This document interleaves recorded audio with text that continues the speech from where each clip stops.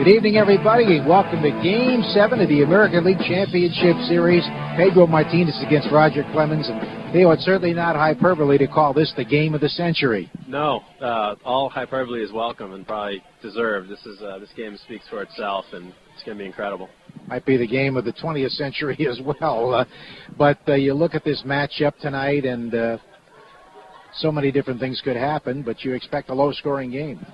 Yeah, you never know. You know, everyone was trying to predict what would happen, Pettit versus Burkett, and neither one ended up figuring in the decision. So you never do know, but I know that we have the right guy on the mound and that our players are as loose as can be, and this is what they've been working for certainly since day one of spring training, in a lot of ways their whole lives. So I expect a well-played game from our end. Pedro threw a lot of curveballs and breaking balls early on in his last start. He seemed like he was a little angry out there, perhaps because he said he felt sluggish. Do you expect to see the normal Pedro with that nonplussed look tonight? Yeah, he adjusts with what he has, and it'll be a good sign if he comes out and has a real live fastball. If he gets some swings and misses on his fastball, that'll set everything up, and he won't have to pitch backwards, but do so as a weapon. And how about Clemens? He seems to have harnessed those emotions that sometimes have gotten his way, especially in some of the games we remember against Dave Stewart in the past. Yeah, you know, he was great last time and fed off the emotion really well, kept himself under control.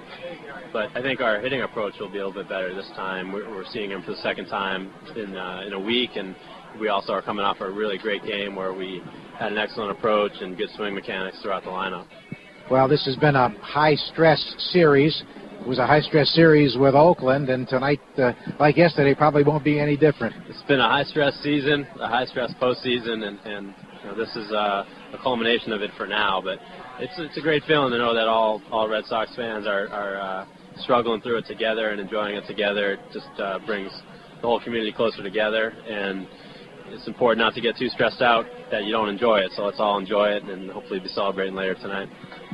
Theo, you said the offense would win one game, outslugging the Yankees. That happened finally yesterday, and Nomar and Ortiz and a lot of guys got going. Yeah, that was great to see. It was a long time coming, and those guys kept their consistent approach. I think one thing that sets this team apart from others I've been around is that they understand the nature of the game. They don't try to force things when they're not there, and there's only so much you can do to get yourself out of a slump. And the best thing you can do is just work hard and be consistent with your approach. Over the course of 162 games, your true self will show, and sometimes it doesn't happen in the postseason, but in a 7-game series as opposed to a 5-game series, it'll come around usually, and that approach paid dividends last night because they all kept working at it, stayed consistent. Grady did the same thing, throwing the same guys out there, and it really paid off last night. But the Yankees have reacted today. Joe Torre's changed the lineup. He's dropped the slumping Giambi to the 7th spot in the order. You look at that as perhaps they feel they're on their heels? I don't know. I guess it flies in the face of the consistent approach we just talked about. But, you know, Joe certainly knows his team better than we do, and he's going to put the lineup out there that he feels has the best chance to win. But we just know that our guys are in the same spots, and we expect another good game. In light of everything that happened in Boston, are there concerns about safety issues and security? No, the fans have been really well behaved here, and there's such a surplus of security that we should be fine. And I can't imagine something happening that these guys couldn't handle. There's so many of them. So I think we should be okay. And the fans deserve a lot of credit, as the players and management and everyone does, for getting this series back on track. There have been great things happening on the baseball field to the point where I think all the hijinks from Game 3 have faded into the background. Theo, where are you going to be sitting, and what kind of charms do you have? Same spot. I switched seats about the end of the 6th inning last night. I changed spots with Josh Burns, our assistant GM, and his wife Charity. So that lucky spot on the aisle came through big. So I'll be back in that seat. Got a little Red Sox bracelet from my 2.5-year-old niece Sylvie, and everyone in New England I know has their good luck charms too. So put them to good use tonight. And we're doing the pregame show from the same spot we did it last night. That always helps if you can catch the ball and hit it. That's right. Well, Theo, we certainly hope and look forward to doing this show again on Saturday. We'll do 4 to 7 more of these. Thanks, Joe. Good luck tonight. Thanks. Our front office report brought to you by Harvard Pilgrim Healthcare. Harvard Pilgrim Healthcare, making great healthcare a little easier. The Inside Pitch is next on the WEEI Red Sox Radio Network. In the playoffs, a good defense is a key to winning. Off the field, good defense can start with Mobic Meloxicam tablets from Boehringer Ingelheim Pharmaceuticals and Abbott Laboratories. Mobic is a prescription medication and is only available through your doctor. To find out more about Mobic and how you can get a free 15-day trial, call 1-866-624-8335 or log on to MobicTablet.com. That's MOBIC.com. Then ask your doctor if Mobic is right for you. A good bat starts with great wood. Same thing goes for your home. That's why only Lowe's Home Improvement Warehouse carries top choice lumber. Prime grade and center cut with 4 clean sides for better building. And Lowe's promises low prices every day. Guaranteed. So go ahead. Build yourself a Hall of Fame. Lowe's will make it easy. Lowe's, improving home improvements. Want the ultimate in banking services? Sovereign Bank's Ultimate Account gives you a great interest checking rate, plus unlimited check writing, teller and phone transactions, free net banking and bill pay, preferred rates on loans and CDs, and a no annual fee Visa check card. Best of all, you can get our premium tiered rate Ultimate Money Market Savings Account, exclusively for Ultimate Account holders. So, open an Ultimate Account today. Visit any Sovereign Community Banking office or call 1-877-SOVBANK. Member FDIC. The chicken from Subway won't excuse you for spreading gossip. The fresh-baked bread won't make up for the fact that you didn't hold the elevator door when, oh, let's face it, you saw them coming. The tomatoes, forgiving as they are, can't get you off the hook for screening your calls. But the delicious, wholesome sweet onion chicken teriyaki sub will more than make up for your frequent drive-through indiscretions. Subway, good, so you don't always have to be. Subway, eat fresh. Do you have the right truck? Does your full-size pickup offer a power pack? Introducing the 2004 Chevy Silverado with Power Packs. Brand new available equipment packages offering the right features at the right price. Like the 2004 Silverado half-ton two-wheel drive extended cab LS with the light-duty power pack, featuring a powerful Vortec V8, heavy-duty trailering package, and more. And the Safe and Sound power pack with features like Bose sound, bucket seats, and more.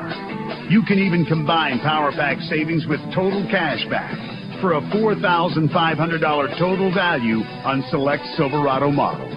Includes bonus cash. See dealer for details. Take delivery by 11/3/03.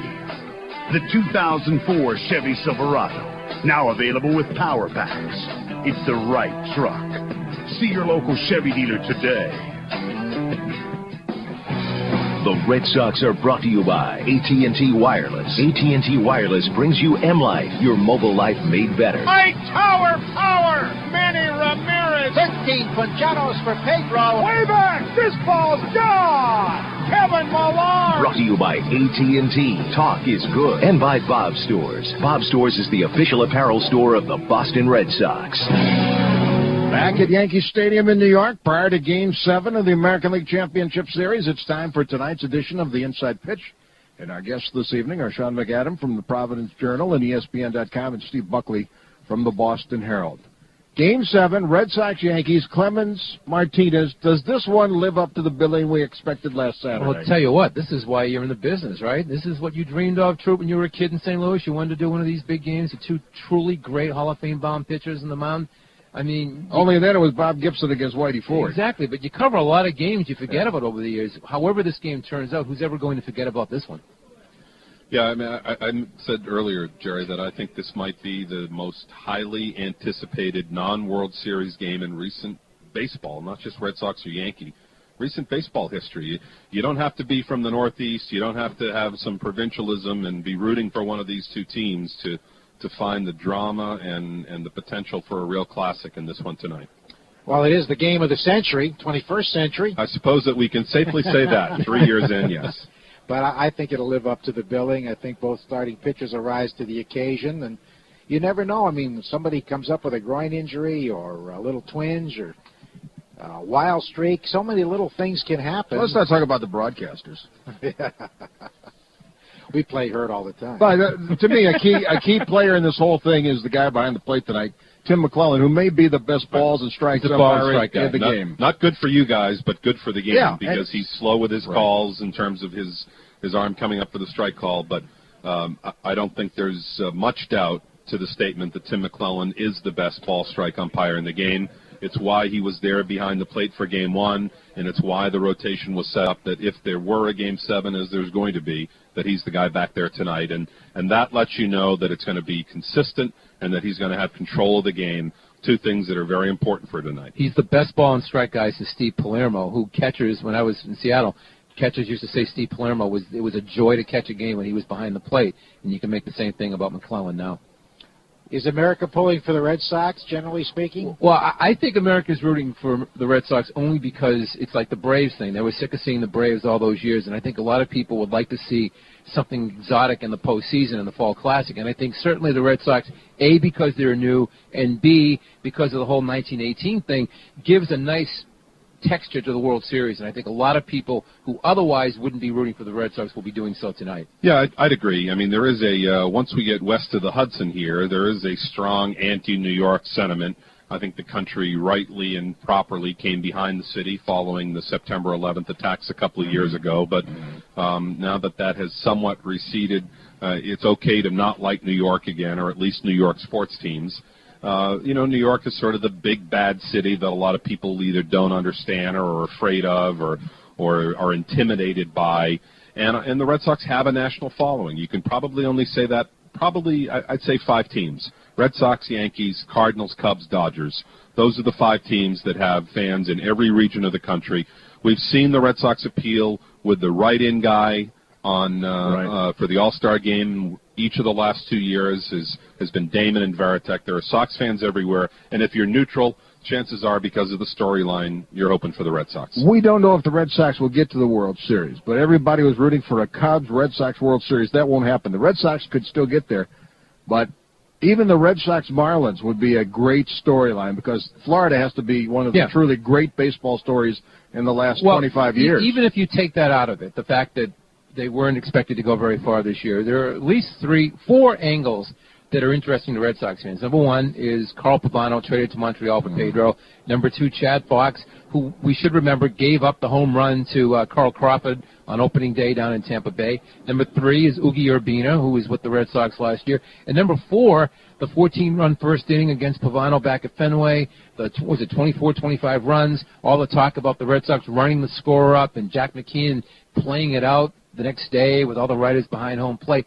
There are lots of juicy subplots to a Florida-Boston World Series. And the John Henry Absolutely. connection. Oh, I forgot about that. There you go. That's perhaps the biggest one of all, that he sold the Marlins so we could buy the Red Sox, and this could be 2 years it will be 2 years in a row, assuming if the Red Sox win tonight and it's a Red Sox-Florida World Series. This will be 2 years running that there has been not only a wild card champion but a John Henry connection, because remember, before he bought the Red Sox, he tried to buy the Angels. So he's got his hand in 3 of the last 4 potentially league champions in the last 2 seasons. Well, it'd be interesting to see how the bullpens react today. Could come down to that. They'll be fully stocked for sure. Well, I think they'll be fully stocked with Tim Wakefield first out of the pen. I see Pedro, Wakefield, and then, if necessary, Timlin and Williamson. I think it's going to go in that order.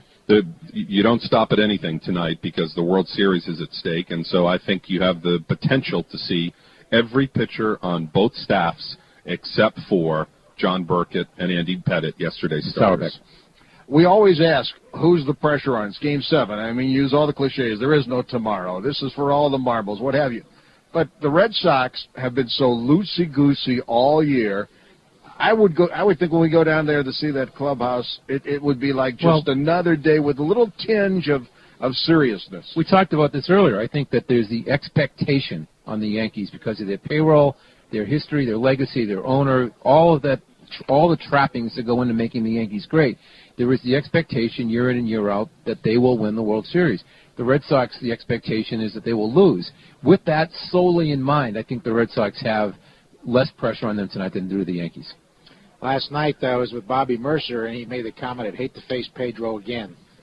And I think there's a lot of that feeling. Maybe you get the feeling that they got away with one in Game 3 because he didn't have his best stuff. It certainly appeared as though he got frustrated at having given up some hard-hit balls and went in and got Garcia. After that, he was lights out. I suspect that was as much a part of the hitters' fear up there of not knowing what was going to happen next. They were all a little tentative, the Yankees against Martinez and the Red Sox against Pedro, but he nonetheless seemed to settle down after that, and I don't think we're going to see either of these pitchers get rattled. I'm not sure how effective they're going to be. I don't know how deep they're going, but I think we're going to see their best and get their best for as long as they're out there. Another subplot to tonight's game, it could be the last ever start for Roger Clemens. Well, if they lose and don't go to the World Series, this is it. And he has to go out in a blaze of glory, or he can go out losing to the team that he had his great seasons with. So that's another great subplot. Yeah, that resonates a little stronger than maybe John Burkett's final game yesterday. But nonetheless, there's all kinds of little things like that when you look around. Guys, never knowing when you get to an elimination game, you never know if you're going to play again. You never know if you're going to put the uniform on again that year. And in the case of guys like Clemens and Burkett, you don't know if you're ever going to do it again. So that's got to be certainly weighing in the back of their minds. Would it be poetic justice for Roger to lose his final game to his old club? Well, I suppose you could look at it that way, Joe. I mean, there certainly have been some incredibly memorable and memories that last forever in terms of games that Roger has pitched here. Right off the top of your head, you can think of the first game back with Toronto. You can think of the great matchup with Pedro here in the regular season in May with Trot Nixon hitting the home run. You can think of him failing in Game 3 of the LCS last time.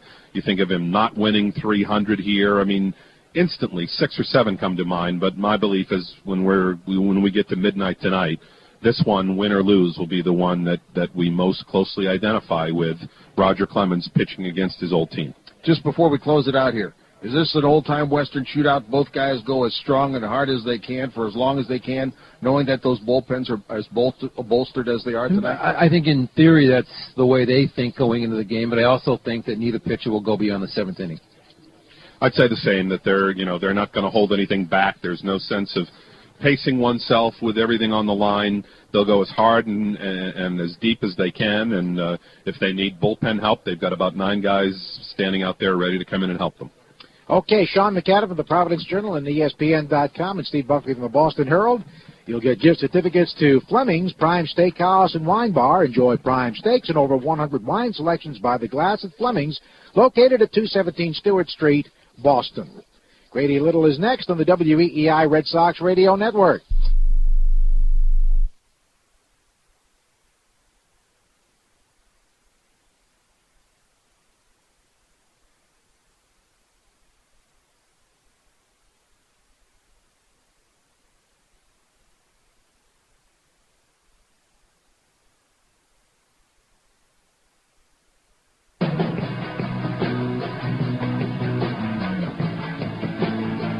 Red Sox and Yankees, Game 7 of the American League Championship Series at Yankee Stadium tonight. Our pregame visit with Red Sox manager Grady Little. And Grady, before we look ahead, and heavens knows we have a lot to talk about. Let's look back at yesterday. I mean, so many heroes for you. Let's start with Alan Embry, his job in the 6th inning.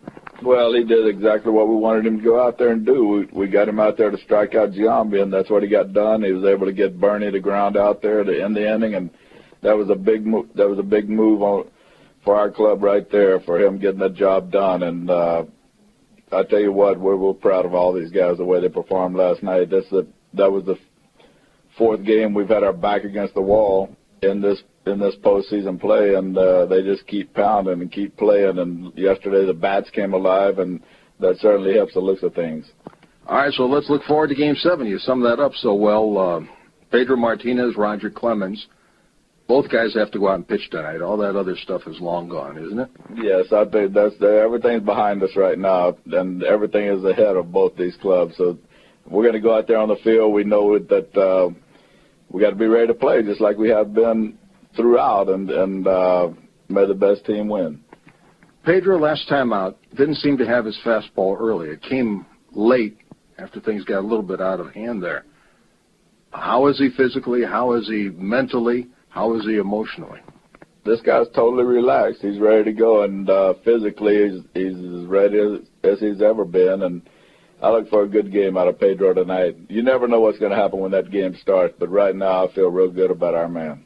How about the rest of the club emotionally? We saw Manny get upset with Roger Clemens. Yesterday we saw David Ortiz get upset with an umpire. Everybody in check, everything moving forward as you would like it to, at this point of the evening? Well, the intensity level is there, and it just grows and grows as each day keeps going by. And now we're here.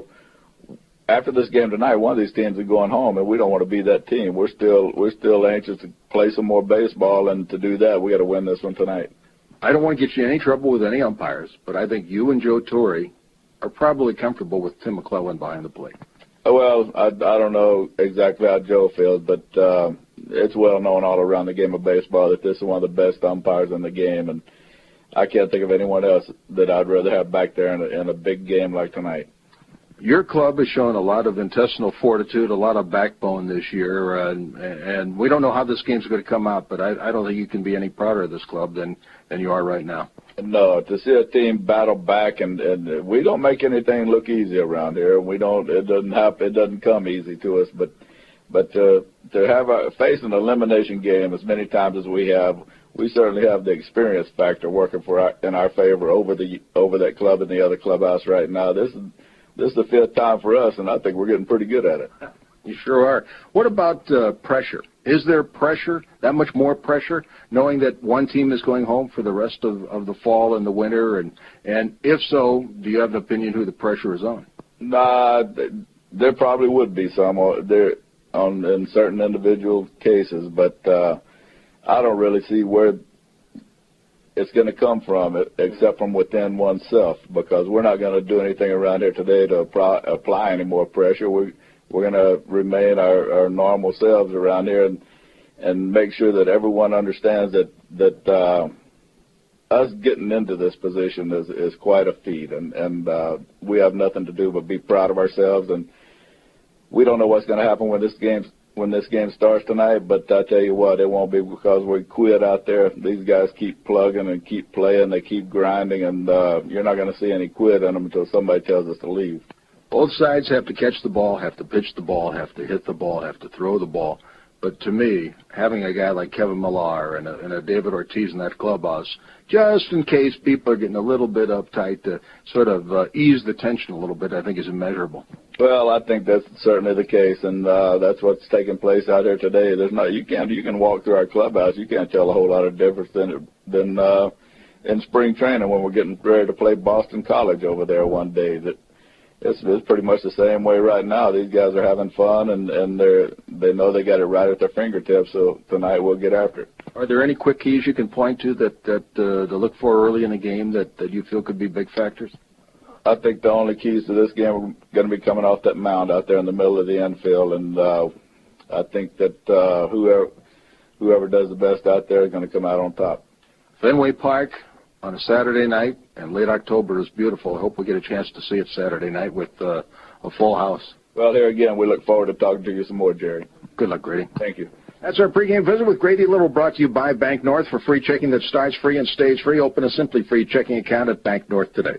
Stay tuned. The Red Sox and the Yankees, Game 7 of the American League Championship Series next on the WEEI Red Sox Radio Network. Today's Boston Red Sox game is being brought to you by the team at Guarantee Residential Lending. And like the Red Sox are your hometown team, Guarantee Residential Lending is your home loan team. Guarantee Residential Lending is equipped to handle all your home financing needs, be it a new loan or a refinance loan. Call Guarantee Residential Lending, your home loan team, today at 800-222-8616. Guarantee Residential Lending, 800-222-8616. Guarantee Residential Lending is a proud sponsor of the Red Sox Radio Network and equal housing lender. We're going to put the free back in free time. When Amtrak Guest Rewards members take 2 round trips on Acela Express between select city pairs, they get a free companion ticket when they travel for pleasure on Acela Express business class or coach anywhere Amtrak goes. And with 10 weekday departures from Boston to New York for $99 or less, there are lots of opportunities to earn free tickets for family and friends.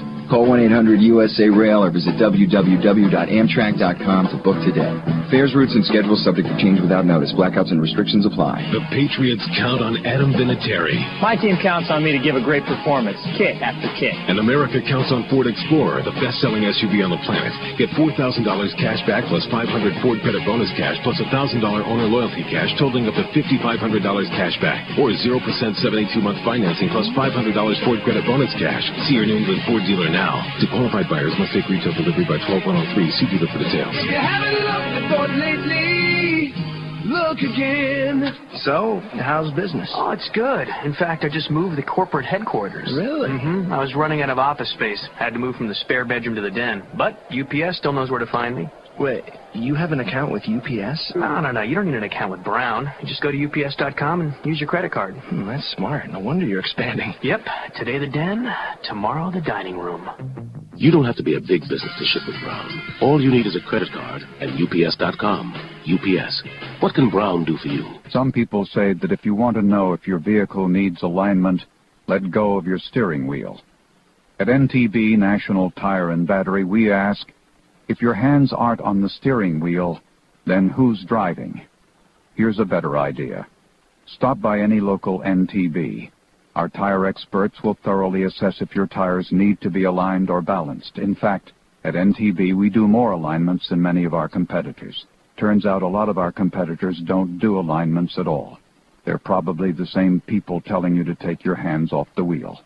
So for fast installation, expert service, and everyday low prices on top brand name tires, stop by your local NTB. NTB, we know tires. Get into NTB now for special savings on all performance light truck and SUV tires in stock. Every performance light truck and SUV tire has been reduced from their already low everyday prices, now through November 1st. Call 1-877-SHOP-NTB for the store nearest you.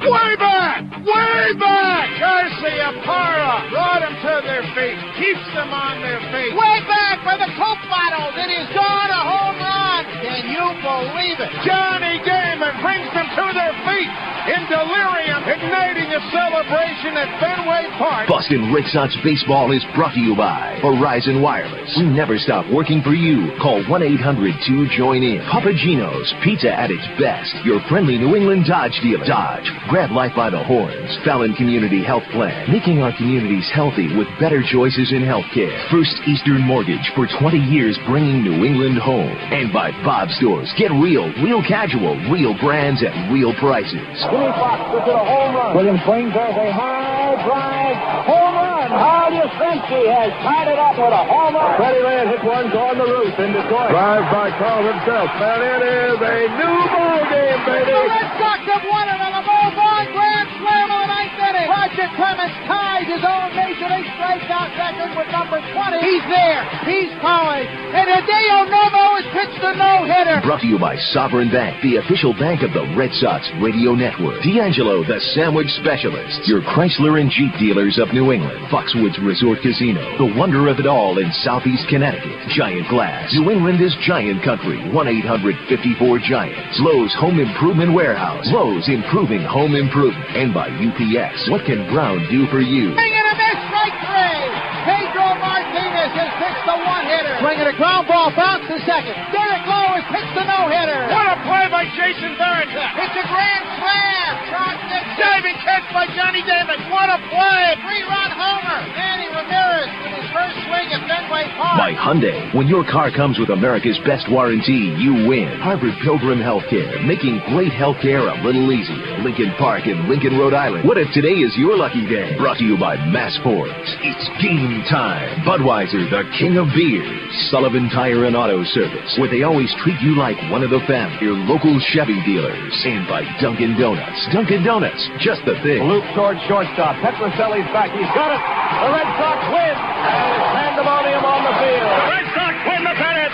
They have beaten the Oakland A's 3 in a row. The Red Sox have come from 2 games down to beat the Cleveland Indians. 10th. Now, here are Joe Castiglione and Jerry Trupiano. Before a big crowd in the big house in the Bronx, Game 7 of the American League Championship Series about to unfold. The Boston Red Sox and the New York Yankees meeting for the 26th time this year. And this game will separate them on the season.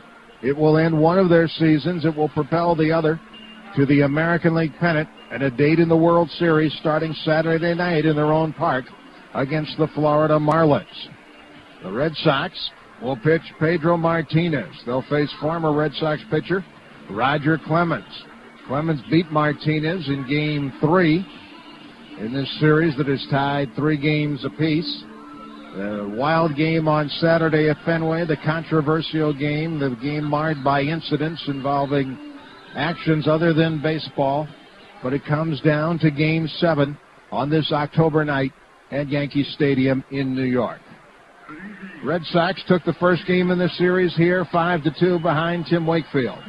The next night, Andy Pettitte got the best of the Red Sox, 6-2. Game 3, Clemens beat the Red Sox and Martinez 4-3. Game 4 was delayed by rain and played on Monday, and the Red Sox took that one 3-2 again behind Tim Wakefield. The next afternoon, David Wells got a win to put New York up 3-2, beating the Red Sox 4-2. And here yesterday, the Red Sox came from behind twice. Alan Embry got the win in relief as the Red Sox beat the Yankees 9-6 to square the series at 3 games apiece. And for somebody, tonight's game will move them into the World Series against the Florida Marlins. We'll get to the starting lineups, but first the injury report is brought to you by Fallon Community Health Plan. We've added doctors, we've added hospitals, we've added pharmacies, we've added choices. Fallon Community Health Plan, making our communities healthy. Both teams are healthy going into Game 7. You hope this time the dream pitching matchup of Pedro Martinez against Roger Clemens lives up to its advanced billing. You hope this time we see nothing but good baseball here in Game 7 between the Red Sox and the New York Yankees. By the way, Pedro Martinez will be pitching in a Game 7 for the first time in his career. And as Bob Shepard, the PA announcer in New York, introduces the starting lineups, the boos you hear are for Pedro Martinez. Martinez against Clemens, the Red Sox and the Yankees, the American League pennant on the line, a trip to the World Series on the line. We'll have the starting lineups as we continue next on the WEEI Red Sox Radio Network. Your wireless phone is only as good as the network it's on. And Verizon Wireless has America's most reliable national wireless network. Get your baseball caps here. Too bad this eager fan hasn't heard. His friend got tickets to the big game, but they got split up in the crowd. He's been trying to call to find them, but he can't get a wireless signal. It's too bad. The game's about to start. With the Verizon Wireless network, chances are his call would have connected and they'd both be cheering from the first baseline by now. That's because Verizon Wireless has America's best national wireless network. So whether it's to make a call from your hometown ballpark or from a stadium across the country, you can count on Verizon Wireless to be there. Hey, there's a reason more people choose Verizon Wireless than any other carrier. To get America's most reliable national wireless network, stop by Verizon Wireless today or call 1-800-2-JOIN-IN. Verizon Wireless. We never stop working for you. Network claims based on Verizon Wireless reliability studies and network advantages. See VerizonWireless.com for details. Foxwoods' new promotion is so incredible, some folks can't believe their eyes. Please read the top line on the eye chart, Miss Harris. Certainly, Doctor. FFOOXX. Ah, that's strange. Next line. WWOOODDSS.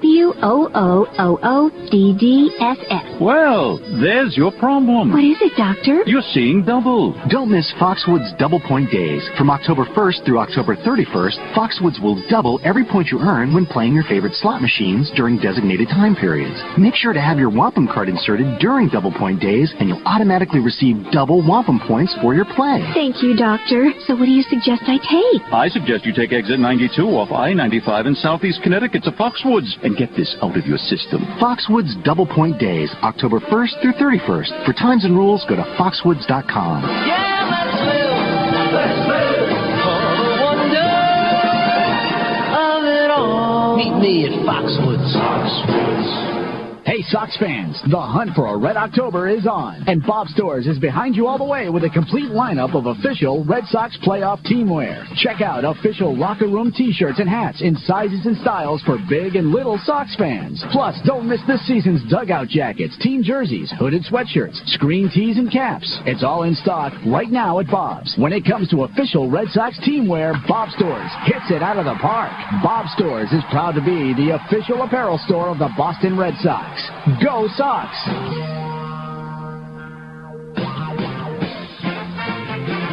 In a moment, we'll have the starting lineups, then a feature looking back at yesterday's big win by the Red Sox. And then we'll get to this all-important seventh and deciding game of this American League Championship Series. But first, 10 seconds for station identification on the WEEI Red Sox Radio Network.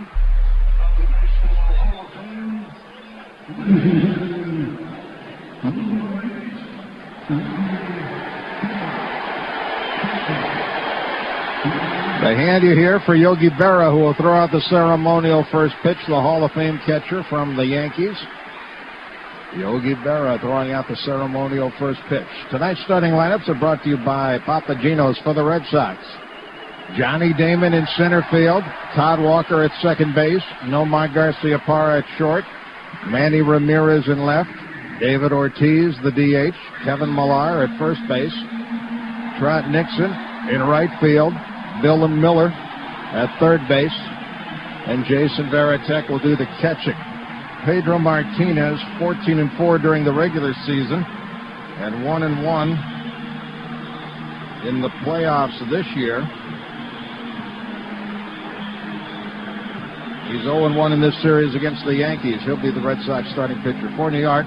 Alfonso Soriano at second base, Nick Johnson at first base, Derek Jeter at shortstop, Bernie Williams in center field, Hideki Matsui in left field, Jorge Posada the catcher, Jason Giambi drops to seventh in the order. He's the DH.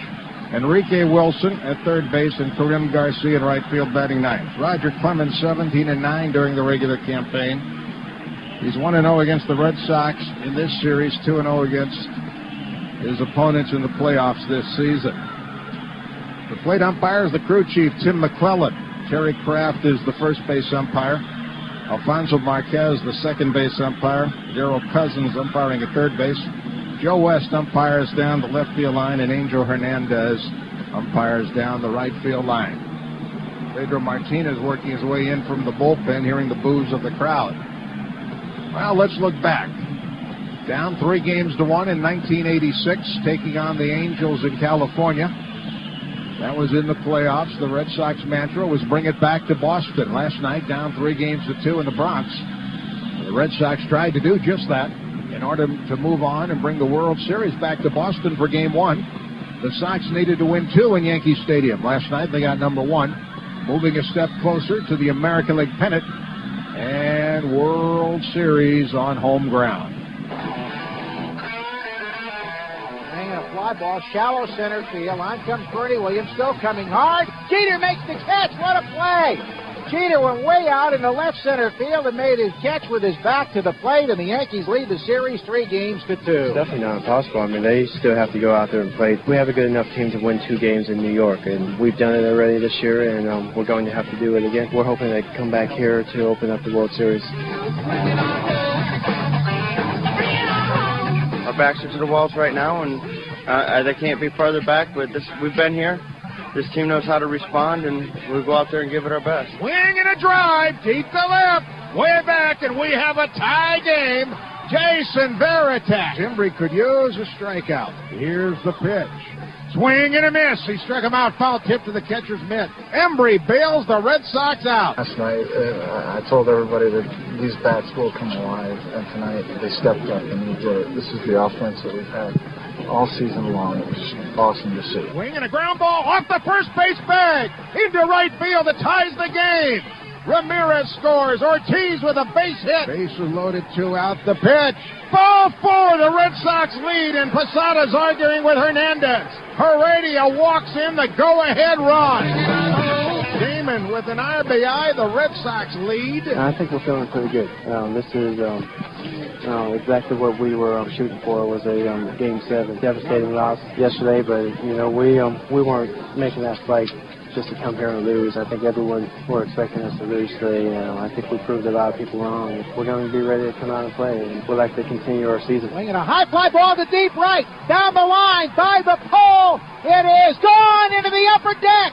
A 2-run homer for Trot Nixon, and the Red Sox have taken a 9-6 lead. Hopefully things are clicking right now for this offense.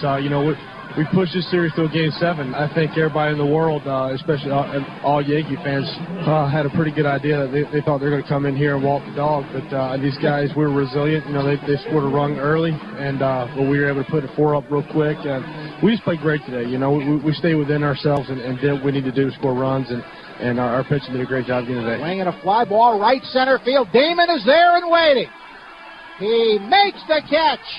The Red Sox have tied the American League Championship Series at 3 wins apiece. Game 7 tomorrow night in the Bronx with Roger Clemens and Pedro Martinez to pitch. Yeah, the script was written. We also had before this game, Game 6 here, that the gods came down and spoke to us that it's going to be Roger versus Pedro. He beat us at our place. Pedro's going to beat him here. We're going to a World Series, and the Sox are going to be world champs. So we knew it was going. Hopefully that prediction's correct, and we'll go out there tomorrow and do the best we possibly can.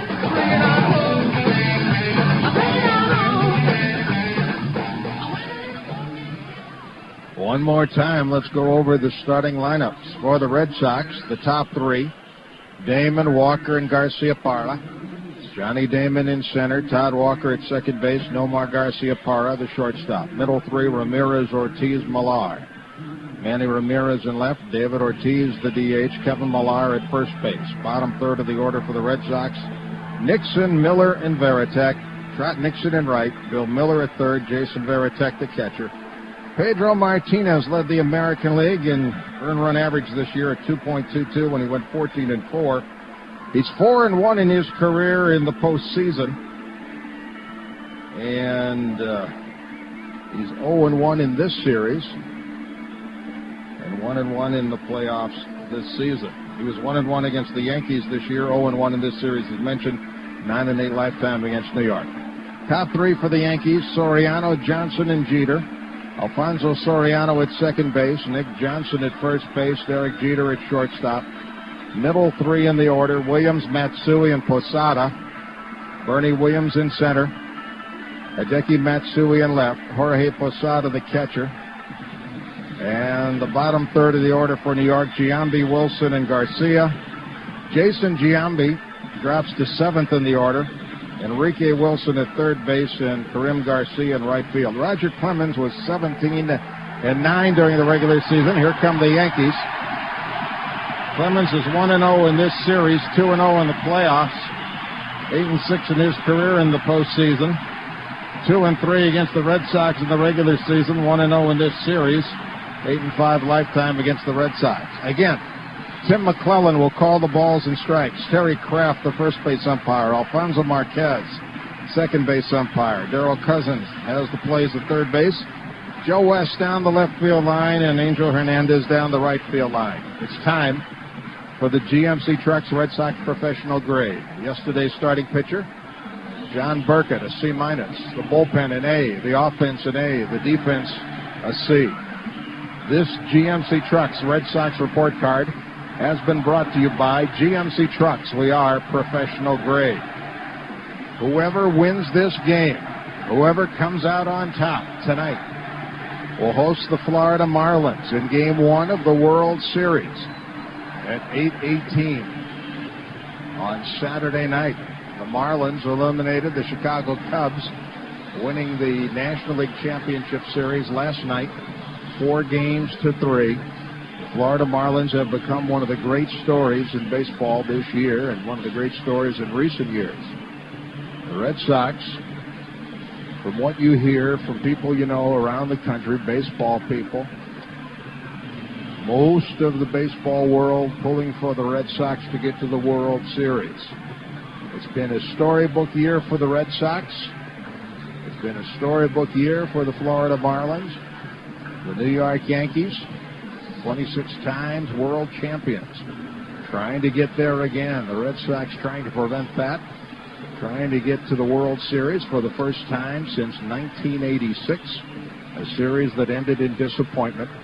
The Red Sox hope to play on after tonight, and their future, the Yankees' future, will be determined here this evening in the deciding 7th game of the American League Championship Series. It's a nice night for baseball. It's going to be cool before the night is out. Another strong wind here, not as strong as we saw here yesterday afternoon, but the wind could become a factor. And this crowd is raucous. Hopefully everybody behaves themselves. We're ready for the start of action. Settle back. Red Sox, Yankees, Game 7 of the American League Championship Series. You can't hear yourself think here. Here's Joe Castiglione. Thanks very much, Jerry. Hi again, everybody. The Red Sox and the Yankees playing for the American League pennant tonight. Here is Johnny Damon. 4 for 15 in the series, 294 in the postseason with 1 homer. The pitch. It's in there for a call strike. Thousands of flash bulbs going off as the first pitch is delivered. 0-1 to Damon. Clemens pitching in the shirt sleeves. The pitch. Check swing, foul in the batter's box. This is his last appearance ever against the Red Sox. And if the Yankees lose, his last appearance in the major leagues. Johnny Damon had a bases-loading walk yesterday to put the Red Sox ahead. He's behind 0-2. Clemens winds and fires. The pitch, ground ball, left side. Jeter stepped to his right, gloves on the second hop, fires the first, 1 out. 6-3 on the out, and the batter is Todd Walker, the second baseman. Todd is 9 for 22 in this series with 2 homers. 368 in the postseason with 5 homers and 6 runs batted in. Todd hit both home runs in this series off Messina, but he's hit Clemens very well. 11 for 28, not including 1 for 2 in the first game of this. And he almost gets hit with a fastball. It's inside, backing him off the plate, ball 1. Actually, it was the 3rd game Clemens pitched, so he's 12 for 30 against Clemens.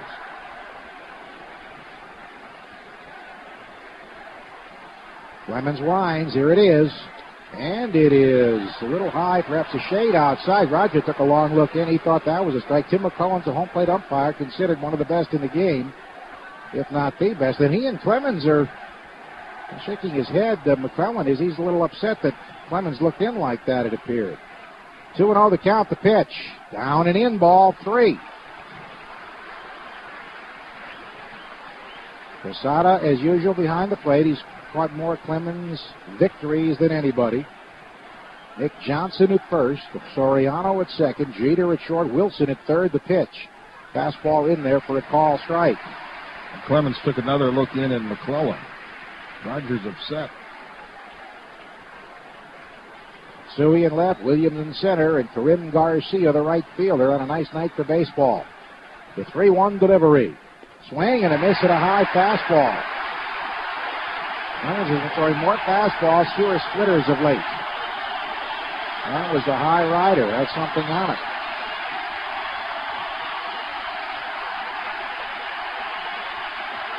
Crowd standing with the 3-2 pitch. Swinging a foul to the screen on a high heater. And the count remains full.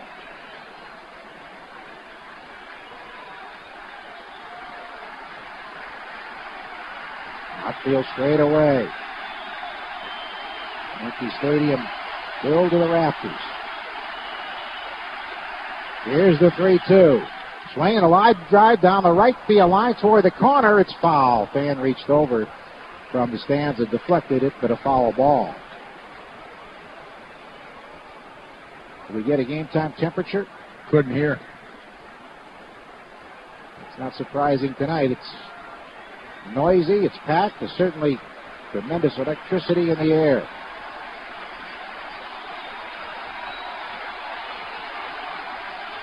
Roger looks in for the sign. The payoff pitch to Walker.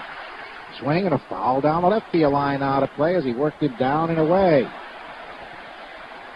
Red Sox try to build up the pitch count on Clemens.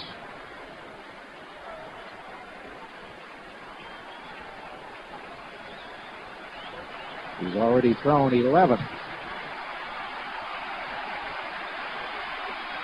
Roger looks in for the sign from Jorge Posada. He winds and fires. Swing and a foul to the left of the screen, out of play.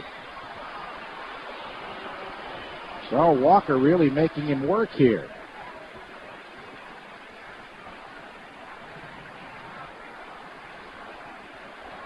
Matsui, straight away and left, big left field here. 318 down the line, 399 to the power alley and left center, 4 away to dead center, 385 to right center, 314 down the right field line, and the pitch. Swinging a line drive toward the gap in right center field. It gets down for a hit. Bernie Williams backs up, cuts it off on the second hop, and fires, holding Walker to a single.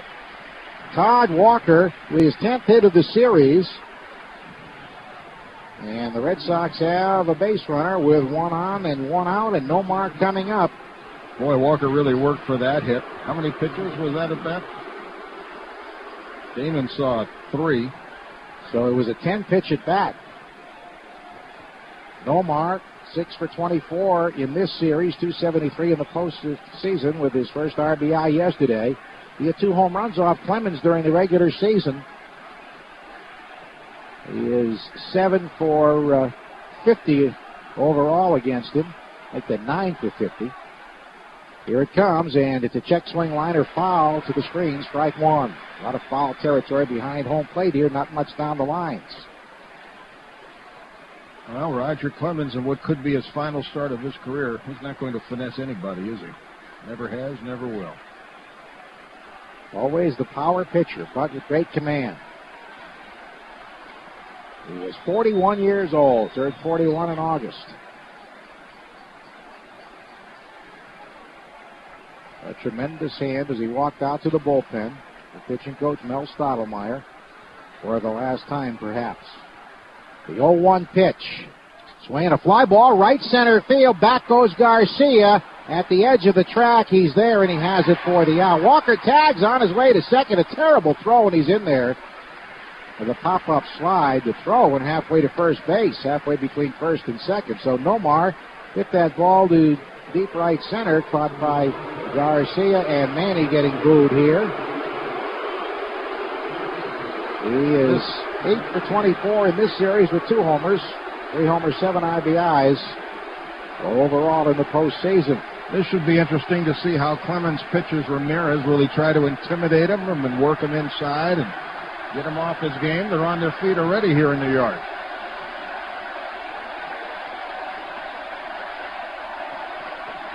Bernie Williams thought the ball that Manny hit yesterday would have been a home run had the wind not been blowing so hard. The pitch. It's low, ball 1. He also thought the ball Nomar hit would have been an easy out without the wind. It's a variable wind. Usually the wind's not too much of a factor here because the stadium is enclosed.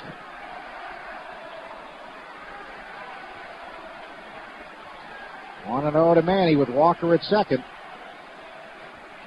Here it comes. Swing and a foul tip into the mitt. Work him down and away with a fastball. Manny against Clemens, 2 for 13 this year. 3 for 13 this year, and 10 for 53 overall. Got 3 home runs in his career against Clemens. Rogers 1-1. Check swing, it's low and inside. Every pitch so important tonight, and they looked for an appeal on every pitch. That pitch really didn't need an appeal. He didn't commit, didn't come close to committing. 2-1. Somebody made a key point before the game. Whichever starting pitcher settles down first will have a big leg up in this one. Good size gap in left center for Manny. Clemens delivers. Swing and a foul tip off the catcher's equipment. There's a water main break in Manny's home neighborhood, Washington Heights. A lot of people had difficulty getting to the ballpark tonight. But we did start on time, and the stadium is filled. 2 balls, 2 strikes, 2 men out. Clemens about to throw his 20th pitch here in the top of the first inning. Game 7 of the American League Championship Series.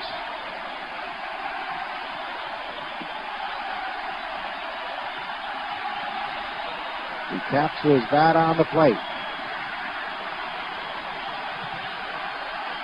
Clemens looks in for the sign. He sets. And his pitch. Swing and a foul into the upper deck behind first base. Out of play.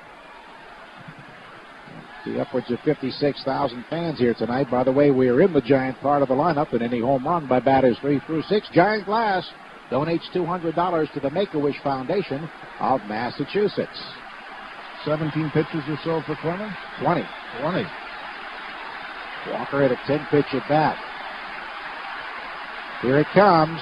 Swing and a fly ball, shallow right center field. Garcia moving over. He's there and calling and puts it away for the out that retires the side. Manny had a tentative swing. Looked like his top hand slipped off the bat. So the Red Sox strand Walker at second, and after half an inning, Boston nothing. New York coming up on the WEEI Red Sox Radio Network.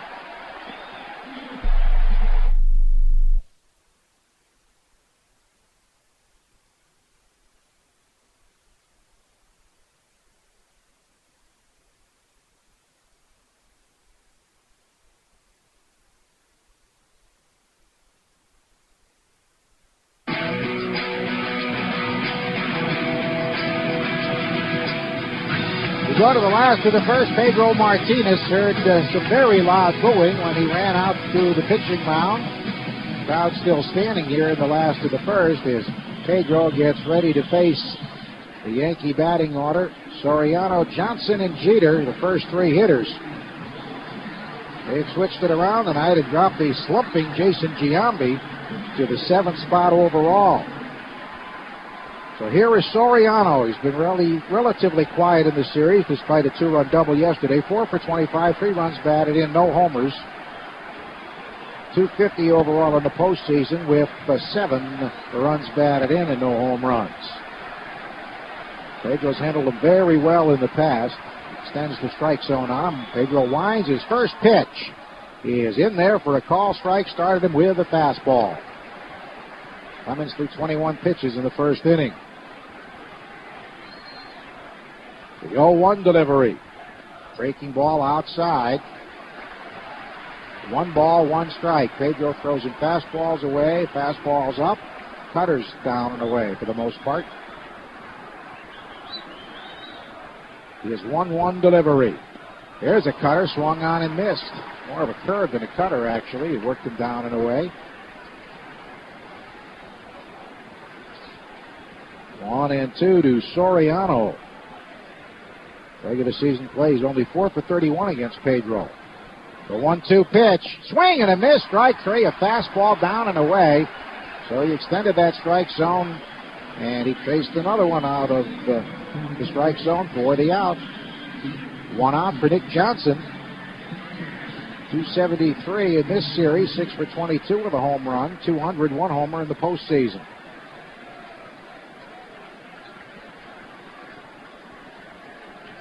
At one point, he was in a 1 for 27 drought between the end of the regular season and the postseason, but he's hit well at a big single off Pedro in Game 3 at Fenway. Here it is, and it's a little low and inside with a fastball. Pedro wearing the full-length shirt, the red sweatshirt underneath the traveling gray uniform. And the right-hander deals 1-0. It's up and in, ball 2. He's spinning him off the plate. The crowd boos, but that was not close to hitting him. Johnson gets hit a lot by pitches. Oh, yeah? Pulled off. Well, he turned into it. He turned his shoulder in toward the ball. The 2-0 pitch. Outside, 3-0. You got to be able to pitch inside. Both pitchers, both Martinez and Clemens, have to be able to pitch inside. Here's the 3-0. And it's in there for a call strike right down the middle. This is one of those games where you really would like to have the privilege or the advantage of using a radar gun to see how hard Pedro is throwing. They don't make radar readings available here. The 3-1 delivery. Johnson takes very high and away, ball 4. But Johnson, a very selective hitter, walks. So all fastballs in that at bat. 1 on, 1 out, and here's the all-time hits leader in postseason play, Derek Jeter. He has 6 hits in this series, 25 at bats, 1 homer. He came off Pedro on a curveball, the only home run Pedro's allowed to a right-hand batter this year. 3-year wait in the postseason with 2 homers and 3 runs knocked in. Bill Miller shortened up at third. Red Sox have Veritek catching. At first base is Kevin Millar, the second baseman, Todd Walker. At shortstop, Nomar Garcia-Parra, Bill Miller at third.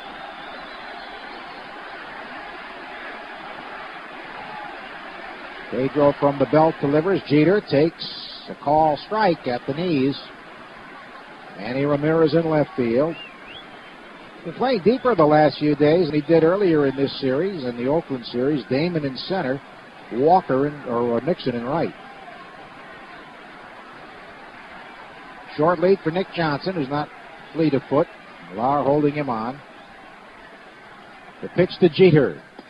It's a cutter down and away, almost fell across the plate, trying to hold up on the swing, but he did. 1-1. I think one of the reasons Manny's playing deeper here, the win the last couple of games. And it's a big left field. 1 ball, 1 strike, 1 out. Pedro Martinez from the stretch. Long pause, delivers. Swinging a fisted pop-up behind first. Back goes Millar. Foul ground, makes the catch. He really got in on his thumbs. And Millar caught it about 20 feet behind the first base bag and foul ground. Not hit very high. 2 men down for Bernie Williams. As long as Pedro Martinez has an effective fastball, that sets up the changeup, which is his real big pitch, and his curveball. He was throwing too many off-speed pitches, especially curveballs, the other day in his Game 3 start. So him having success with the fastball early here is a good indicator. That's right. Well, he's told us he threw so many off-speed pitches because he felt sluggish. But right after the incident with Garcia and Zimmer, he didn't give up a hit. Bernie Williams. He has a top 89 apparently on the radar reading. Bernie Williams 3 for 21. The pitch. Swing and a ground ball left side by the diving Miller and a left of base hit. Johnson stops at second. 2 men on for the Yankees. With 2 out in the first inning. Bernie Williams now just 4 for 22 of the series. Slapped that one just to the left of the diving Miller on 1 hop. So the Yankees have 2 on with 2 out for Matsui. They had a Pedro changeup for a long 2-run double in Game 3 at Fenway. He never had a hit against him before that. Pedro, according to some scouts from other clubs, throwing with a lower arm angle, a lower point of release. And some people are wondering if the shoulder is still bothering him. Well, he said yesterday he felt pretty good as could be expected this time of the year. The pitch. It's a fastball in there for a call strike. That was a 90-mile-an-hour fastball. Sometimes the velocity builds as he moves on into the middle innings. 2 on, 2 out. Matsui takes a fastball up and in. A ball and a strike. But Posada, who's been tough on Pedro this year after struggling so much in previous years, on deck. Posada's had 2 home runs against him in regular season play. The ball and a strike to Matsui. And the Giambi is behind Posada. The pitch. Cutter inside and low. 2 balls, 1 strike, 2 out.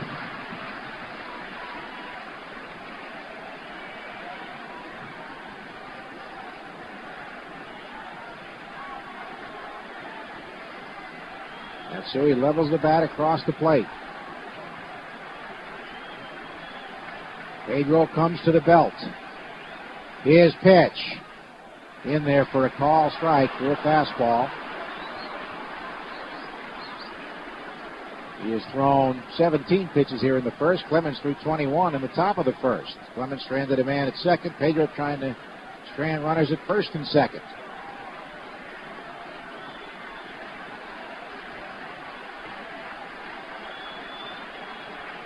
He's ready. And the pitch. Just inside. Hey, that's come on ball back. 3. That's Matsui come on goes back. to first base. That's only ball 3. McClellan called him back. That's embarrassing for Matsui. Fastball was just a little inside. Now the runners will be going with a count full. And McClellan explaining it to Matsui, who nods his head in agreement. 3 balls, 2 strikes, 2 out. Johnson at second. Bernie Williams at first, ready to go.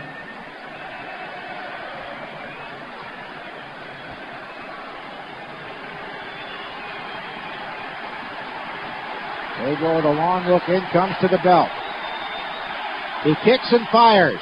Swinging a high pop-up, shallow center field. Damon coming in, Nomar pointing to Damon, and he makes the catch in very shallow left center. Pedro strands 2, got him on a fastball. After 1, Red Sox nothing, Yankees nothing on the WEEI Red Sox Radio Network. Welcome to the first inning, fans. Years ago, a comedy team joked about who's on first. But when it comes down to who's the first choice in home mortgages and refinancing, it's First Eastern Mortgage. For 20 years, First Eastern has been helping New Englanders slide home, and they'd love to be your closer, whether to refi or to get that home loan. Hit a homer with First Eastern and see why they're the MVP of mortgages. Call 800-777-2240, 800-777-2240, or see firsteastern.com, equal opportunity lender. Right now at Dodge, we've made the best values in America even better with our biggest cash allowances of the year, like up to $4,500 cash allowance on 2003 models. Plus, get Dodge's 770 Powertrain Limited warranty. Don't wait. See your Dodge dealer today, because the best values in America just got better. Based on incentives effective October 1st, $2,000 to $4,500 cash allowance depending on model. Must take retail delivery from dealer stock. See dealer for a copy of this limited warranty. Transferable to second owner with fee. A deductible applies.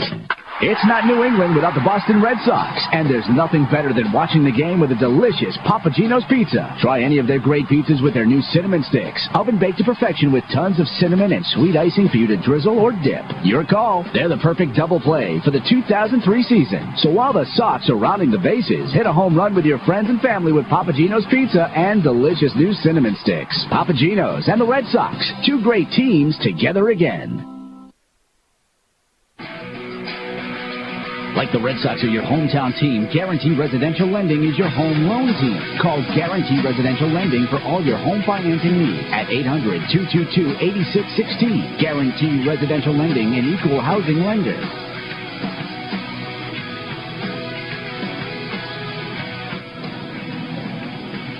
Well, Pedro Martinez did have 192-mile-an-hour rating. That was his tops in the first inning. As he threw 19 pitches, he gave up a single, walked a man, but escaped. And we go to the second inning with David Ortiz, Kevin Millar, trotting next to the base, Roger Clemens. Dunkin' Donuts congratulates the Boston Red Sox on an incredible 2003 season. Before the next game, try a new latte or cappuccino made with real espresso beans. It's just the thing this playoff season. Price and participation may vary. David Ortiz, Kevin Millar, Trot Nixon, due here in the first inning. David, 5 for 21 in the series. A homer, 5 runs batted in. Overall in the postseason, 1 homer, 7 RBIs, a 167 average. As they wait for the cue from television. Now we're ready to go. Clemens winds in the pitch. Fastball is over the outside corner at the knees. A call strike. Red Sox fans hope to feel like Marlins fans do today and not Cub fans. Ortiz 2 for 8 this year with a home run off Clemens. The pitch. Swinging a line drive center field. Bernie Williams coming in and grabs it. Oh, he almost dropped it.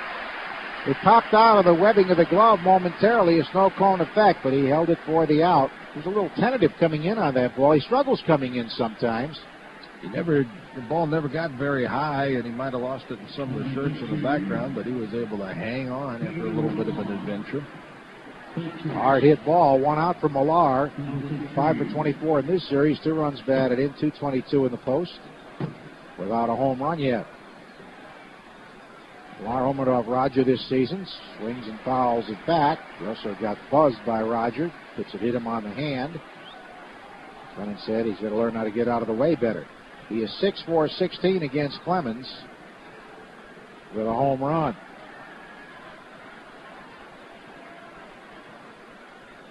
The 0-1 pitch. Fastball down and in. 1 ball, 1 strike, 1 out.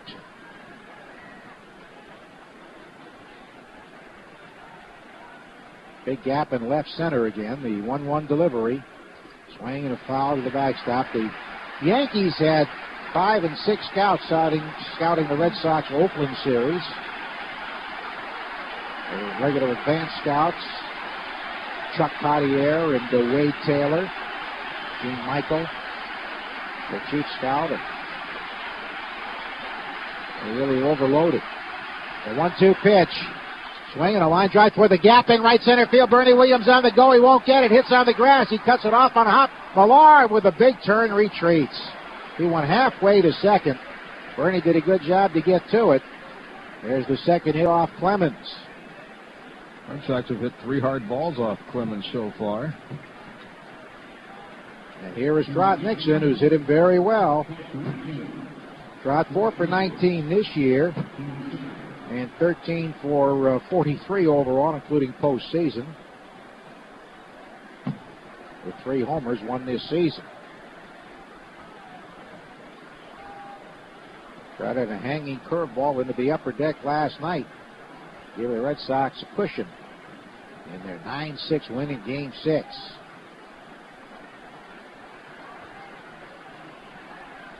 Millar leading at first, 1 out, the pitch.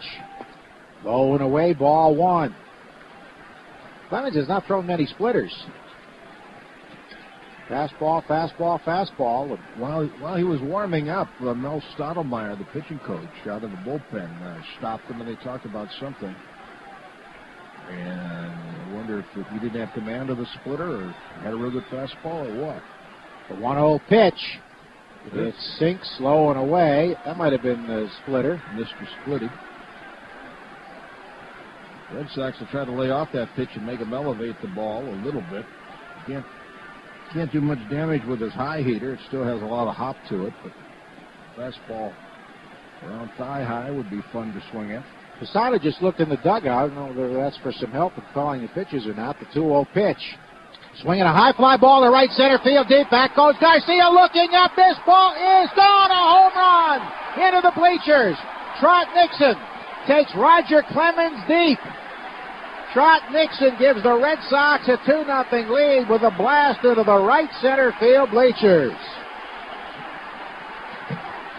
Nixon with his 4th career home run off Clemens. Reminds you of that shot that he hit in May of 2000 to the same spot. That was in the 9th inning of the Pedro Clemens battle and broke a scoreless tie. That's the Red Sox 10th home run of this series, 3 of them by Trot Nixon. And the Red Sox take the early lead here 2-0. Nixon getting hugged in the dugout, and here's Bill Miller, and the pitch is very high, ball 1. Let's see what he got. He got a thigh-high fastball out over the plate. And it was not down where Clemens wanted it, although Clemens will throw the high rider on occasion, but that was in between.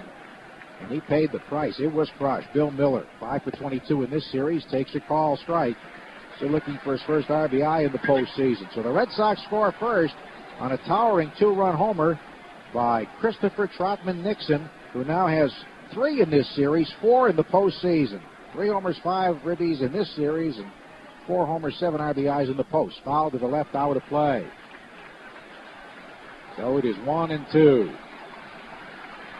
Clemens tried to come in with a fastball, and it was just about belt high or maybe a little bit below belt high.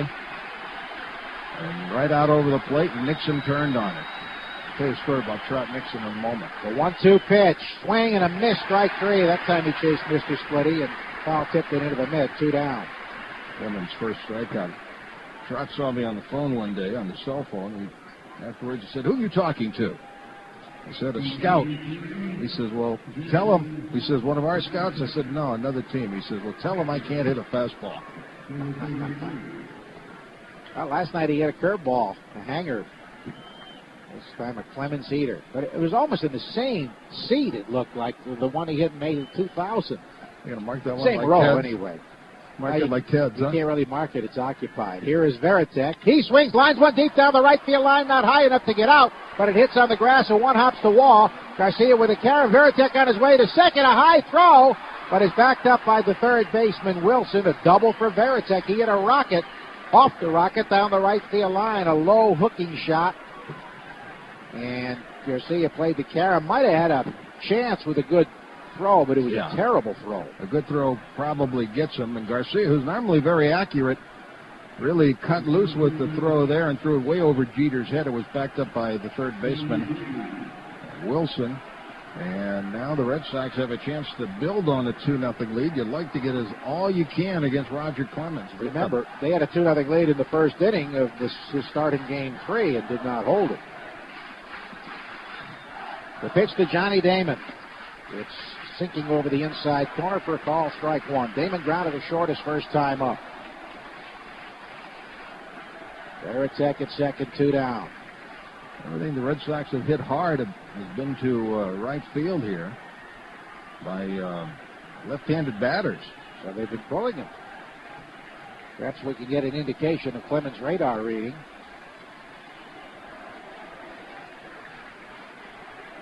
For our own scouts. 94 consistently. We're told the 0-1 pitch. Fastball is inside. Clemens took another look in at McClellan. Jim McClellan, like a state trooper back there. He's the boss. McClellan stands about 6'6". He's out of Michigan State. Very well-respected umpire. The 1-1 delivery. It sinks low and away. That was a sinking fastball. 2-1. Not a whole lot of difference between Mr. Splitty and the two-seam fastball. Just the way it fades down and away to a left-handed batter. I just started throwing that Mr. Splitty in the late 80s with the Red Sox. 2-1 pitch. Here it comes. Swinging a ground ball left side. Grabbed by Wilson wide of the bag. Throws low. Throws it away. It goes into the stands. And Nixon scores. 3-0 Boston. Damon to second. Enrique Wilson in there because he hits Pedro. Throws it away. E5. 3-0 Boston. Thank you very much. So the throwing error gives the Red Sox a gift run, and Wilson might have been distracted by Jason Varitek, who looped around him, so he wouldn't run into a tag and be out to end the inning. And Wilson sidearmed that throw and threw a ball in the dirt that one-hop Nick Johnson, who tried to avoid a collision with Johnny Damon. So the Red Sox with an early 3-0 lead.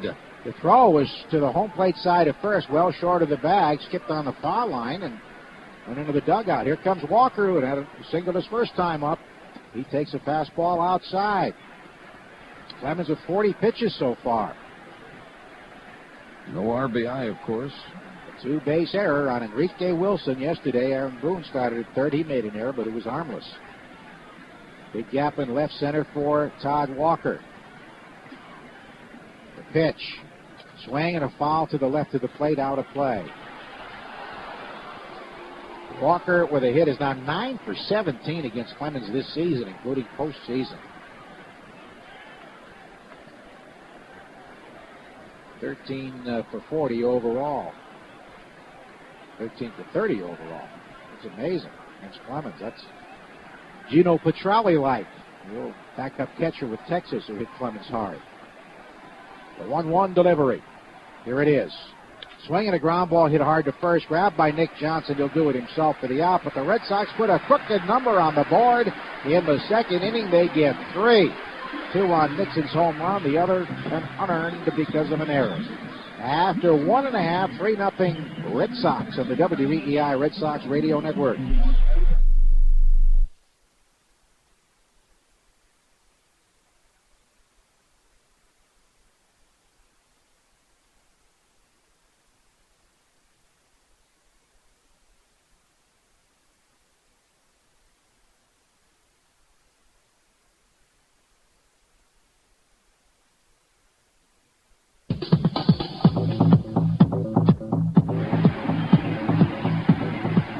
So the Red Sox just take Pedro to a 3-0 lead, and his job to hold him right here. They gave him a 2-0 lead, you'll recall, at Fenway in Game 3, and it got away. So Trot Nixon with 4 career home runs off Clemens. It's all seemingly become very important situations. Jorge Posada, who has taken Pedro deep twice this year, homered yesterday. 7 for 22 in this series with a homer, 4 runs batted in. He swings and misses at a high fastball. He's turned it on against Pedro lately. Yes, he's been swinging at first pitch fastballs and had home runs. He had more home runs off Pedro than anybody else this year. The only one with more than one. But he struck out quite often in the past, breaking ball low. Jorge Posada, the switch hitter, at an opposite field home run last night. And he hit a wall ball double off Pedro at Fenway. The pitch, swinging a high fly ball to shallow center field. Johnny Damon moving toward left center. He's under it and waiting. And he puts it away for the out. Posada flies to Damon. 1 out for Jason Giambi, who has been dropped to the 7th spot in the batting order. He's hitting 190, 4 for 21, 1 homer, 1 run batted in, only 216 in the postseason with 3 runs batted in. He really has had a lot of trouble catching up with high fastballs. Some of the Yankee personnel feel he's got a hitch in his swing, and he hasn't been able to correct it. The pitch, fastball down and in, ball 1. Well, let's hope he can work on it next March. Pedro hopes to make that the case. Overshift on in the infield. The pitch is high, 2-0. Pedro trying to get a high fastball in there. He'll probably have to have knee surgery in the offseason, and you wonder if his balance or his support is not what it should be, and he's developed some bad habits at the plate. The 2-0 pitch. Fastball high. 3-0. His dad is here. He's a personal hitting coach, as he is for Jeremy Giambi. Dad John is a banker in Southern California. Pedro's fallen behind 3-0, and his nemesis, Enrique Wilson, on deck. The 3-0 pitch. There's a call strike right down the middle. He's ready to flip the bat away and go to first base.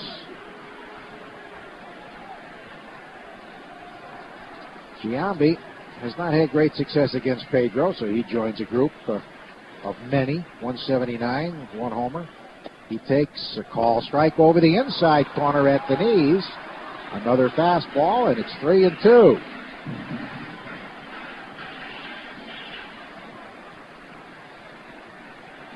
One out, base is empty. 3-0 Boston in the second. Pedro to the windup. Here it is. Swing and a miss and a high fastball. He blew him away. Again, he can't catch up with a high heat. 93 miles an hour. And so Pedro set him up beautifully. He didn't throw him a high heater initially. Threw 1 for a ball, falling behind 3-0. Then got 2 pitches down in the strike zone for call strikes and got him to chase a pitch letter high, and he was very late. 2 strikeouts for Pedro, and here's Enrique Wilson, who was 0 for 4 against Pedro at Fenway, despite his good history against him. 10 for 20 entering this series. The pitch. Swinging a high fly ball down the right field line toward foul ground. Nicks it over by the side wall, but it fades into the seats and out of play. He threw him an off-speed pitch, and Wilson, who made a throwing error, giving the Red Sox a run in the top of the inning, has an 0-1 count.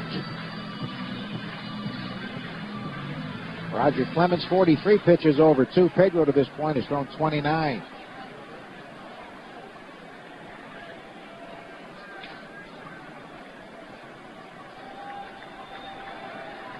Oh, 0-1 the count. The windup in the pitch.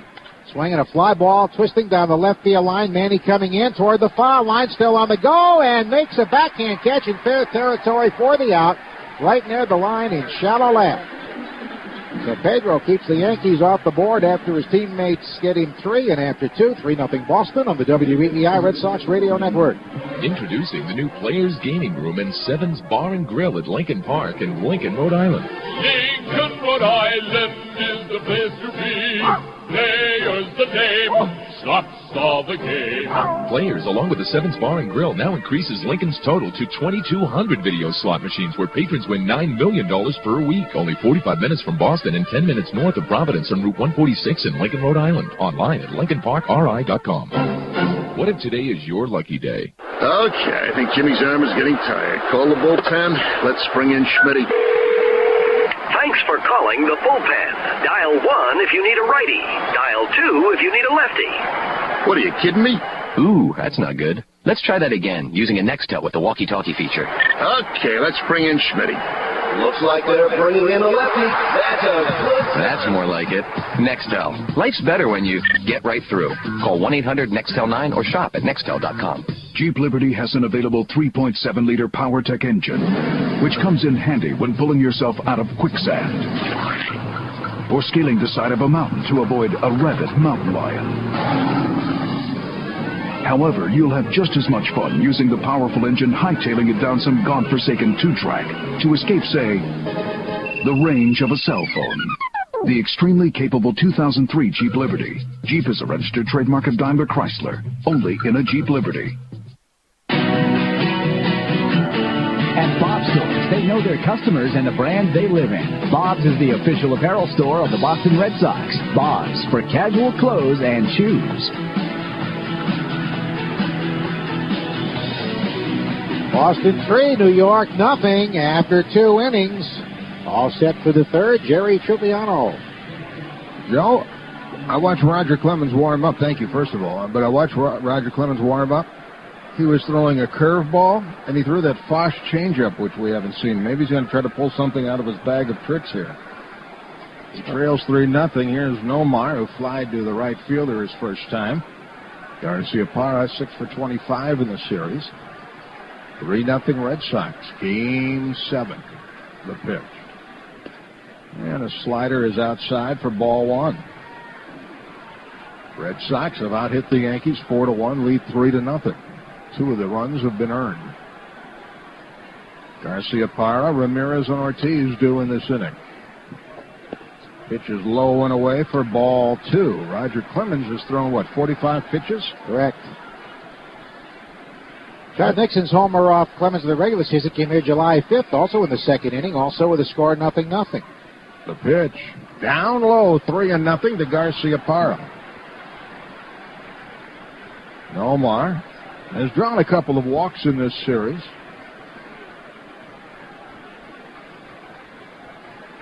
Let's see if he gets a green light on 3-0. Roger's mumbling to himself out there. The 3-0 pitch. Called strike, a high strike call on a fastball. Tim McClellan's the plate umpire. Won't be many beefs with him behind the plate tonight. On deck, Ramirez. Hitters count for Garciaparra. The 3-1 pitch. Called strike over the inside edge. He didn't groove it. It's 3-2. They come to their feet at Yankee Stadium. 56,000 plus. Red Sox leading 3-0. 3-2 pitch to Garciaparra. Fisted foul. He got jammed. Fouls it to the upper deck off the right side. The count remains 3-2. Roger Clemens, a career record in regular season play of 310 wins, 160 losses, not bad, plus 150. Full count. The payoff pitch. Popped up. Foul ball, first base side, Nick Johnson has it for the out. Garciaparra fouls to Johnson for the first out. We'll take 10 seconds for station identification on the WEEI Red Sox Radio Network.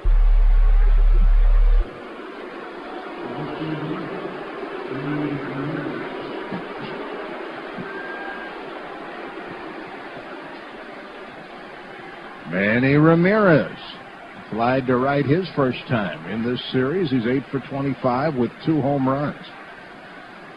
Clemens to Ramirez. Fastball in tight, ball 1, tied on the hip. Ortiz to follow.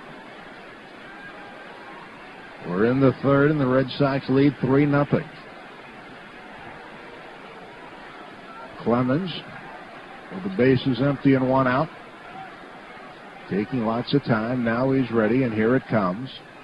Fouled back and out of play on a high fastball. It's 1-1. Your car, truck, or boat may be worth thousands more as a tax deduction. Don't trade it or sell it. Donate it. Call the Helping Hands of America Foundation and help a local charity. The toll-free number is 1-888-881-9090. Restrictions may apply. That's 1-888-881-9090. 1-1 on Ramirez. Clemens to the windup and the pitch. Swing and a miss. Threw him a high fastball. Manny tried to hit one to Washington Heights, where he comes from. It's 1-2. That was strength against strength there. A good fastball hitter against a dominant fastball pitcher.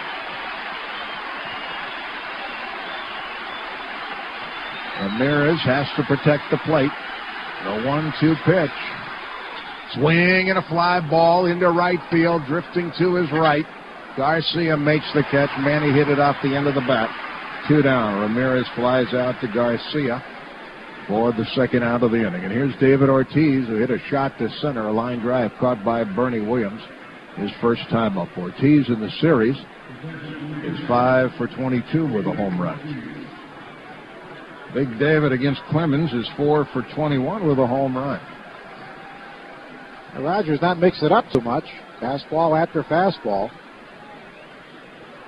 Here it comes. Swing and a ground ball hit to first on 2 hops to Johnson. Clemens, for the first time tonight, gets the side in order. Ortiz out 3 unassisted. And we move to the bottom of the third at Yankee Stadium. Game 7, American League Championship Series. The Red Sox 3, the Yankees nothing on the WEEI Red Sox Radio Network.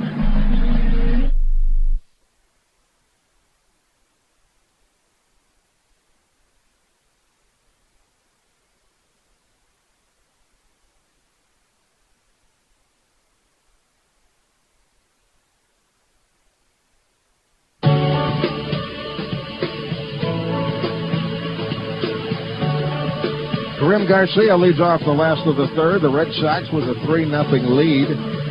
Garcia, he was the guy that Pedro threw up and into that started all the brouhaha at Fenway Park last Saturday.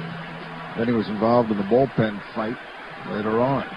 Garcia 3 for 13 in the series with 3 runs batted in. Soriano and Johnson to follow. The pitch, fastball is wide, ball 1. Pedro Martinez has thrown 31 pitches. Garcia is 3 for 12 against Martinez. He's a left-handed batter with some power. Next one to him. Swing and a fly ball for Damon R. Ramirez. Damon in left center. Shallow left center has it for the out. Garcia retired on a fly ball to left. 1 down, and here comes Soriano. Struck out his first time. Red Sox fans, shop at RedSox.com for the largest selection of postseason T-shirts, sweatshirts, and caps. RedSox.com, your source for all official playoff and World Series gear. Red Sox hope to be playing in the World Series Saturday night, hosting the Florida Marlins. That's yet to be determined. They do have a 3-0 lead. Soriano, 4 for 26 in the series. Last time the Red Sox were to Game 7, World Series of '86, they had a 3-0 lead. That one didn't turn out too well. Soriano takes a strike called from Pedro Martinez, who has fanned 2, walked 1, given up 1 hit and no runs. Martinez pitching before a hostile crowd, delivers a fastball, swung on and missed. 0-2. We've had no incidents thus far. There's a great police presence here at Yankee Stadium, uniformed personnel. Crowds have been well behaved throughout the series. Plainclothes personnel. Pitch is low and away, 1-2. There's police stationed across the street on top of buildings. They have things pretty well protected here, we hope. And thus far, no incidents, and we hope it stays that way. A ball and 2 strikes to Soriano. Base is empty, 1 out in the last of the third, and the pitch, fastball high, didn't chase. I'll say this about Pedro. He is showing that, I don't know if you would call it recoil, but that flair in which he throws the fastball as he's had in the past. He didn't do that on Saturday at Fenway Park. He's cutting loose. 2-2 to Soriano, a tough man to walk. Johnson to follow the pitch. Almost hit him with a breaking ball. He spins out of the way, and the crowd reacts to that. He was ready to dive into it. It was a curve ball. Wasn't all that close. 3-2 to Soriano, who has walked once in this series. Red Sox 3, Yankees nothing. Last of the third. Want to keep this guy off the bases. The payoff pitch. Struck him out. Foul tip to the catcher's mitt. Got him on a high heater. 3 strikeouts for Martinez, the second out of the inning. He's such an undisciplined hitter. Pedro really knows how to work him and chase his pitches out of the strike zone, as he did right there again. Here is a disciplined hitter, Nick Johnson, who walked on 5 pitches his first time around. Johnson is 6 for 22 in the series with a home run. Pedro Martinez, very composed on the mound. His demeanor is such that you might think this is just a game in May. Curve is a little high, ball 1. You know, watching postseason baseball gives you an appreciation of how big the gap is between the good pitchers and the pitchers you see during the course of a season. Yeah, exactly right. The 1-0 pitch. There's an off-speed pitch in for a called strike. That's one of the reasons why you don't see the big scores, the 9-8s, the 10-9, the 12-4. You're not facing those weak pitching staffs. Swing and a high fly ball for the center fielder, Damon, towards right center. Don't worry about it. Has it. Inning over. Side retired in order after 3. The Red Sox 3. The Yankees nothing.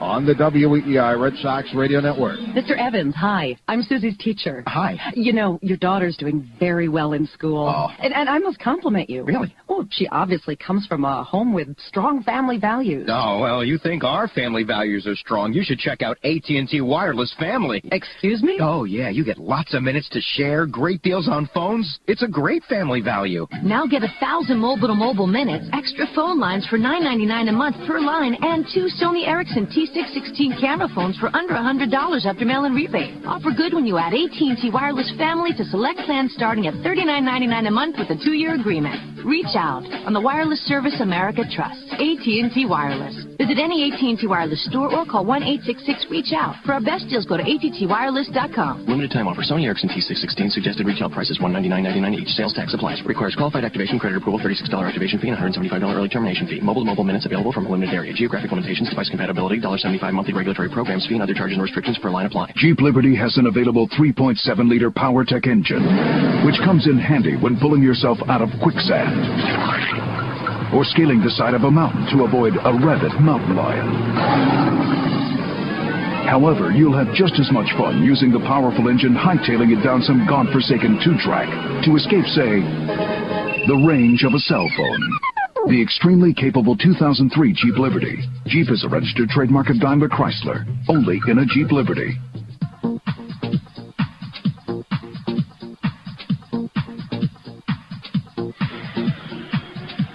Kevin Millar will lead it off in the 4th. The Red Sox lead 3-0, Game 7 of the American League Championship Series. The scoring came in the 2nd inning after Ortiz lined to center. Millar lined a base hit to right center, and then on a 2-0 pitch, Nixon homered, his 3rd of the series, into the bleachers in right center to give the Red Sox a 2-0 lead. 1 out later, Varitek doubled into right field. And he scored with 2 out on a ground ball to third by Damon that Wilson threw away for a 2-base error and gave the Red Sox a gift run and a 3-0 lead. Here's Millar. He has singled and scored. He has 6 hits in the series. Clemens to Millar. Swing and a drive. Deep to left. Way back. Way back. Home run, Kevin Millar. 4-0 Red Sox. Kevin Millar, his 2nd career home run off Roger Clemens. It came on the first pitch of the 4th inning. A Yankee fan throws the ball back. Millar would love to have the souvenir. The Red Sox have a 4-0 lead. They've hit 2 home runs in this game. A 2-run shot by Nixon, and now Millar leads off the 4th with his first postseason home run. And Mel Stottlemyre's already on the phone to the bullpen. He also homered. Millar did off Clemens here September 6th, and an 11-0 Red Sox win. Here's Nixon. He hit a 2-run homer his first time. He might see one inside here. Bullpen goes to work for New York. Time granted the hitter. Clemens gave up 24 home runs during the regular season. He's given up 2 tonight. The pitch. And a breaking ball is in for a called strike. He started him with a slider. Millar got a high fastball middle in It was between the letters and the belt, and he launched it. His first extra base hit of the postseason. 4-0 Red Sox.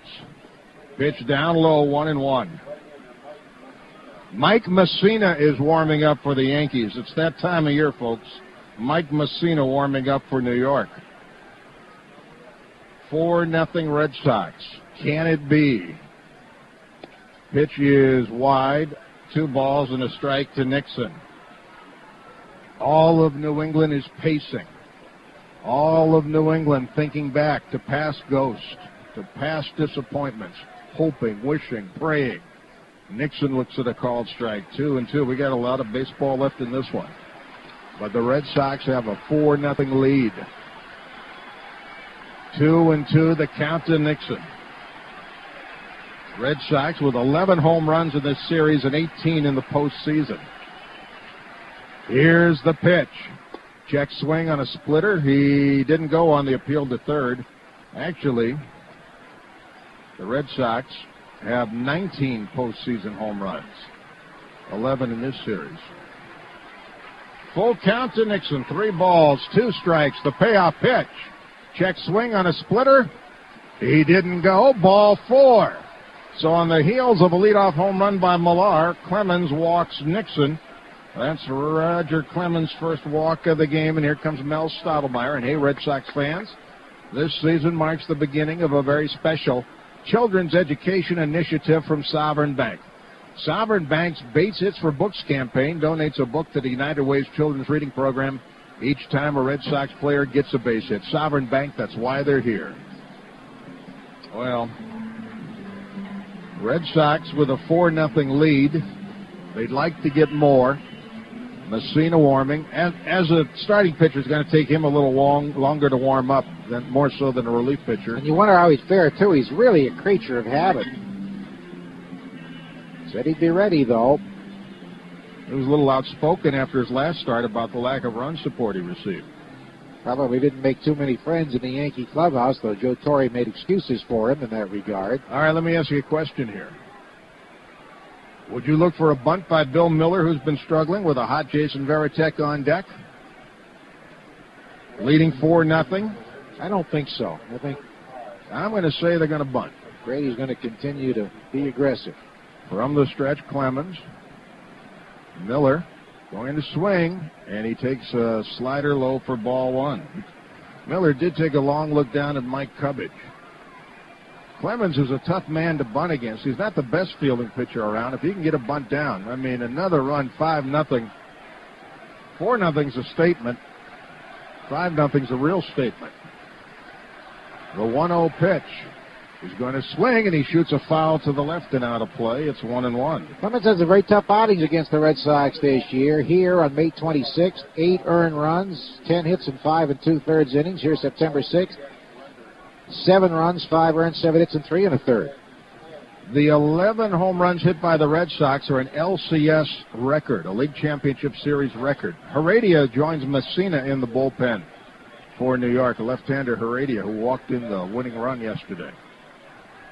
The 1-1 pitch to Miller, and it's low and away, 2-1. What's the pitch count for Clemens? 65. We're in the 4th, and it's 4-0 Red Sox. They have a man at first, still nobody out. Nixon, who walked, is at first. Millar led off the inning with a home run. Red Sox trying to make it comfortable. The 2-1 pitch, the runner goes, the pitch is swung on, hit and run, works perfectly. Into center field, a base hit. On to third goes Nixon. The Red Sox played hit and run and executed it perfectly.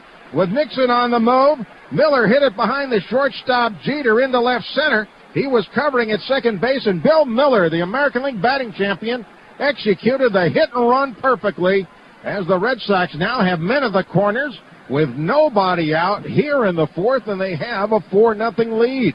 Right into the vacated spot. Otherwise, that's a 6-4-3 double play. You couldn't draw it up any better.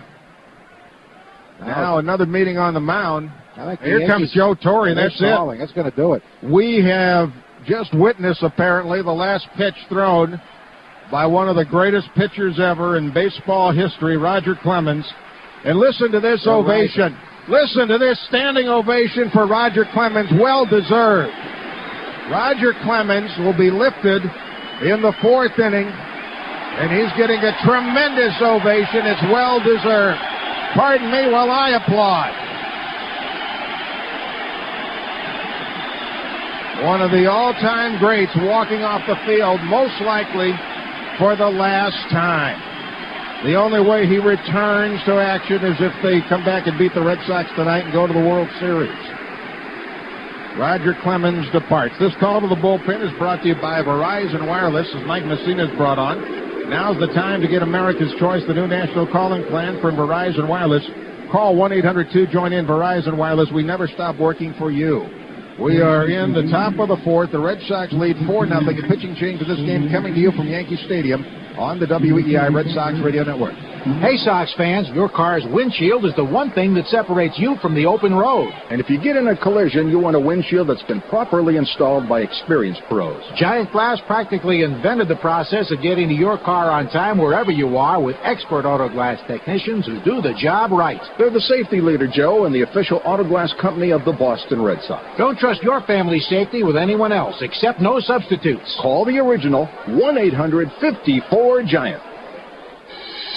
Sovereign Bank's totally free student checking is simple, convenient, and totally free. Students get everything they need for easy banking with none of the fees. There's no minimum balance and no monthly maintenance fee. They get a free Visa check card, free net banking and bill pay, free starter checks, and unlimited check writing. Plus, it's easy for students to receive transfers from their parents' accounts. So get totally free student checking from Sovereign. Stop by any Sovereign Community Banking office or call 1-877-SOUTH-BANK. Member FDIC. Adam Vinatieri from the Patriots knows strategy. When you're playing to win, you always put in your toughest players. Like Ford Super Duty with more pulling power than any truck on the planet. Now get $3,000 cash back plus a $1,000 upfit reimbursement for qualified commercial customers totaling up to $4,000 cash back or 0% financing. See your New England Ford dealer, the official car and truck of the New England Patriots. Qualified buyers must take delivery from dealer stock by 12/103. Cash back excludes diesel. See dealer for details. If you haven't looked before lately, look again. Mike Messina, a rare relief appearance. The last time we saw him was Monday against the Red Sox in Game 4, and he didn't fare too well. I can only control 60 feet 6 inches. That's it. Do my job the best I can. The other stuff has to be attended to by other people, not me. Messina not getting any run support as Messina was beaten on Monday as the Red Sox beat him 3-2, out-dueled by Tim Wakefield, a save in that game for Scott Williamson. His first relief appearance ever in the major leagues. So Messina, he's made 400 starts in his career, his first career relief appearance. It's Nixon at third, Miller at first, nobody out, a run in. Red Sox lead 4-0, trying to break this one open. Varitek doubled and scored his first time. Here's the pitch. Swing and a foul, left side, out of play, 0-1. General Manager Brian Cashman and Special Assistant Reggie Jackson looking very glum in the Yankee booth. Two doors down. In regular season play, Varitek only 2 for 36 against Messina. But he beat out that double play ball. He won the game. He get the winning run in on Monday. The 0-1 pitch. Ground ball foul, first base side, 0-2. Messina out of Stanford. That was a pinch hitting appearance by Varitek. And he didn't start the first game that Messina started because Wakefield was matched up and Mirabelli caught. His crowd is stunned to see Clemens leave after 3 innings plus. 0-2 on Varitek. The Moose call goes up in New York. Varitek waits, men at the corners, nobody out, the pitch. Struck him out on a breaking ball. Threw him that knuckle curve. There's the first out.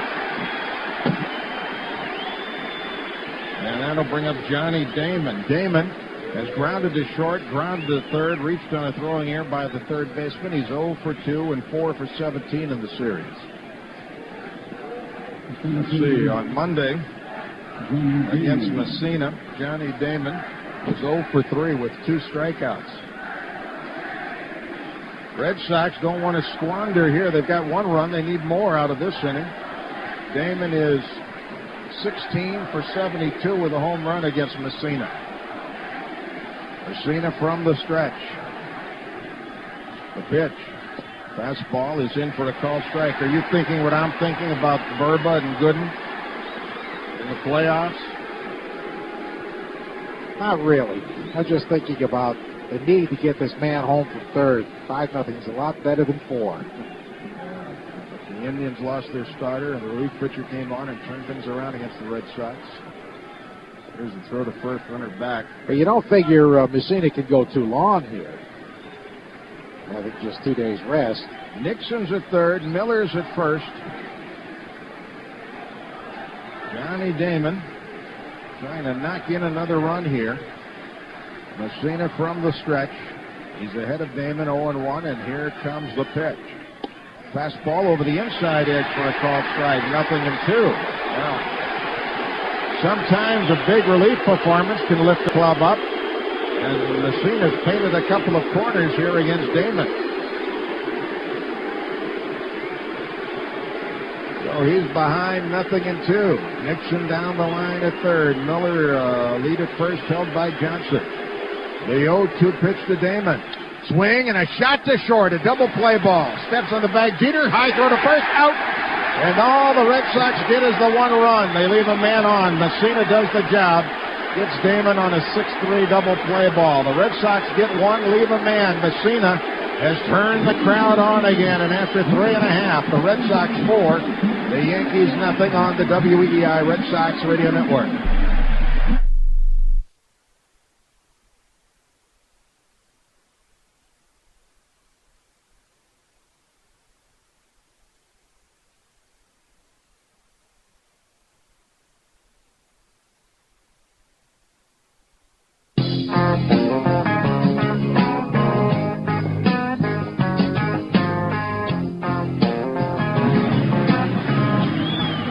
Mike Messina has really come on to do a terrific job in relief to bail out the Yankees and Roger Clemens.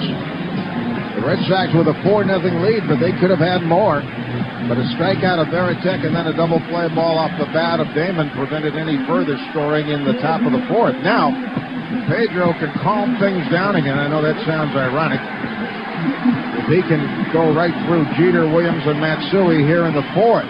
These fans are making a lot of noise. Jeter fouled to first his first time. 6 for 26 in the series with a home run. It came off Martinez on Saturday. Jeter, the all-time hits leader in postseason play with 113. 4-0 Red Sox. They've out-hit the Yankees 6-1. The line on Roger Clemens we'll give you after this pitch. Jeter looks at ball 1 wide. Clemens went 3+ innings. 6 hits, 4 runs, 3 earned, a strikeout, a walk, 2 home runs.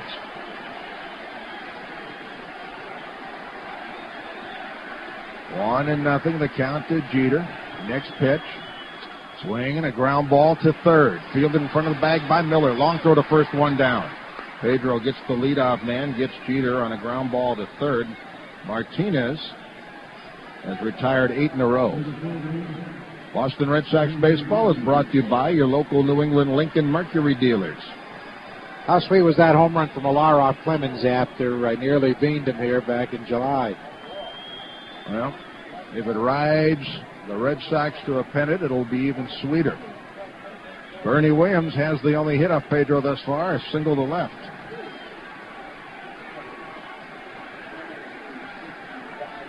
.65 pitches for Clemens. Williams looks at a strike. 43 strikes for the Rocket. 65 pitches, 43 strikes. Bernie Williams has 4 hits in the series. Takes a breaking ball inside, and it's 1-1. He'll be followed by Matsui. We're in the fourth, and the Red Sox with a 4-0 lead. Pedro Martinez has thrown 45 pitches. 1-1 the count on Williams. And here it comes. Fastball misses inside, 2-1. Pedro Martinez, a career record of 166 and 66, so he's a plus 100 for his career. He's 4-1 in postseason play. Yankees entered this game hitting just .218 as a team in the postseason, .242 in this series. The 2-1 pitch. Martinez to Williams. Check swing and a high fastball. Appealed to third. Denied over there by Darrell Cousins. It's 3-1. Williams almost went after that high pitch and didn't commit. So a hitter's count for Williams. He is 12 for 63, 13 for 64 against Pedro now. The pitch. Fastball right there, taken for a called strike. We don't have a radar reading. I'll bet that one was about 89.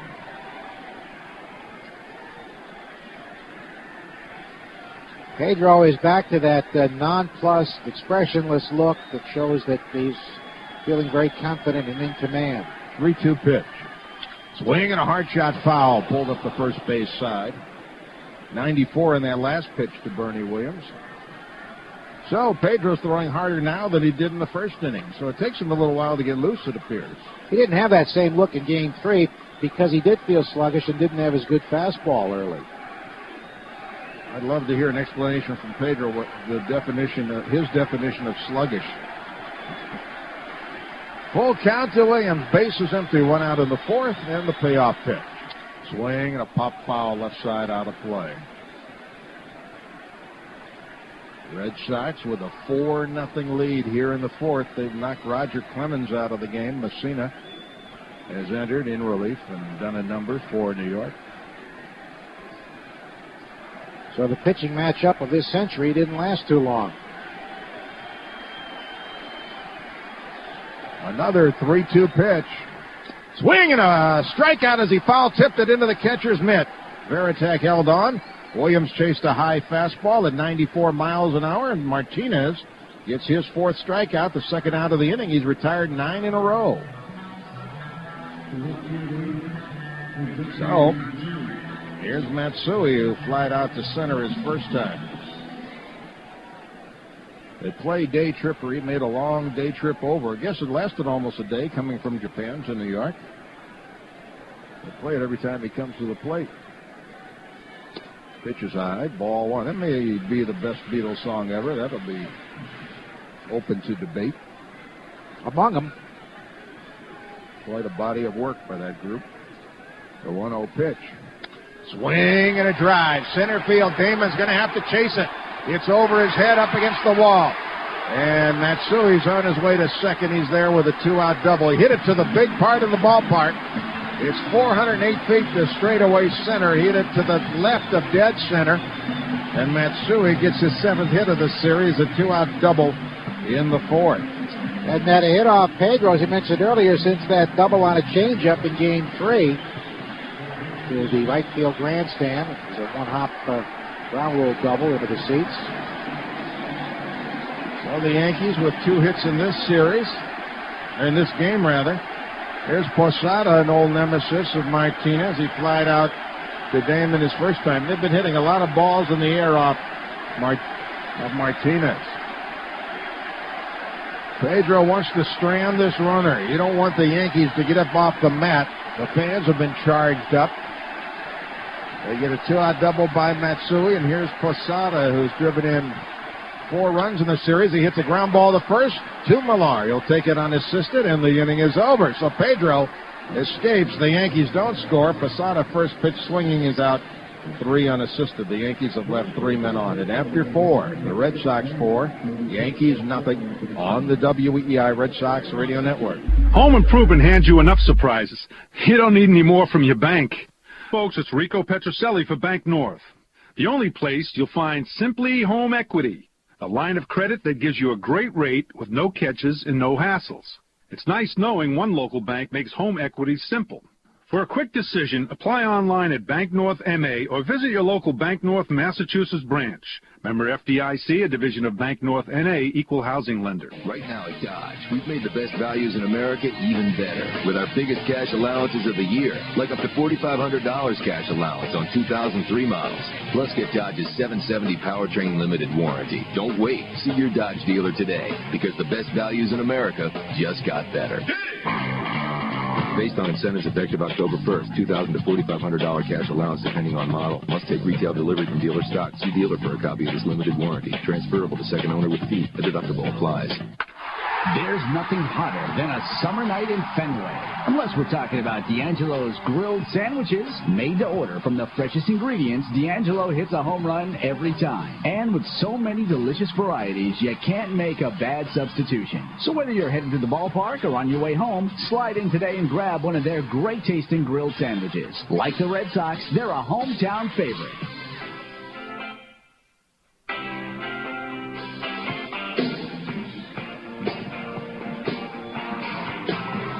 Red Sox 4, Yankees nothing. Fifth inning upcoming here in Game 5 of the American League Game 7 of the American League Championship Series. Red Sox beat Oakland in the best of 5, 3-2, coming from 2 games down to win it. But the Yankees beat the Twins in 4. And this series has gone back and forth. The Red Sox won Game 1, the Yankees 2 and 3. The Red Sox Game 4. The Yankees Game 5. The Red Sox won Game 6, and they lead Game 7 here 4-0 in the 5th. All 4 runs charged for Clemens, who went 3 innings plus, 6 hits, 4 runs. A walk, a strikeout, 66 pitches, 2 home runs. Mike Messina got out of a first and third nobody out jam with no further run scoring. In the 4th, his first pitch to Todd Walker in the 5th inning is swung on and hit high to left field and down toward the corner. Over goes Matsui. He's there and makes the catch. About 30 feet in front of the outfield wall, 1 out.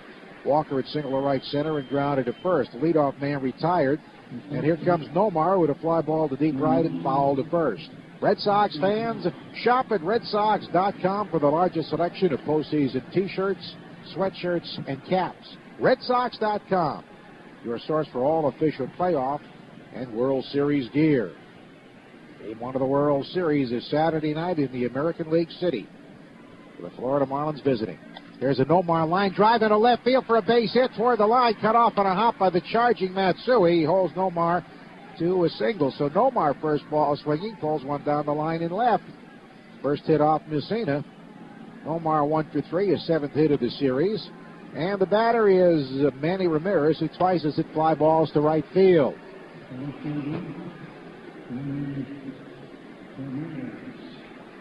Messina 0-2 in the series, 0-3 in the postseason.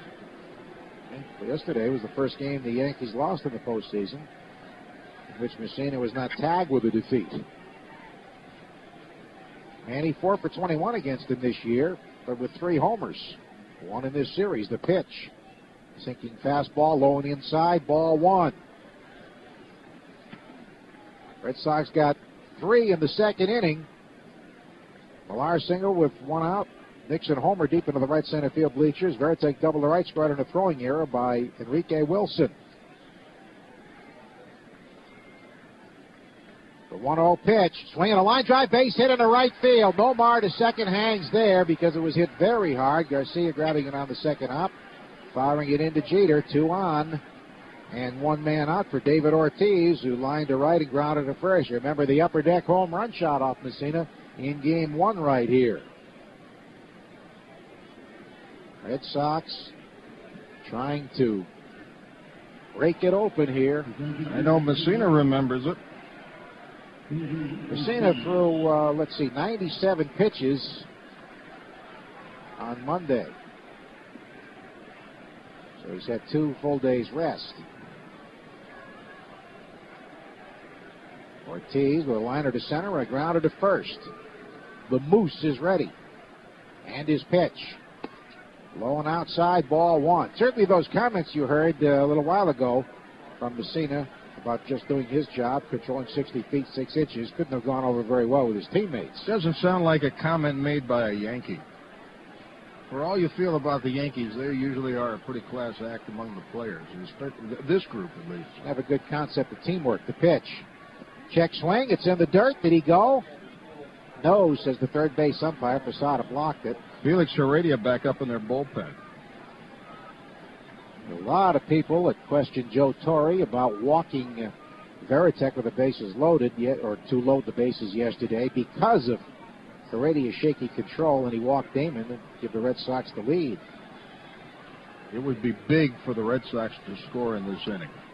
Nomar at second, Manny at first, 1 out, 5th inning, 4-0 Boston. Messina sets and deals. Swing and a foul to the left of the screen. He had a good rip at that pitch.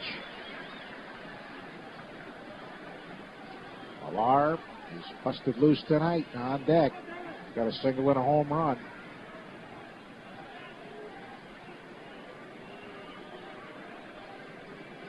Veteran Mike Messina looks in for the sign. The first relief appearance of his career after 400 starts. He's 2-1. Swing and a pop-up foul, backing out of play toward the upper deck. I don't know him at all, but he reminds me, or he appears to be a guy who's very much a creature of habit, very disciplined in his daily routine.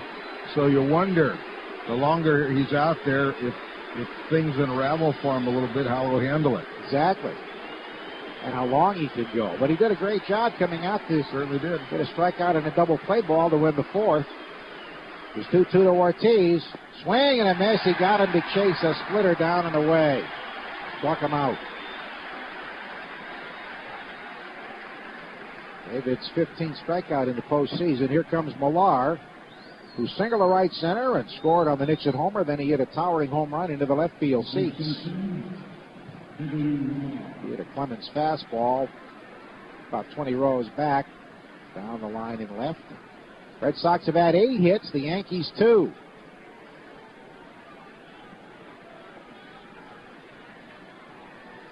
Messina goes into that exaggerated dip as he stretches. And his pitch to Millar. Breaking ball low and away, the knuckle curve missing. Millar, 7 for 22 against him in the past with 1 homer. Omar had a 1-out single at second. Manny, who had a 1-out single at first. 2 out now.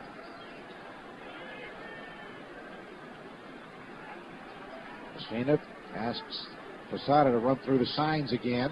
Goes on the pitching hand.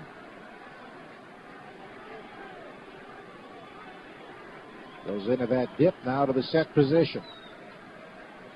The 1-0 to Millar.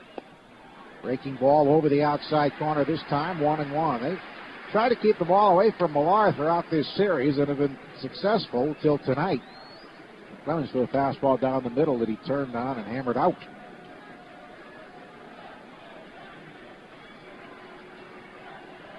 Or nothing Boston. 2 on, 2 out in the 5th. Messina ready, here it is. Swing and a miss at another breaking ball. Knuckle curve after knuckle curve. He's seen 3 of them here. And the count is 1-2. Good size gap in left center for Millar.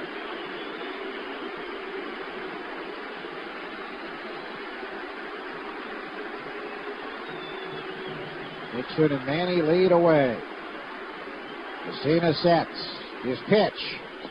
Just inside with a sinking fastball. That was close. Well, McClellan is the best of the umpires at calling balls and strikes, and he is very consistent. So if he says it's a ball, it's a ball.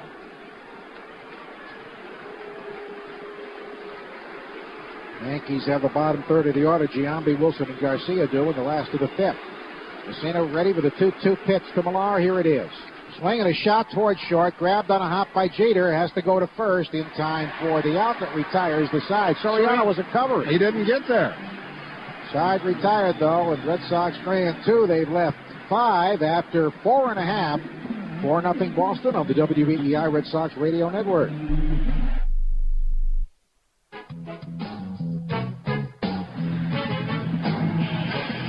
Four nothing Boston, last of the 5th. Pedro Martinez has thrown 54 pitches. Over 4 innings, he's allowed 2 hits. He's walked 1 and fanned 4. And he will face Giambi, Wilson, and Garcia in the last of the 5th inning. Your friendly New England Dodge dealers are proud sponsors of the Boston Red Sox. Remember, if you're not living on the edge, you're taking up way too much space. Dodge, grab life by the horns. His fans are trying to charge the Yankees up. Giambi struck out in a 3-2 fastball his first time up, and he swings. It's a drive to deep right center field. Back goes Damon. Back to the warning track by the fence. This one's gone. Into the bleachers. A home run for Giambi, who hit a high fastball. He's had trouble catching up with that pitch, but he hits this one out. Onto the black backdrop out there, just to the right of the bleachers. 4-1 Red Sox. Giambi with his second home run in as many days and his second of the postseason. Well, the fans tried to charge up the Yankees, and Giambi has put a charge into the crowd. Pedro trying to get ahead with the first pitch fastball, and he crushed it. His 4th postseason home run overall in his career. 2nd of this series, the pitch to Wilson, swung on a broken bat drive, deep to right, the foul into the seats, strike 1. Well, that certainly woke this place up. Pitch was about belt high, probably not as high as Pedro wanted to get it.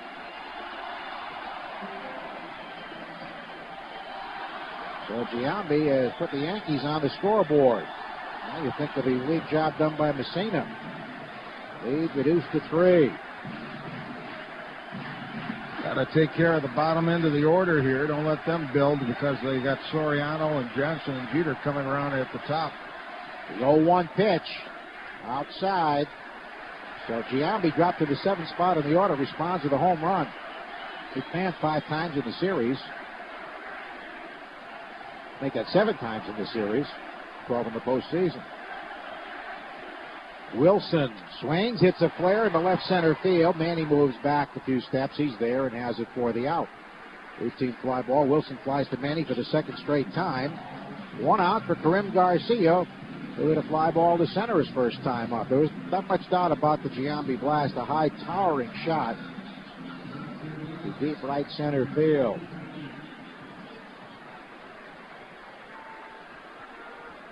Garcia now 3 for 14 in the series with 3 runs batted in. Pedro waiting for him to get set. Left-hand batter hit by Pedro in game 3. He delivers, and it's a fastball over the inside corner for a call strike. 59 pitches for Senor Martinez. Pedro's 0-1. And he takes one outside. Has not thrown too many changeups tonight. No. And very few curveballs, really. Fastball. 2 seamers, 4 seamers.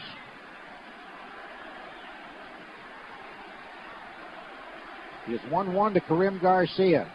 Swing and a foul, third base side into the upper deck, and out of play. Now the Yankees hit 230 home runs in the regular season. They now have a total of 6 in this series. In the postseason, 6 in this series, right? 2 by Giambi.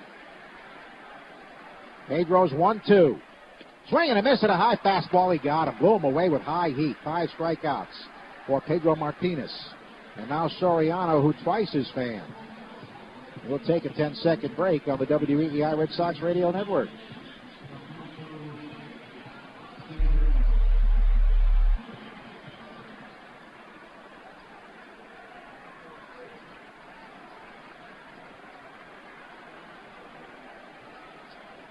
Soriano struck out twice swinging. Pedro deals, and he takes a cutter down and away, ball 1. Soriano in the series is now fanned 9 times. Got a lot of strikeouts with these pitching staffs. There's a swing and a miss at a cutter away. Red Sox are striking out at a higher rate in the postseason than they did in the regular season, by a couple of strikeouts per game. Most likely because they're seeing better pitching. 1 ball, 1 strike. The pitch. There's a call strike, a fastball away. He threw him 1 inside pitch, a breaking ball, and that was in his last at bat that Soriano took. Almost moved into it, really. 1-2 the count. Pedro winds. Here it is. Swing and a foul to the backstop on a high fastball. Red Sox playing their first Game 7 of a postseason series since the '86 World Series. They had 2 Game 7s that year. Beat the Angels in Game 7 of the ALCS. The pitch. Low and away with a cutter. Roger Clemens won that game. He'll not win this one. He's out of the game on the hook for the loss at the moment. 2 balls, 2 strikes, 2 out, bases empty. The Yankees have scored their first run on a Giambi home run. Pedro's given up 3 hits. He winds, kicks, and fires. And it's in there. Call strike 3. Throw an inside pitch to get him, a cutter. And Soriano has the hat trick he fans for the 3rd straight time. 6 ponchados for Pedro, and after 5, it is 4-1 Red Sox on the WEEI Red Sox Radio Network. Hard work, determination, customer satisfaction. It's what makes for a winning team. And just like the team in the field, Sullivan Tire and Auto Service comes through with quality brand name tires at great prices and expert auto repair. We'll keep your vehicle running right through any kind of weather. Hi, this is Paul Sullivan of Sullivan Tire and Auto Service. Our family, like yours, has a long tradition of rooting on our favorite baseball team. Congratulations to the players, coaches, and everyone who has made this baseball season one of the greatest ever. Go you Sox. No, they don't. Yes, they do. No, they don't. Yes, they do. I'm telling you, Brown doesn't do overnight. I bet you $10 they do. You got to bet. Hey, look at this. It's addressed to you. What is it? I don't know, but it looks important. It's an overnight envelope. Mm-hmm. UPS overnight envelope. Wow, imagine that. It's a letter. Yeah. It's from you. Mm-hmm. It says, I owe you $10. Of course, Brown ships overnight, with guaranteed delivery by 8 a.m., 10:30 a.m., or 3 p.m. Your choice. UPS. What can Brown do for you? The Patriots count on Adam Vinatieri. My team counts on me to give a great performance, kick after kick. And America counts on Ford Explorer, the best-selling SUV on the planet. Get $4,000 cash back plus $500 Ford credit bonus cash plus $1,000 owner loyalty cash totaling up to $5,500 cash back. Or 0% 72-month financing plus $500 Ford credit bonus cash. See your New England Ford dealer now. To qualified buyers must take retail delivery by 12/103. See dealer for details. If you haven't looked at Ford lately, look again.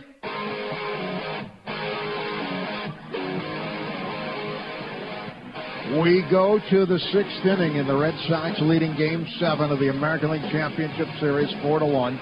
Mike Messina has been outstanding in relief of Roger Clemens, who was knocked out in the 4th. Clemens allowed all 4 runs. Messina has given up a couple of hits, but he has struck out a pair. He's gotten a key double play. He stranded 2 inherited runners in the 4th. He'll face the bottom third of the order in the 6th.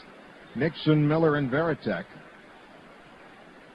Nixon has homered and walked. A 2-run homer in the 2nd gave the Red Sox a 2-0 lead. They later added a run in the 2nd, got a leadoff home run by Millar in the 4th for their 4 runs. Giambi homered in the last of the 5th for the New York run. Mike Messina, his first ever career relief appearance. Pitches, and it's in there for a called strike. Messina has made 400 starts in his major league career. This is his first ever relief appearance.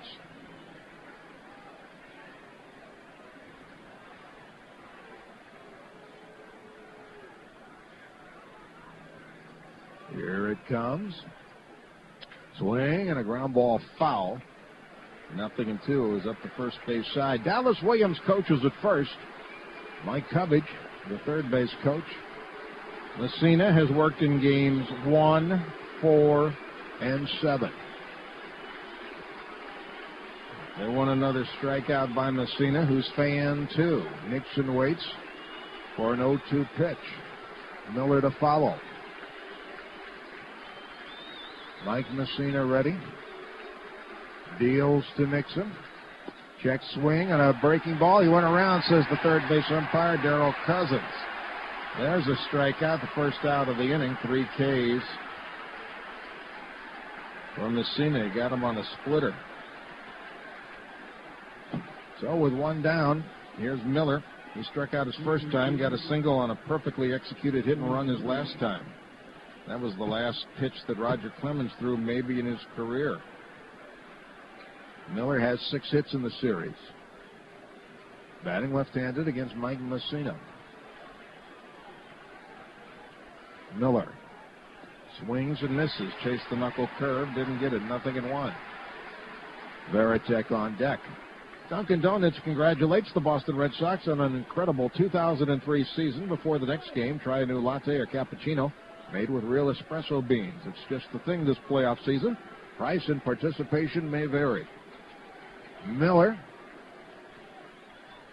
checks the swing, takes a called strike over the inside corner. It's 0-2. Messina's throwing strikes. He's holding the Yankees in this game. Mike Mussina.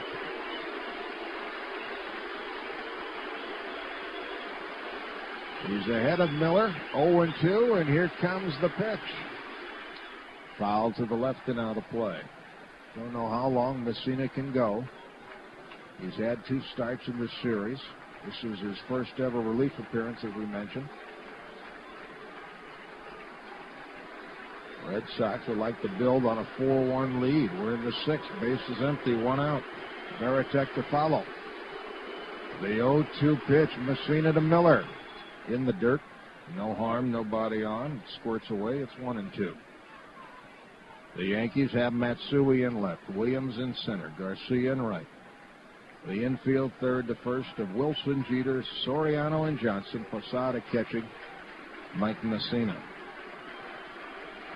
This, the 26th meeting this year between the Red Sox and the Yankees. Here it comes on 1-2, and a breaking ball misses down and in. It's 2-2. The Yankees were 10-9 against the Red Sox in the regular season. So they're 3-3 in the postseason. The Yankees are 13-12 against the Red Sox. Red Sox hope to square it at 13-13 with a win here tonight. That would get them to the World Series. Starting Saturday night at Fenway against Florida. Miller with a ground ball, 2-3, up with it. Good stop by Wilson. Low throw to first, but out. And Miller's retired, 5-3. Enrique Wilson going to his left, made a stop going to his left, went to his knees, came up and threw out Miller for the second out. And here's Varitek. He's had a double. He has struck out. He was the first man Mussina faced in the 4th. Jason now 2 for 37 against Mike Mussina. Actually 2 for 38. He has 5 hits in this series, including a couple of homers. Varitek takes it outside and low, ball 1 in the New York half of the 6th. Johnson, Jeter, and Williams against Pedro Martinez. Red Sox have out-hit the Yankees 8-3, lead 4-1. New York has made the only error. It cost them a run. Mussina with a 1-0 pitch for Varitek. Fastball right there, taken for a strike. It's 1-1.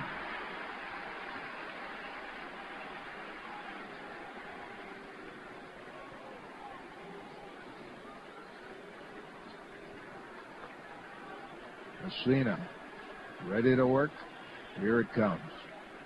Swing and a foul left side out of play. Varitek's in a hole, 1-2. They come to their feet at Yankee Stadium. Mussina.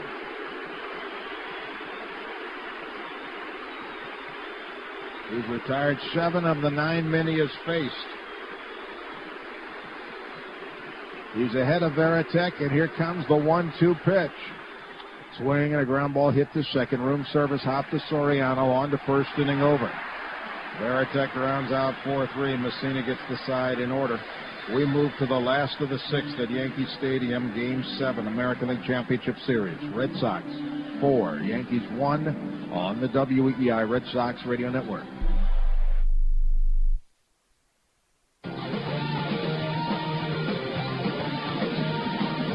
Here's a very big inning in this ball game. Bottom of the 6th, the Red Sox lead 4-1. The Yankees have their 2, 3, and 4 hitters coming up against Pedro Martinez, Nick Johnson, Derek Jeter, and Bernie Williams. Pedro Martinez with a 4-1 lead. The only run the Yankees have scored came in the last inning, Giambi's leadoff home run. It was a changeup Giambi hit out, waist-high changeup. Now Nick Johnson 0 for 1 with a walk. Johnson is 6 for 23 in the series with a home run. Pedro Martinez, we think, has thrown 68 pitches. 68, yes. All right. Pedro stands on the mound, gets the sign from Varitek, and deals to Johnson. Breaking ball, wide, ball 1. At times, Pedro changes his arm angle. He did it to strike out Soriano. He started Johnson that way. Johnson, a very selective hitter. The pitch, fastball right down the middle for a called strike. It's 1-1. On deck, Derek Jeter. Outfield straight away, the infield playing. Johnson to pull. Felix Heredia warming up again, a left-hander for New York. Messina may be done. Here's the pitch. Fastball, high and away, 2-1. Johnson, 7 hits total in the postseason. Trying to get on for New York to start a rally in the 6th. Martinez ready, the 2-1 pitch. Swing and a ground ball to first. Up with it. Millar gives it over to Pedro covering. Underhanded toss for the out. Johnson retired 3-1. So important to get the leadoff man in an inning. By the way, our Chevy Major League postseason scoreboard. Chevrolet invites you to test drive the most dependable, longest-lasting trucks on the road. You know what we mean when we say Chevy trucks like a rock. What's our score? Score here is 4-1. The Red Sox lead the Yankees with 1 out in the 6th, and the winner of this game plays the Florida Marlins at home, the home of the American League City, on Saturday night, game 1 of the World Series. Thanks to Hank Blaylock. We'll explain that in a moment. Messina has thrown 33 pitches in relief. Heredia warming up behind him, and here's Jeter, 0 for 2. Takes a pitch low and away, ball 1. He's fouled to first and bounced to third. Blaylock was the All-Star game hero with that home run, giving the American League the home field advantage.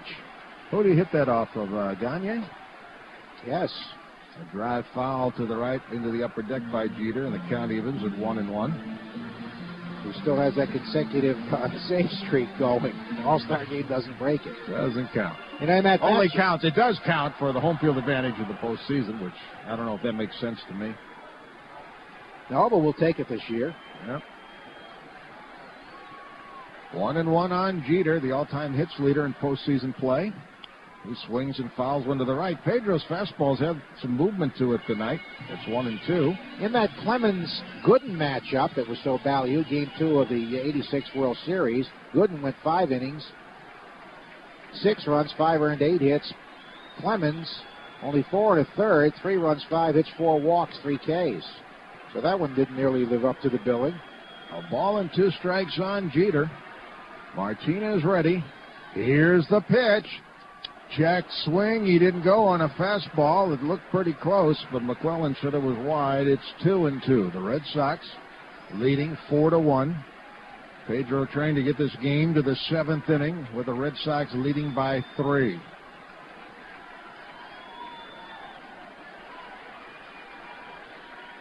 The 2-2 pitch to Jeter from Martinez. Swing and a miss. He struck him out.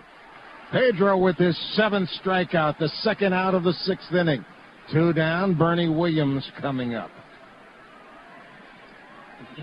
There was some serious heat from Pedro. Now, Bernie Williams has a single, has struck out. He's 1 out of 2. The Red Sox have Damon and Walker due first in the 7th, so perhaps he will see Heredia. But Messina's been throwing the ball so well, I'm surprised. Would he go in and say he's through? He might. He might. Most people wouldn't. Williams with a foul, left side out of play. The Yankees, 26 times world champions. Listen. Pedro is taking the crowd out of the game right now. You'd like to keep it that way by getting Bernie Williams here to get the side in order. Now they start the chant here in New York. The 0-1 pitch. Swing and a high fly ball to right. Don't worry about this one. Nixon in, Nixon there, has it, inning over. Pedro in order gets Johnson, Jeter, and Williams here in the 6th. And we go to the 7th in New York, Game 7. Red Sox 4, Yankees 1 on the WEEI Red Sox Radio Network. Your wireless phone is only as good as the network it's on. And Verizon Wireless has America's most reliable national wireless network. Get your baseball caps in. Too bad this Eager fan hasn't heard. His friend got tickets to the big game, but they got split up in the crowd. He's been trying to call to find them, but he can't get a wireless signal. It's too bad. The game's about to start. With the Verizon Wireless network, chances are his call would have connected and they'd both be cheering from the first baseline by now. That's because Verizon Wireless has America's best national wireless network. So whether it's to make a call from your hometown ballpark or from a stadium across the country, you can count on Verizon Wireless to be there. Hey, there's a reason more people choose Verizon Wireless than any other carrier. To get America's most reliable national wireless network, stop by Verizon Wireless today or call 1-800-2-JOIN-IN. Verizon Wireless. We never stop working for you. Network claims based on Verizon Wireless reliability studies and network advantages. See VerizonWireless.com for details. Want the ultimate in banking services? Sovereign Bank's Ultimate Account gives you a great interest checking rate, plus unlimited check writing, teller and phone transactions, free net banking and bill pay, preferred rates on loans and CDs, and a no annual fee Visa check card. Best of all, you can get our premium tiered rate Ultimate Money Market Savings Account exclusively for Ultimate Account holders. So, open an Ultimate account today. Visit any Sovereign Community Banking office or call 1-877-SOFTBANK. Member FDIC.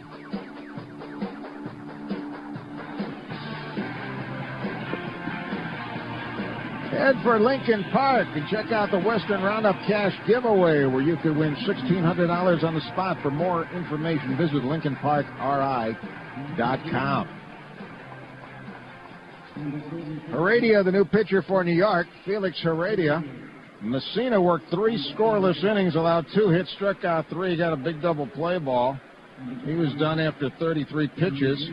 Heredia has worked now in games 1, 3, 4, 6, and 7. He's been in 5 games. Heredia, in 2 innings, has allowed 1 run. It was earned, has hit a batter, walked 3, struck out 2, and thrown a wild pitch. Johnny Damon takes a strike call. Damon 0 for 3, but his ground ball to third in the second was thrown away by Wilson with a man at second, Varitek, and then allowed Varitek to score to get the Red Sox third run in. Damon going to bunt, takes a breaking pitch for a called strike. It's 0-2. So the Yankee bullpen, as Jeff Nelson starts to warm up, the Yankee bullpen trying to keep their club in it. The Red Sox would like to build on a 4-1 lead. They could use some insurance. We're in the 7th. Fastball grounded foul. First base side, it remains 0-2. Heredia, fastball, slider, changeup pitcher. Control problems, his biggest setback. He walked Johnny Damon with the bases loaded yesterday. And that proved to be the winning run in the Red Sox Game 6 victory by the score of 9-6. They added 2 more runs later on a Nixon 2-run homer. There's a flare foul left side into the seats and out of play. We haven't heard the attendance, but it'll be more than 56,000. I realize Messina had only 2 days rest, but as well as he was throwing the ball, as effective as he was, wouldn't you think they'd keep him in the ball game till at least he got in trouble? Well, he's out after 3 innings. The Red Sox say, see you later, Mike. They're thankful. Damon waits for the 0-2 pitch, and here it comes. Struck him out on a high slider. Damon goes down swinging. Damon chased a pitch that was up. That was a fastball. And there's the first strikeout for Heredia. Now Todd Walker, 1 out of 3. He's got 10 hits in this series, has a single tonight. Heredia, Walker has faced him 3 times in this series. He's bounced to first, been hit by a pitch, and been a strikeout victim. Here it comes. And the breaking ball is in for a called strike. Heredia is from the Dominican Republic.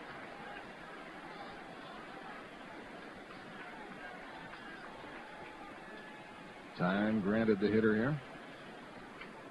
But you've not seen the boss up here. We did see him about 6 o'clock tonight. Looked very stern. The pitch outside and low. 1-1 the count to Walker. Garcia Parra next, so we'll likely see Nelson, I would think, after Heredia works to Walker here, no matter what Walker does. 4-1 Red Sox, top of the 7th.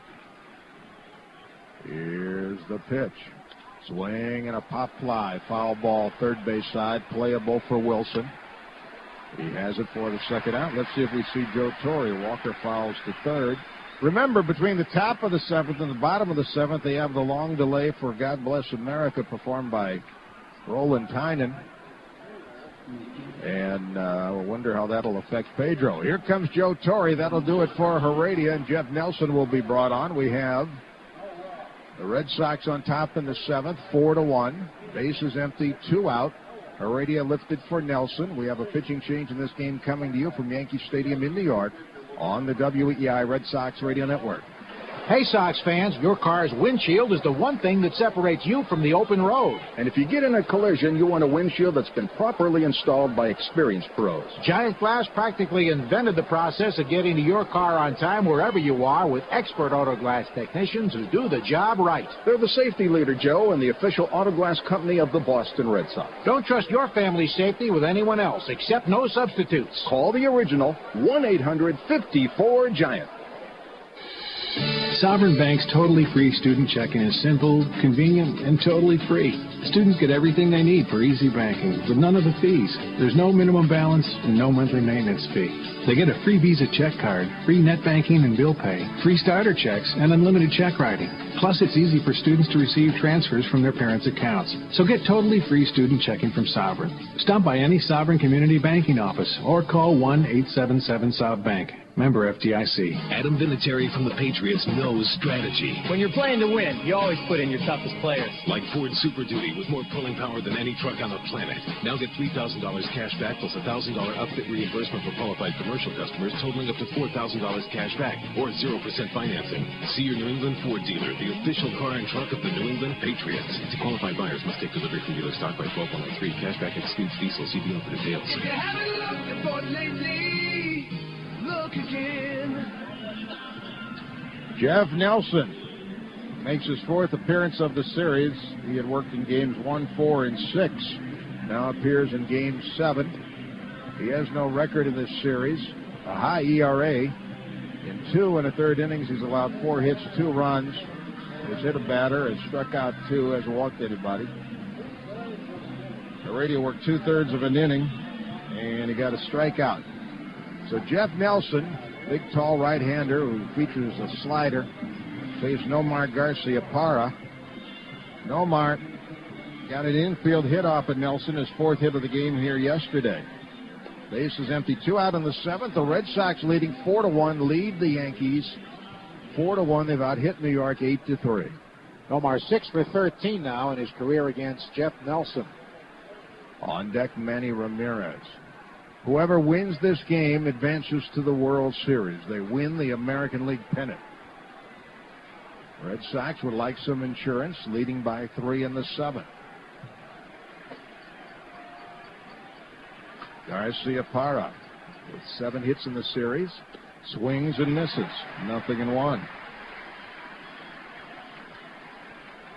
Garciaparra, 1 out of 3 tonight. Nelson, their 4th pitcher of the evening. Nomar takes a slider away, and the count evens 1-1. If he gets on, Ramirez hits. Both bullpens are quiet. Pedro's in the dugout, jacket on, towel wrapped around his right hand. He's thrown 79 pitches over 6. The 1-1 pitch. Swing and a foul tip to the catcher's mitt. It's 1-2. He chased the slider. So the Yankee fans come to their feet again in the New York half of the 7th. Matsui, Posada, and Giambi against Pedro Martinez. 4-1 Red Sox. 1-2 the count to Garciaparra.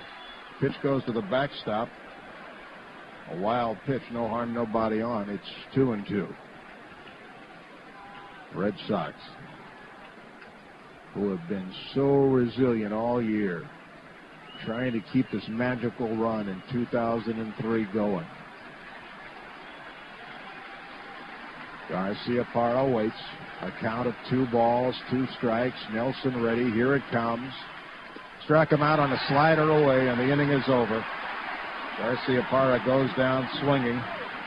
Let's pick up public address announcer, longtime public address announcer at Yankee Stadium, Bob Shepard.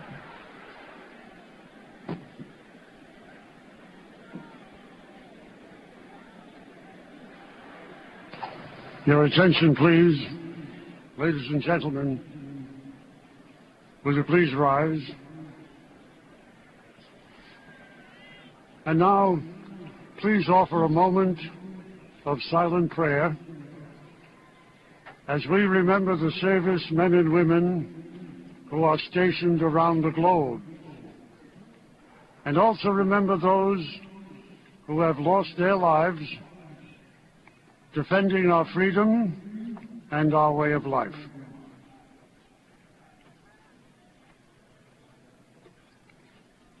Now please direct your attention to the microphone behind home plate and welcome the world-renowned Irish tenor Ronan Tynan, who will sing God Bless America.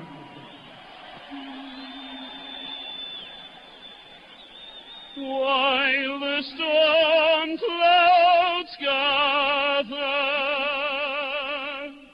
far across the sea, let us swear allegiance to a land that's free. Let us all be grateful for a land so fair as we raise our voices in a solemn prayer. God bless America, land that I love. Stand beside her and guide her through the night with a light from above, from the mountains to the prairies, to the oceans white with foam.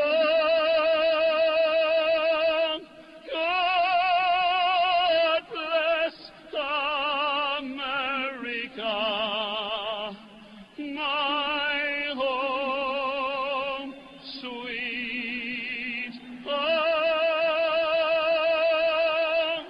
God bless America, my home,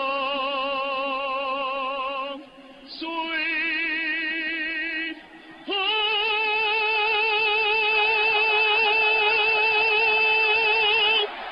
The extended version of God Bless America by Roland Tynan. Red Sox and the Yankees, Game 7 of the American League Championship Series. We go to the bottom of the 7th. The Red Sox 4, the Yankees 1 on the WEEI Red Sox Radio Network.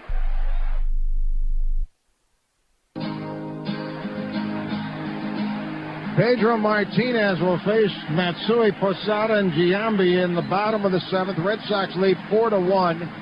They have David Wells warming up in the bullpen.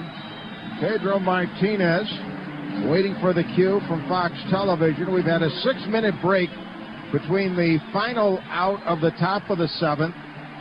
And even before we throw the first pitch in the bottom of the 7th, it'll be better than 6 minutes. As Matsui stands in, he's 1 out of 2 with a double. The Red Sox leading 4-1 in the bottom of the 7th. Martinez to Matsui. Swing and a ground ball to second base. Walker has it. High throw to first. Millar holds the bag. Matsui is out 4-3. The Red Sox, I hope we're not premature in starting a countdown, 8 outs away from the World Series. By the way, between the last pitch of the top of the inning and the first pitch of the bottom of the 7th, 6 minutes and 27 seconds. You don't think that affects a pitcher? The Twins complained that it affected their starter in Game 2, and it affected Wakefield in Game 1 here. Here's Posada, has flied to center and bounced to first. The pitch, curve, high, ball 1. First time Posada hasn't chased the first pitch with Pedro, which he does against Pedro, but not against many other people. Red Sox 4, the Yankees 1, last of the 7th. Bases empty, 1 out. Here it comes. Curveball in there for a called strike. The Red Sox will have to go through the top of the order one more time. 1-1 to Posada with the bases empty, bottom of the 7th. Pedro Martinez has been outstanding. Here it comes. Swinging a foul to the screen, and Martinez gets ahead, a ball and 2 strikes. Pedro has thrown 4 pitches in this inning. That's what, 83? 83 pitches, 7 strikeouts, 1 walk. It came in the first. Willie Randolph coaching at third, Lee Mazzilli coaching at first. Red Sox players bouncing back and forth on their feet. You don't think there's some adrenaline flowing, some nerves going? The 1-2 pitch. Where was that pitch? Pedro slumps his shoulder. It was looked to be over the heart of the plate and apparently low, a cutter, and it's 2-2. So Tim McClellan, said to be the best balls and strike umpire. The 2-2 pitch. Breaking ball down and in, full count of 3-2. We may be looking back at that 1-2 pitch before this night is over. Wells warming for the Yankees. Posada trying to get on. On deck, Giambi. He's homered for the New York run. Both teams, all their personnel seated on their benches. Nobody's on the top railing. The New York crowd has come to life. Posada waits the 3-2 pitch. Swing and a drive. Right center field. Damon on the move. He's there. He has it for the out. Posada hit that ball squarely, but Damon got a great jump and made the catch. Running to his left and right center for the second out. 7 to get for a trip to the World Series. Here's Giambi, 1 for 2 with a home run. He struck out his first time. Overshift employed here. Giambi, 5 for 23 in the series with 2 home runs. The pitch. Fastball, inside, ball 1. Don't think you'll see another changeup. David Wells apparently will pitch the 8th for New York. What will the score be? At the moment, it's 4-1 Red Sox. Bottom of the 7th, bases empty, 2 out. Next pitch. Fly ball, foul, left side. He got jammed and fought it off. It's out of play, 1-1. Pedro Martinez. He's won 3 Cy Young Awards. He has pitched some very big ball games for the Red Sox. In the 99 playoffs against Cleveland, the deciding game, Game 6. And here tonight against the Yankees in Game 7. A foul to the left and out of play, and Giambi falls behind Martinez, 1-2. Only 10 pitches in this inning. But Pedro, then they had hitters. They really haven't been waiting him out as much as they did during their regular season games. I think they've appreciated early that he's got his fastball tonight. It's got some life. It's got some movement. I'm sure Pedro's thinking about trying to finish this game if he possibly can. 1 ball, 2 strikes. Giambi waits, walks a lot, strikes out frequently. And the pitch. Fastball high. He didn't chase. It's 2-2. The Red Sox got 3 in the second, 1 in the fourth. The Yankees' run came in the 5th. Nixon is homered. Miller is homered. Excuse me. Millar is homered, not Miller. Nixon and Millar. Giambi is homered for New York. The 2-2 pitch. Swing and a drive. Deep right center. Way back. Damon on the track. Leaps. Home run. Giambi has done it again to the right of the 408-foot marker. He's cut the Red Sox lead in half. It's 4-2. Giambi, a second home run of the game. Damon went back, tried to time his leap, but it was beyond his reach. And Giambi has brought the crowd to life again. It's not over yet. The Red Sox lead is cut to 4-2 as Giambi hits his second home run of the game. That time, Pedro challenged him with a fastball belt high over the plate, and Giambi got all of it. Now Wilson. Damon came close, but it was just out of his reach. Pedro wanted that pitch a little higher. Wilson's 0 for 2. Takes a changeup low and away. Ball 1. He's flied to left twice. The Yankee crowd is in a frenzy. Damon went back, made a leap. Oh, came awfully close, but couldn't get it. Ground ball, chopped to first. A fair ball. Millar fields and dives for the bag. Comes up short. All he had to do was toss it to Pedro, who was there.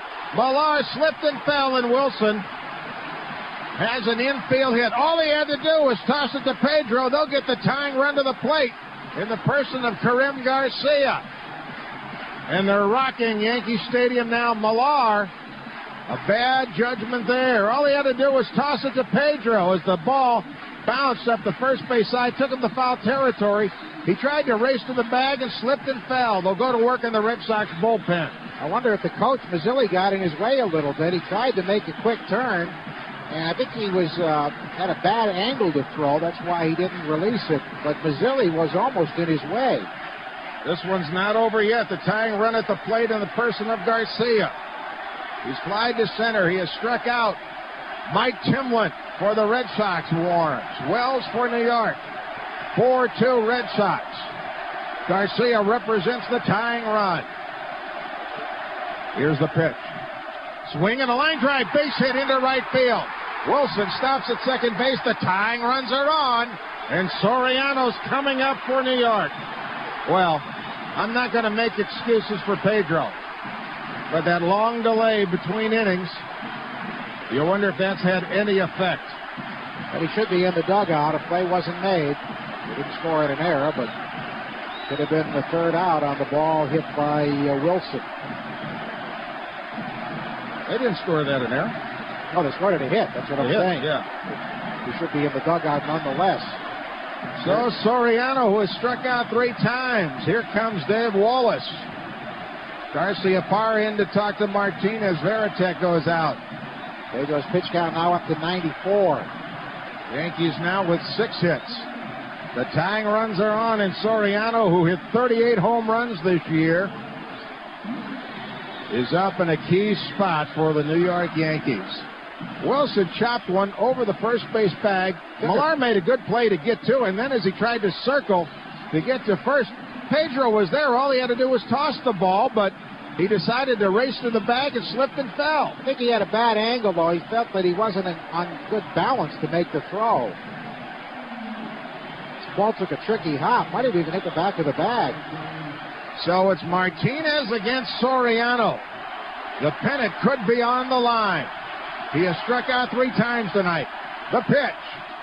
Over his head, ball 1 with a changeup. The crowd hooting and hollering. That was an off-speed pitch. Wilson at second. Garcia at first. Soriano waits. The pitch. Swing and a ground ball to third. Foul. Foul ball. 1-1. Soriano knocked in a pair yesterday with a double. He has a lightning quick bat. Not disciplined at all.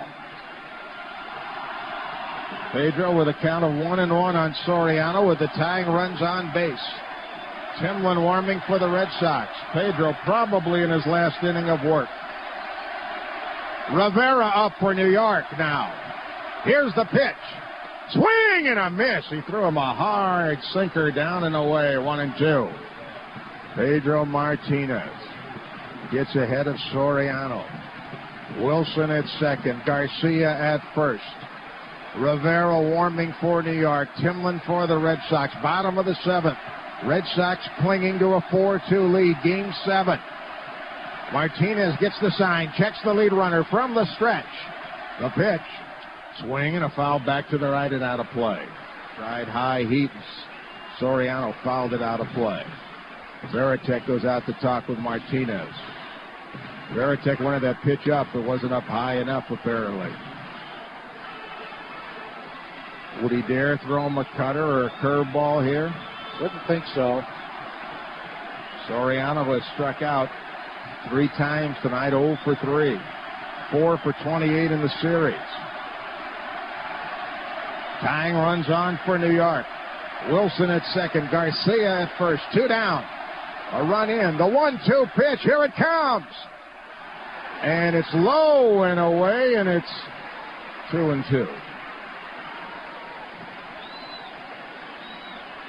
Nobody is seated at Yankee Stadium. All the fans on their feet.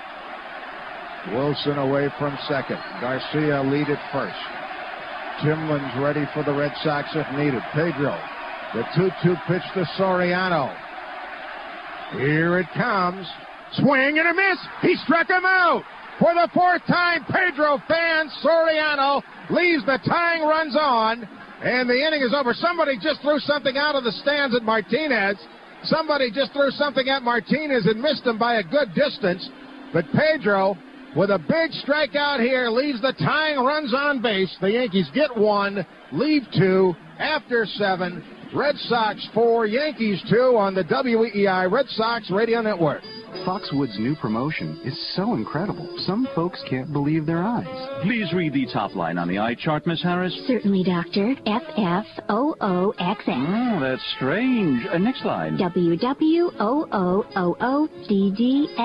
Well, there's your problem. What is it, Doctor? You're seeing double. Don't miss Foxwoods Double Point Days. From October 1st through October 31st, Foxwoods will double every point you earn when playing your favorite slot machines during designated time periods. Make sure to have your wampum card inserted during Double Point Days, and you'll automatically receive double wampum points for your play. Thank you, Doctor. So what do you suggest I take? I suggest you take exit 92 off I-95 in Southeast Connecticut to Foxwoods and get this out of your system. Foxwoods Double Point Days, October 1st through 31st. For times and rules, go to foxwoods.com.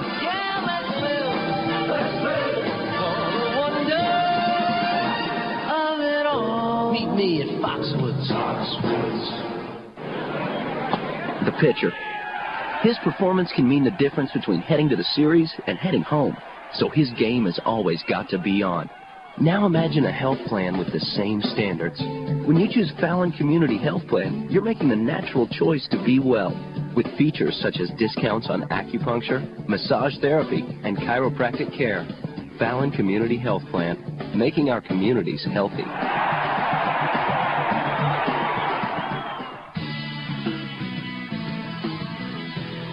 The Foxwoods team is the easy favorite this season because now it's easier than ever to book hotel and restaurant reservations online at foxwoods.com. It's the 8th inning. Early on, we thought we might have a less stressful game when the Red Sox had a 4-0 lead. Runners at first and third, nobody out in the fourth, but the Yankee bullpen has shut them down, and it's now 4-2 Boston in the 8th as Jeff Nelson gets set to face Ramirez. Wells ready for Ortiz, who's on deck. You ever seen a gutsier performance than Pedro has shown tonight? He's been outstanding. He's still in the dugout. He's thrown 100 pitches, 8 strikeouts, 5 hits, 2 home runs, solo shots by Giambi, who has now 3 in his career off Pedro, but Pedro's pretty much dominated him. Jeff Nelson struck out Nomar to end the top of the 7th, and here he is to face Manny, who's hit 2 fly balls to right and lined a single to right. Red Sox need a run or two. They haven't scored since the 4th. Here's the pitch, and Manny takes a high fastball, ball 1. Nelson is the 4th Yankee pitcher. Clemens 3 innings plus, gave up all 4 runs, 3 of them earned on 6 hits, a walk and a strikeout. Messina 3 scoreless innings, and he stranded 2 inherited men. Heredia 2/3 of an inning, retired both men. Nelson delivers, and it's way outside and high 2-0.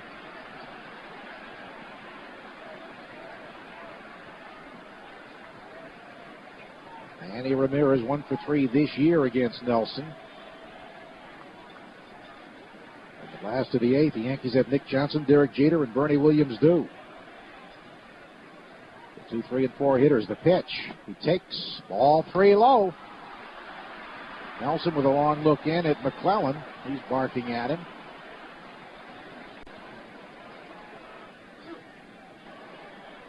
Third baseman Wilson fairly close to the line. Manny very, very seldom swings at 3-0 pitches. Here it comes. And he takes one right down the middle, a call strike.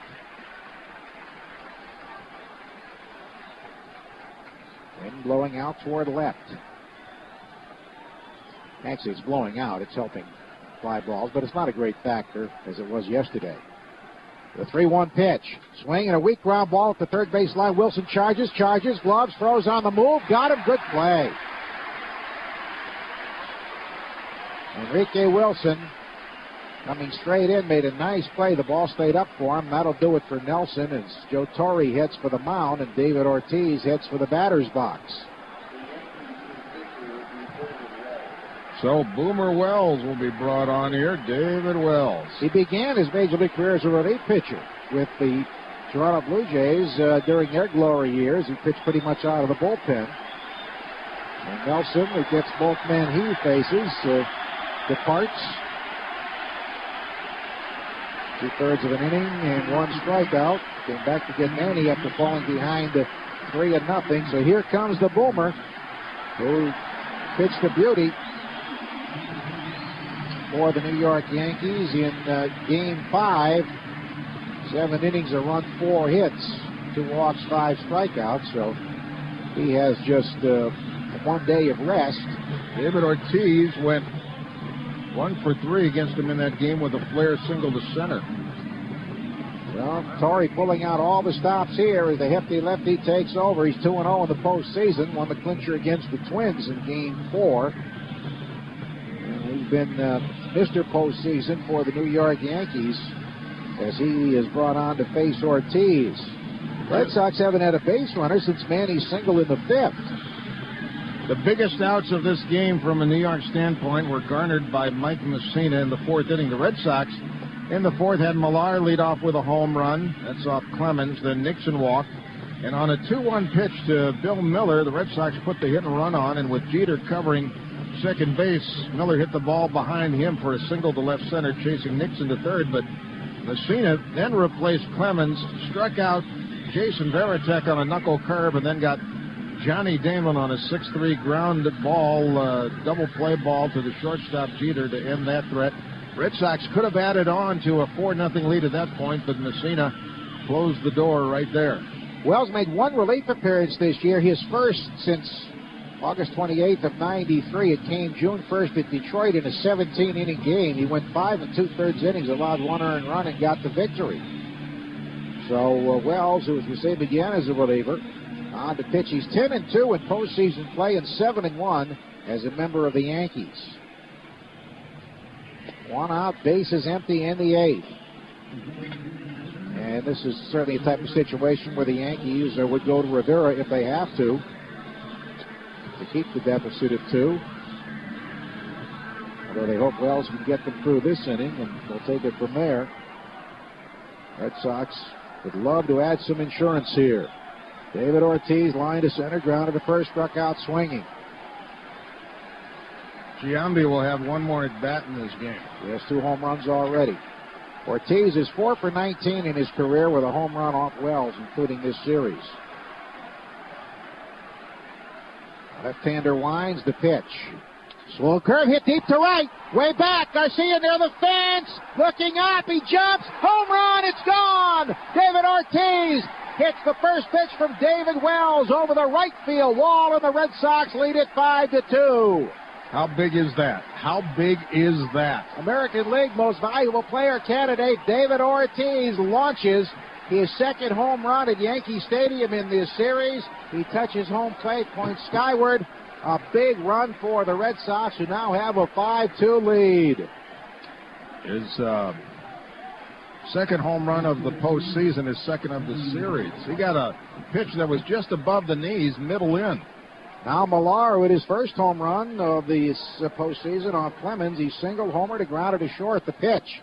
Swinging a bouncing ball to deep short. Jeter has it. A step to his right. Throws across in time for the out. So a first pitch home run by Ortiz, who's been chasing the first pitch more in this series than we've seen him most of the season. Now Trot Nixon, who was homered off Clemens. A 2-run blast into the bleachers in right center. He walked and he struck out. 3 home runs for the Red Sox tonight. 11 in the series. 12 in the series. They have a... 3, that's right, 3 in 9 or 12, and 20 in the postseason. The 12 home runs are a league championship series record. The pitch to Nixon. Breaking ball was in there for a call strike.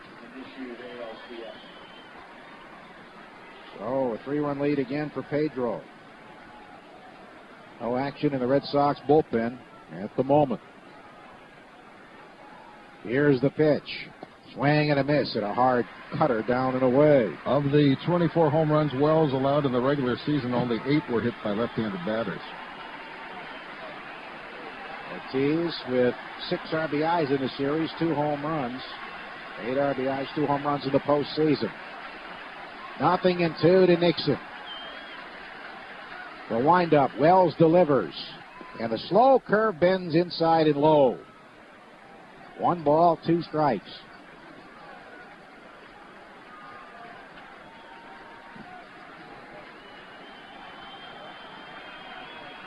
Wells looks in. He's the 5th Yankee pitcher. He delivers. Nixon swings. It's a towering pop-up into shallow left center field. Jeter, moving back, is under it, waves everybody away, makes the catch. Side retired. We go to the last of the 8th inning. American League pennant on the line in Game 7. Red Sox 5, Yankees 2 on the WEEI Red Sox Radio Network as Pedro comes out for the 8th. It's not whether you win or lose. It's how you play the game. A nice philosophy for your kid's baseball league. But when it comes to car buying, forget it. Because winning is all that matters at the Hyundai Winning Season Clearance, where you'll win big with cash back on cars all over the lot. Get up to $2,500 back on a new Hyundai. That's right, up to $2,500. All told, you could save up to thousands over many comparably equipped Hondas or Toyotas. And only Hyundai comes with America's best warranty. 10 years, 100,000 miles. So don't walk, run to the Winning Season Clearance at your local Hyundai dealer. This is one time when it's really not about how you play the game. It's all about winning. Hyundai, win. Hurry into the Winning Season Clearance going on now and get $1,500 cash back on any new 2003 Accent at your local Hyundai dealer. Limited time factory rebates. Take delivery from new dealer stock. See dealer for limited warranty and offer details. Comparisons based on manufacturer information compiled 4/1/2003 by AIC and published on Autosite.com. Imagine how good life would be if you were connected to everyone at the game with Nextel's walkie-talkie feature. Hey, hot dog man, can we get a couple of footlongs over here? Skipper, yeah, listen, you think maybe it's time to put in a new pitcher? Oh, what do you say you open your eyes? Hey, mascot, looking good, buddy. Listen, can you wave to my kids? We're up here in Section B, Loge. See? Life's better when you have the cell phone with a walkie-talkie. Nextel. Get right through. Call 1-800-NEXTEL-9 or shop at Nextel.com.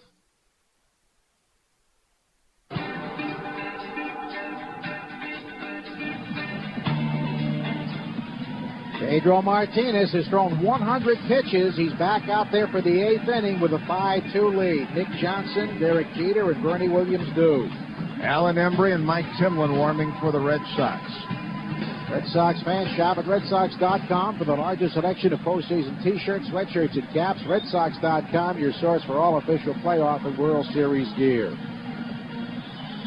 Tension mounting at Yankee Stadium as this game is now in its late stages. Nick Johnson walked in the first, fly to center, grounded out 3-1. Only once have the Yankees had the leadoff man on today. The pitch, fastball inside, ball 1. That was when Giambi homered, leading off the 5th inning.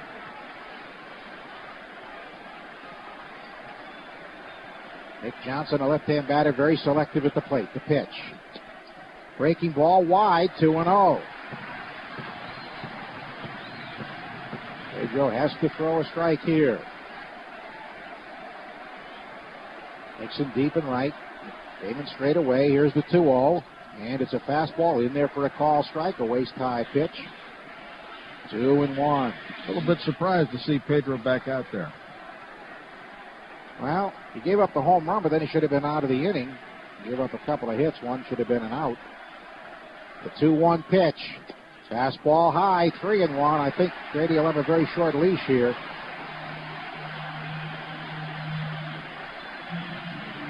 Three balls, 1 strike. Base is empty in the 8th inning with nobody out. Pedro Martinez rocks, kicks, and fires, and it's in there for call strike 2. Johnson was taking all the way. Pedro has walked 1. He's fanned 8. He's allowed 5 hits. 2 have left the yard. I think that's 6 hits. The payoff pitch. Swing and a foul tip off the mask of the catcher. Just to get a piece of a high fastball.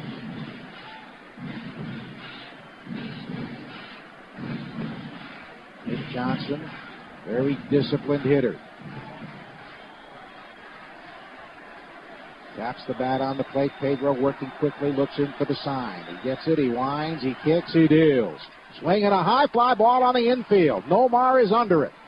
Right in his tracks at shortstop. He makes the catch, 1 out. So he popped him up on a 3-2 pitch, and the batter is Derek Jeter, the all-time postseason leader in hits. He's 0 for 3 tonight. A foul to first, a ground to third, and a strikeout. Pedro has thrown 107 pitches now. Varitek went out to alert Bill Miller as to a possible bunt by Derek Jeter. They need base runners, trailing by 3 in the 8th. Yankee bullpen is busy. Rivera. Miller in close at third. Pedro waiting for Jeter to get set. Now he's ready. The wind-up, here it is. Swing and a miss at a high fastball. 0-1 as he threw some high heat to Derek Jeter. 5 runs, 9 hits, no errors for the Red Sox. 2 runs, 6 hits, 1 error for the Yankees. Pedro gets the sign and deals. Swing and a ground ball foul to the backstop. He got jammed with a hard sinking fastball. So Jeter behind, 0-2.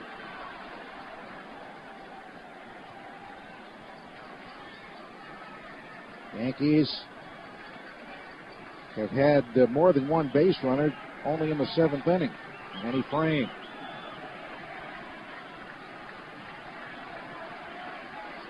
No balls, 2 strikes to Jeter. Pedro winds, and here it is. Swinging a fly ball, right field, deep. Back goes Nixon, still going back, reaches up, it's over his head. It hops off the fence. Jeter to second base, hangs in there with a double. It was straight over Nixon's head. He couldn't get back there far enough. Jeter on an 0-2 pitch cranks a double, and the Yankees have new life as Bernie Williams comes up to the plate. Williams 1 out of 3 tonight. Varitek wanted that pitch a little further away. Nixon got fooled, I think, by the trajectory of the ball. It's tough when it's hit right at you, directly over your head. Yeah, he took I think if he had looked over the other shoulder, it might have been a little easier. But in any event, Jeter's at second, and the batter is Bernie. Single struck out, fly to right. Matsui to follow. Derek Jeter's 114th postseason hit. Pedro works. Bernie takes a fastball over the inside corner for a call strike. He beat Pedro on a Friday night at Fenway Park with a base hit on a curveball late in the game. Drove in the winning run. See if we can get Pedro's radar readings. Pedro's thrown 111 pitches. To 98 in his last start. 1 ball, no balls, 1 strike, 1 out. Jeter at second. I think if the game been tied, Jeter would have tried for a triple on that ball. But he's not going to take any chances. Rivera ready in the bullpen for the Yankees. 1 out, 8th inning. The 0-1 to Bernie. Outside, 1-1. That was a 90-mile-an-hour fastball. He's been higher than that, 93, 94 at times tonight. 7 hits off Pedro by the Yankees. He's ready. The 1-1. Low and inside with a breaking ball. Now a walk would get the tying run to the plate. And you'd see Alan Embry.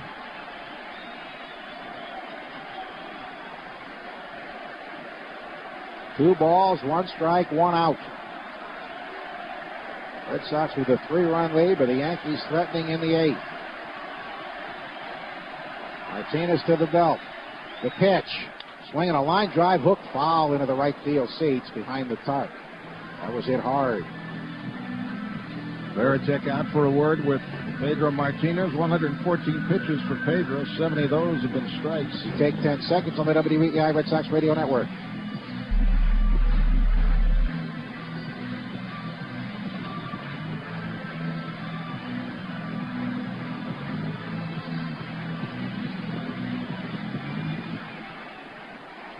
Two balls, 2 strikes, 1 out.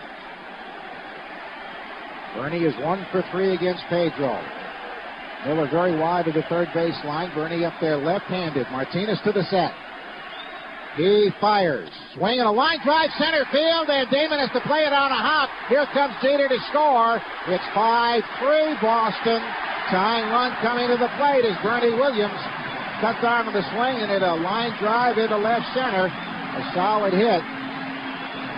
And the Yankees have the tying run coming up in the person of Matsui. Here comes Grady Little jogging out to the mound.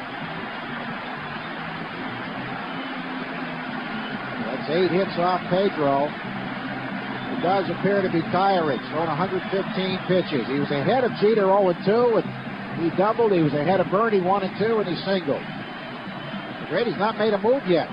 He's staying with them. He jogged out there. That's an indication he's going to stay with them. Now Grady jogs back to the dugout. Matsui coming up. He hit a long double in the 4th inning. He's also hit a fly ball to center and a ground ball to second. Matsui did have a base hit off Embry in this series. That was yesterday. Matsui had a double in game 3 off Pedro that hurt. Outfield very deep. Pedro's been ahead, but he's not been able to put away the last 2 hitters. The Yankees have cut the gap to 2 again. Martinez at the belt to pitch. There's a breaking ball that drops in for a call strike. This guy hit into 25 double plays during the regular season. Pedro said he wanted to stay in there, and Grady Little giving him the opportunity to do so. Pedro is ready. Bernie with a short lead, held on by Millard. Tying run at the plate, the pitch. Breaking ball was over the inside corner. Call strike 2. Hideki Matsui. Signed after 3 most valuable player campaigns in Japan. One of the top players in Japanese baseball history. Had a solid rookie year, drove in 106 runs in the regular season. Pedro's ahead of him 0-2. He's ready. At the belt. Long set. Here it is. Swinging a line drive down the right field line. Fair ball! And it bounces into the stands. A ground rule double. The Yankees will have the tying runs in scoring position. Another 0-2 pitch. Shelled.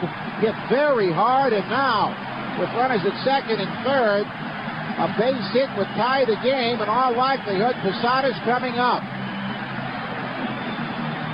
Matsui turned on an 0-2 fastball and hit a big double. He drives in his 5th run of the series. Well, you knew it wouldn't be easy. Never is. Fan reached over and grabbed it. That's what happened. It was a fan interference double. It was out of our view down the right field line. The fair by just a couple of inches. Bernie at third, Matsui at second. And here is Posada, who's had 2 home runs off Pedro this year. He has hit a fly ball to center, grounded to first and fly to center, and no sign of Grady Little. Timlin and Embry are both ready. Posada at the plate. He's been chasing the first pitch tonight. He delivers. Inside. Ball 1. It almost hit him as he jackknifed out of the way. And Giambi's on deck. He has taken Pedro deep twice tonight. Pedro now with 119 pitches. Yankees with a heat on in the 8th. They scored 1. They've had 9 hits. They have Bernie Williams at third, Matsui at second, and only 1 out. Pedro Martinez to the belt. His pitch. Curveball drops in for a call strike, 1-1. The bullpen has been so good lately. I bet some are surprised that Pedro's still in the game. The bullpen in postseason has an ERA of 1.01. 1 ball, 1 strike, 1 out. tying runs in scoring position. Pedro is ready. Here it comes. Way outside with a changeup. A walk to put the go-ahead run on. Red Sox have led since the second inning.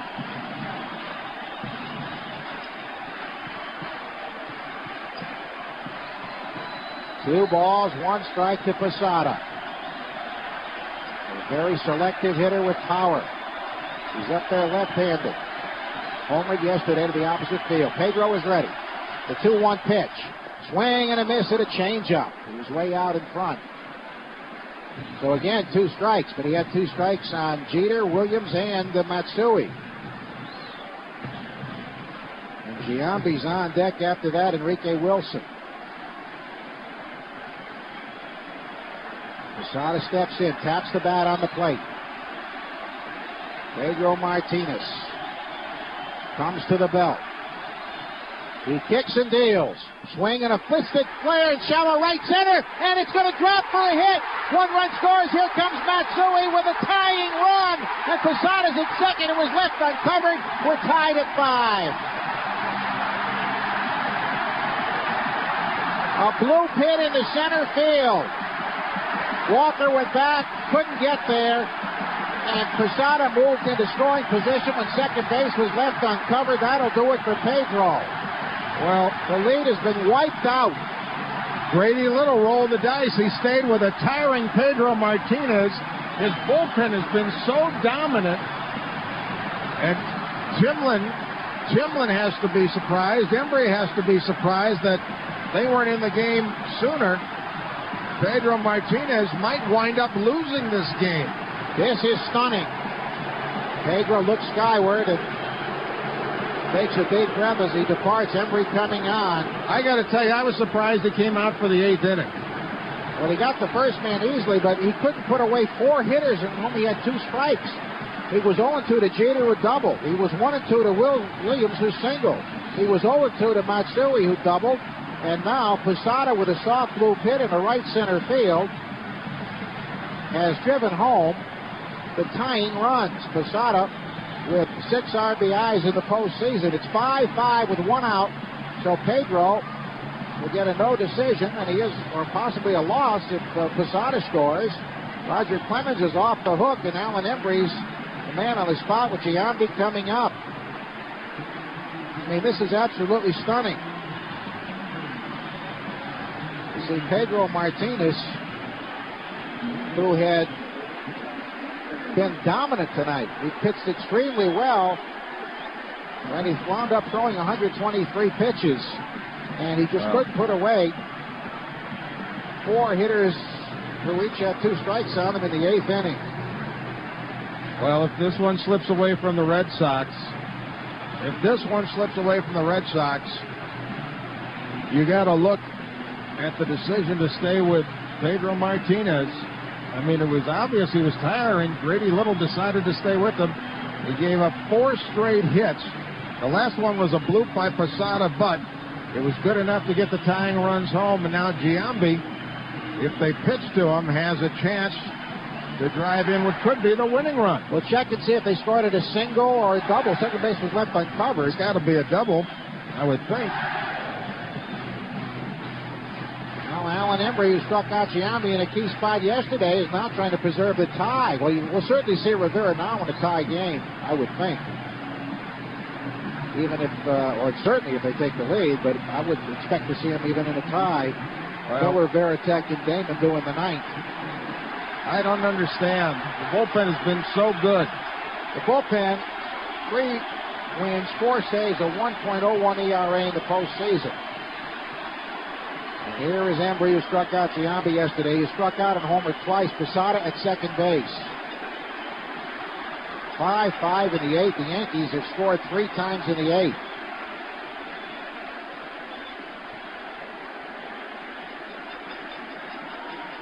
Now the Red Sox at one point had a 4-0 lead. This has been another high-stress game, with a lot more to go, perhaps. All right, Embry is ready. He delivers. Giambi swings, fouls it back out of play. Had a good swing at that fastball. Giambi struck out, homered over the right center field wall twice on Pedro Martinez. It was a blue pit by Posada. Yankees were out of the dugout, jumping up and down as the ball dropped into shallow center. We think they scored it a double.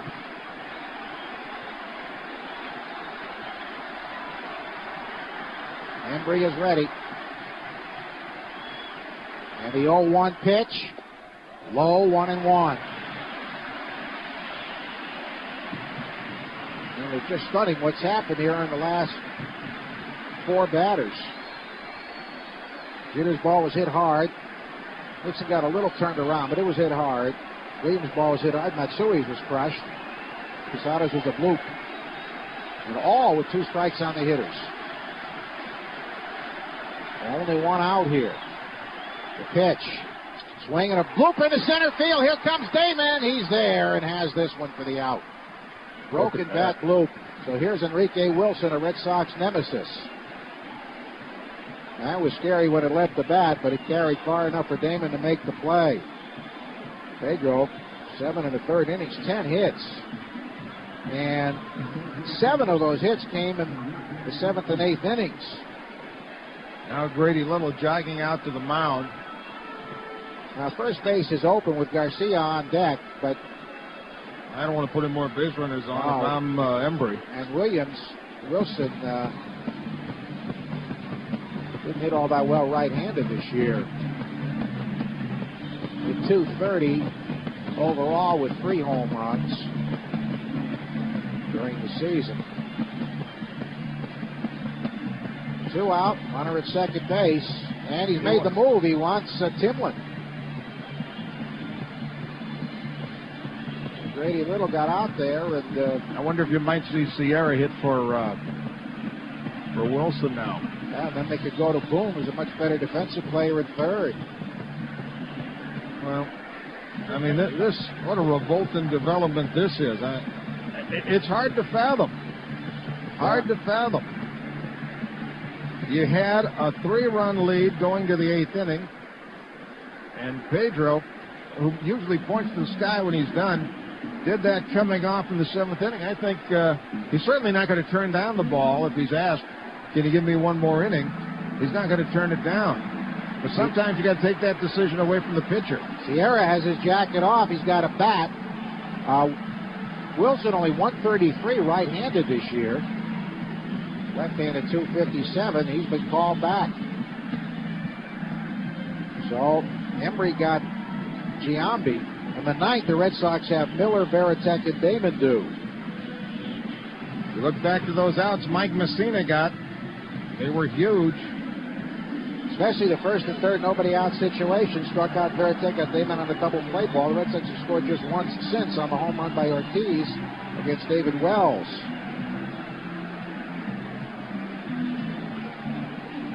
So I bet there are people in New England kicking their TVs and punching their radios. Are rather snarly right now. Timlin to face Sierra, low ball hitter with a big swing. Mike Timlin has been near perfect in the postseason. He allowed a hit yesterday, the only hit and the only base runner that he has allowed in 8 1/3 innings. Opponent sitting 0-38 against him. It's not a lot of walking. He's fan 10. He's making his 8th appearance of the postseason, and for Timlin, his 5th appearance of this series. And he'll face Sierra at a pinch home run off Williamson at Fenway in Game 4. Now the Red Sox led the entire night from the 2nd inning on, but now it's tied 5-5 with a go-ahead run at second base.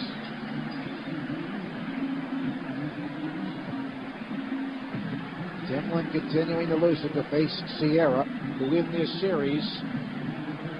Ruben Sierra is 1 for 2 with that home run.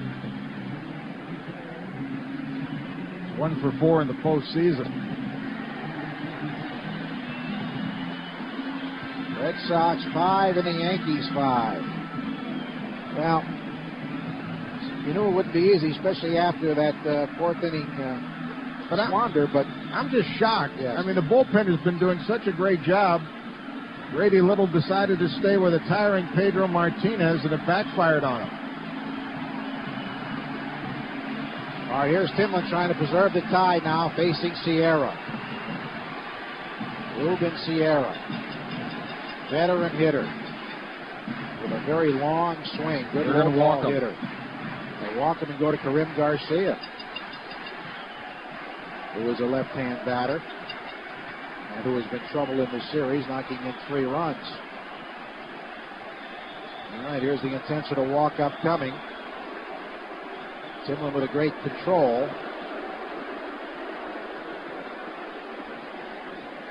Ball 1 has been issued. Here is ball 2. They're ready for the 9th. Again, Miller, Varitek, and Damon Dew. There's ball 3. Karim Garcia. Single off Timlin last night. There's ball 4. He's the only man to get a hit off Timlin in the postseason.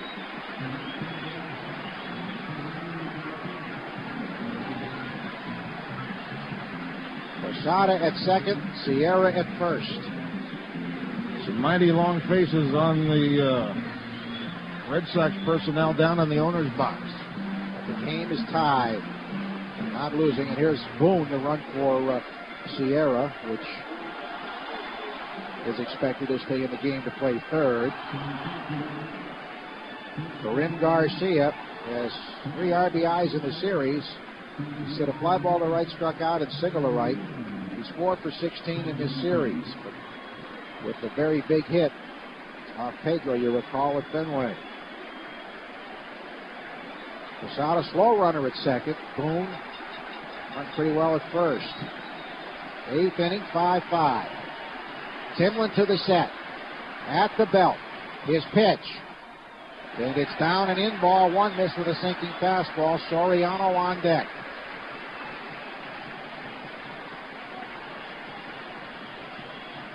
Tell you how even this series is. Red Sox have scored 29 runs. The Yankees have scored 29 runs.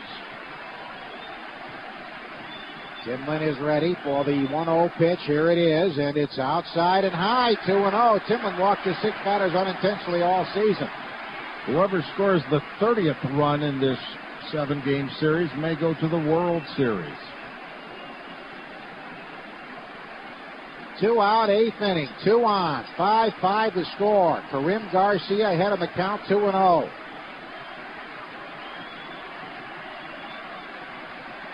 Timlin sets, checks the runners. His pitch, low and inside, 3-2. 3-0. 3-0. Soriano on deck.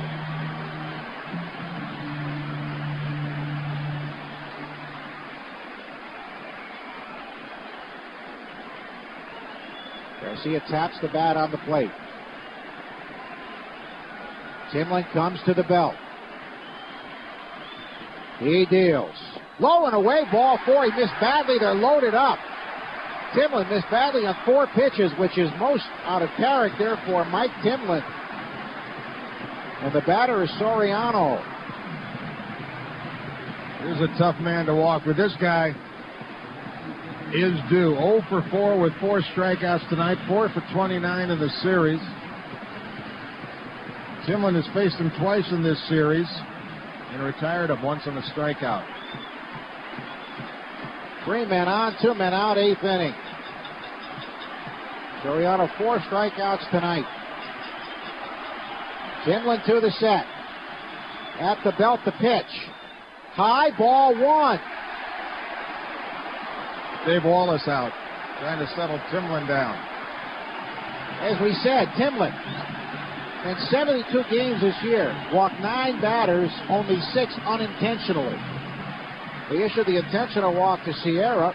He was looking for the pinch runner Boone, and then he walked Garcia on 4 pitches. He's 1-0 to Soriano. Dave Wallace with his arm on the shoulder of Timlin, the other arm on the shoulder of Varitek. discussing the situation here. It's been an eternal last of the 8th, and it's not over yet. McClellan trying to break up the conference. None of the 5 pitches have been close. Willie Randolph came down to talk to Soriano, the third base coach. You know what would be a gutsy play here? A bunt like we saw from Hernandez in the Oakland series with third baseman Miller deep. Very deep. Outfield straight away. 1-0 to Soriano. Timlin at the belt to pitch. Right down the middle, a call strike. He seemed to be taking all the way.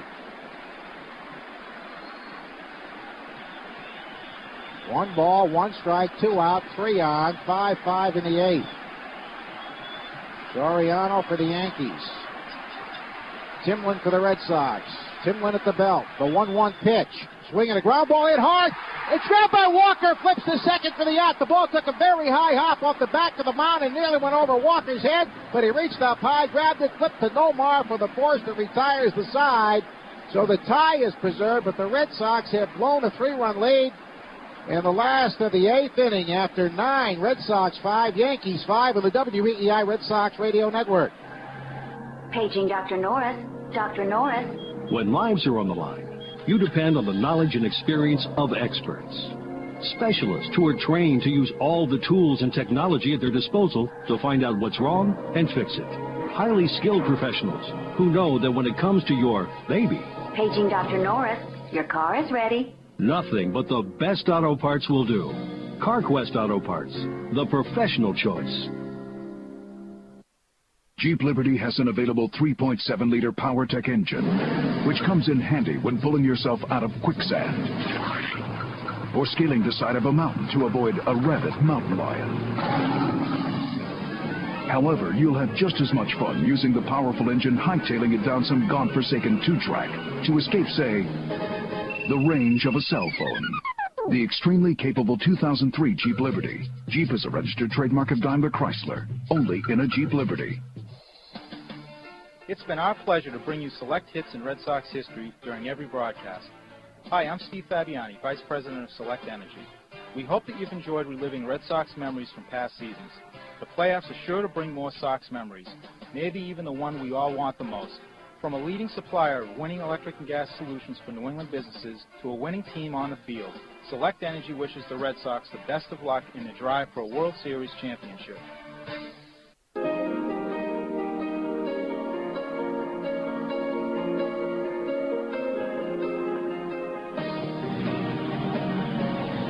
So it's come down to this, a tie ball game in the 9th inning of Game 7 of the American League Championship Series between the Red Sox and the Yankees. That's how even these clubs are. Their run total's even at 29 in the series.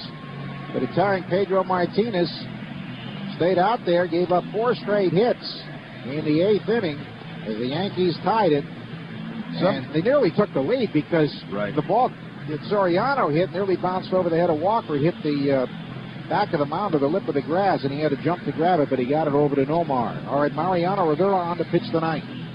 I think sometimes you got to take the ball away from a competitor like Pedro. There's no way he's going to ask out of a game, but it was obvious he was tiring. And we saw a shot of the pitchers in the bullpen, Embry and Timlin. I think they were shocked they were not in the game sooner than they came in.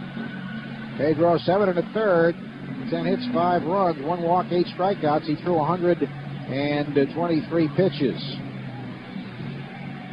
Boone now at third base for New York. And Rivera on the mound in a tie game. Mariano Rivera. Been in 3 games. He saved 2 of them. Red Sox have 1 run off him in the postseason. That was on a triple by Walker. There's Bill Miller, struck out, single left, grounded to third. 5-5 in the 9th inning. Johnson guarding the line. And Boone close to the bag at third. Rivera to the set. The pitch. Miller takes it in there for a call strike.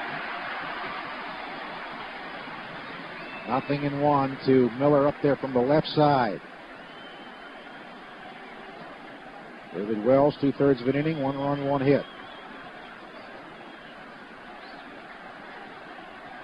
Here's the pitch.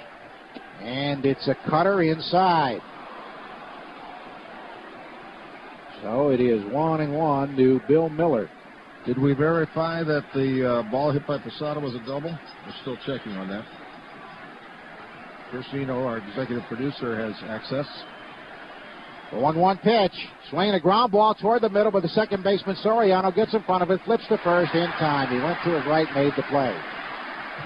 1 down in the 9th. It was a double for Posada in the bloop. Shouldn't have been, but second base was left uncovered. Now the Yankee bullpen has given up just 1 run. That's the home run off Wells by Ortiz, and here's Varitek. Jason tonight doubled and scored, struck out, and grounded to second. 5-5, top of the 9th, 1 out, bases empty. He's 4 for 14 against Rivera. The pitch. Cutter inside and low ball 1. Rivera gave up just 3 home runs in the regular season. He had just 10 walks in over 70 innings.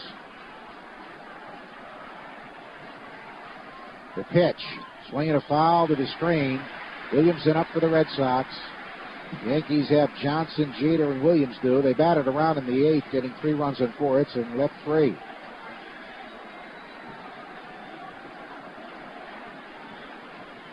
Roger Clemens will get a no decision in what may have been his last start. The pitch. Low and outside. Varitek tried to move off the plate here. That's what Walker did when he tripled.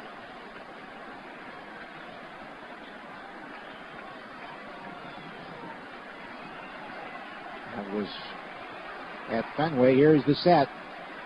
Rivera's 2-1. Low and away. 3-1. So Varitek with a hitter's count.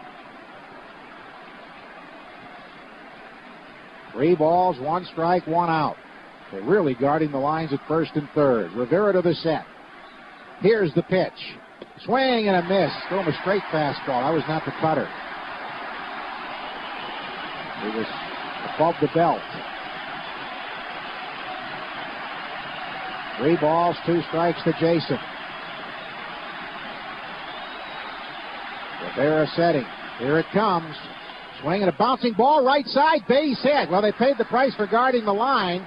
It was a cutter down and in. It wasn't hit very hard, and Varitek found the hole between first and second. On a normal alignment, that's probably an out. Damian Jackson will run for him. Let's see if the Red Sox decide to do some running here. Posada is a good throwing catcher. He drops a lot of pitches. The only time that Jackson has tried to steal in this series has been thrown out. Johnny Damon hitless tonight, grounded to short, reached on an error, grounded into a 6-3 double play in a key spot in the 4th and struck out. He's 3 for 18 in the past against Rivera. 1 for 5 this year. Jackson with a short lead at first is being held aboard. Infield and double play depth, third baseman shortened up. Rivera from the set delivers. And the cutter is in there for a call strike. A relatively low strike call. 5 runs, 10 hits for each club. The Yankees have made the game's only error, and it cost them a run. It was by Wilson, who's no longer in the game.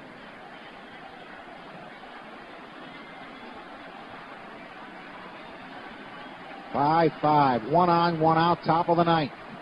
Rivera setting. Here's the pitch. Check swing. The fastball is high. Appeal. Rivera wants one. One never came. Todd Walker on deck, then Nomar.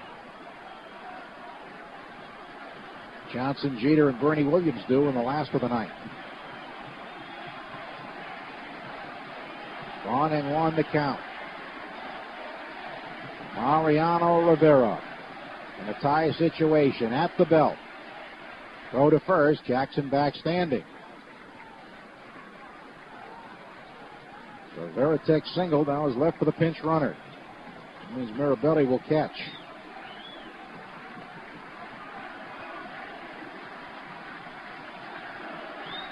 Third baseman almost on the bag. Very, very close to it and even with it. The 1-1 pitch. He bluffs. The pitch is fouled to the backstop. He took a jab step. I don't know whether that was just a bluff or whether Jackson felt he got a forward jump, but he stopped. Damon behind 1-2. He had a fastball right down the middle, belt high, and he fouled it straight back. Might not see another straight one.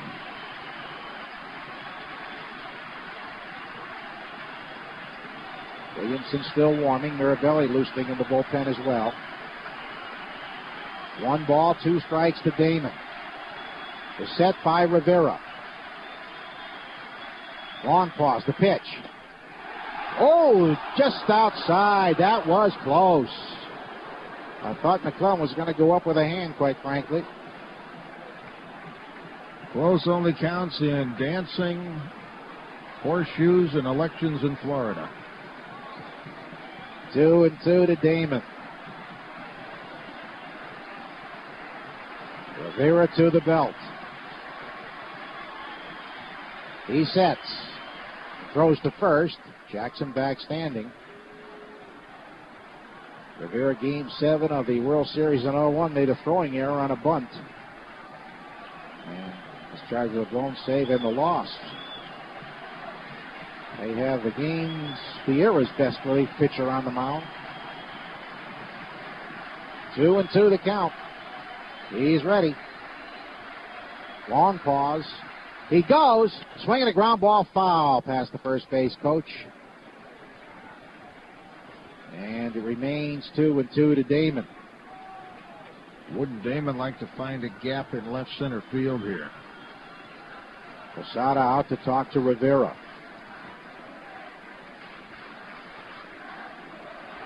Well, the Red Sox had a 4-0 lead. Nothing's been easy this year. No, but this one should have been easier. They have another grinder, as it turns out.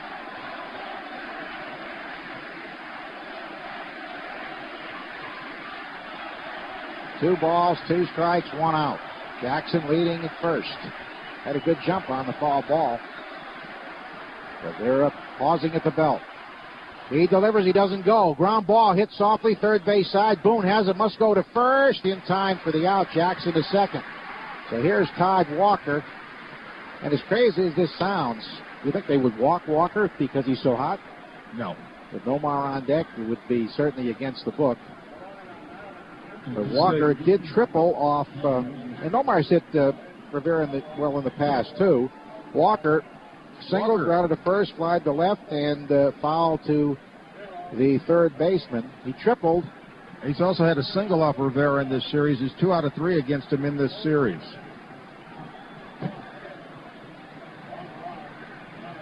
Three for 7 this year against him. 3 for 8 in his career.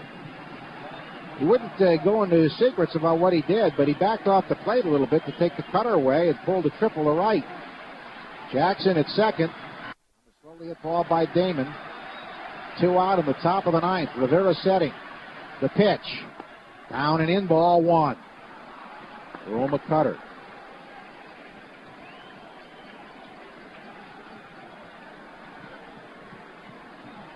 Two out, top of the 9th. Todd Walker has 5 homers, 6 RBIs in the postseason. Awaits the pitch. It's a cutter over the outside corner at the knees. A call strike. 1-1. Garcia has a decent arm in right. Bernie Williams a weak arm in center. Matsui average in left field. Rivera is ready. The 1-1 coming to Damon. Or to Walker. Walker swings, fouls it off his shoulder in the batter's box. So Rivera is ahead 1-2. Pedro was ahead 0-2, 1-2. And they've got 4 straight hits in the 8th.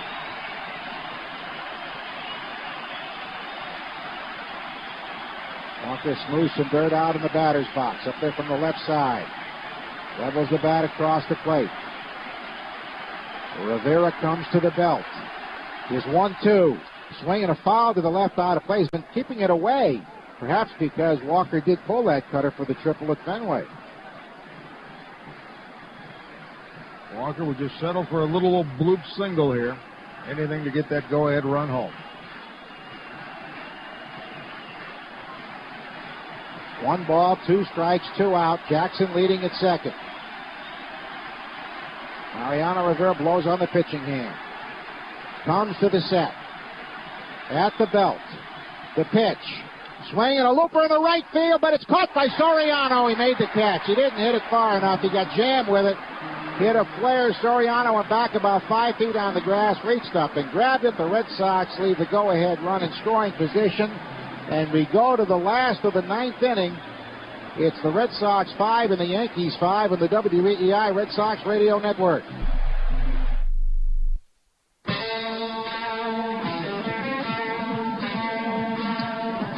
Mike Timlin is back out there to start the last of the 9th. Came on with 2 out, intentionally walked Sierra, the pinch hitter, in the 8th. Gave up an unintentional walk to Garcia on 4 pitches, and then Soriano hit a hard grounder to second and nearly bounced over Walker's head, but they got a 4-6-4, so Timlin left the bases loaded. The Yankees have Johnson, Jeter, and Williams due. Red Sox fans shop at RedSox.com. The largest selection of postseason T-shirts, sweatshirts, and caps. RedSox.com, your official playoff and World Series gear source. Nick Johnson walked, hit a fly ball to center, grounded out 3-1, and popped to short. Sudden death time now. 5-5, last of the 9th inning. Red Sox trying to send it to extra innings. Become what many people thought would be a battle of the bullpens. Although the Red Sox bullpen did not make an appearance till late after the Yankees had tied it. Here's the pitch to Johnson. Swing and a high pop-up third base side near the dugout. Here comes Mirabelli, but he can't get it. It's out of play behind the dugout, strike 1. Mirabelli taking over after Jackson ran for Varitek and was stranded. So Varitek out of the game, one of the Red Sox best offensive players, and of course their spiritual leader behind the plate. But Mirabelli out there now as Jackson ran for Varitek and did not get past second base. Last of the 9th, 5-5. Timlin to the belt. Here's pitch to Johnson. Fastball in there for a call strike. 5 runs, 10 hits, no errors for the Red Sox. They've left 6 for the Yankees. 5 runs, 10 hits, 1 error. The Yankees have left 8. Red Sox trying to send it to extra innings. Timlin with the 0-2 pitch. Here it is. Low with a sinking pitch. 1-2. Red Sox got 3 in the second off Clemens, and 1 in the 4th to lead 4-0. Yanks 1 in the 5th on the Giambi homer, another in the 7th on the Giambi homer. Red Sox a home run in the top of the 8th from Ortiz to make it 5-2, and then the Yanks got 3 in the last of the 8th. The 1-2 pitch to Nick Johnson. Here it comes. Swinging a ground ball at the end of the bat, foul up the third base line. It's been Pedro Embry, who retired the only man he faced, and Timlin for the Red Sox. Yankees have used Clemens, Messina, Heredia, Nelson, Wells, and Rivera.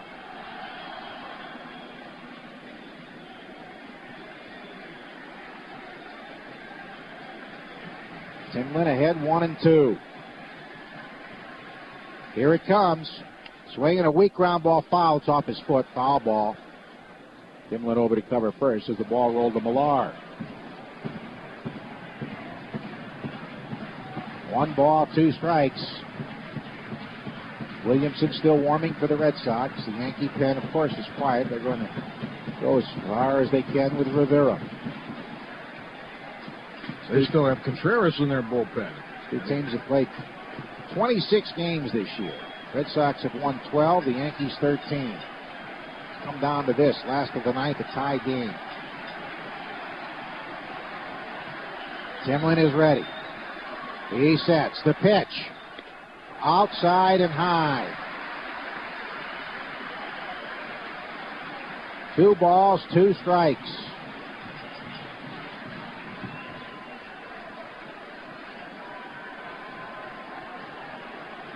Timlin looks in.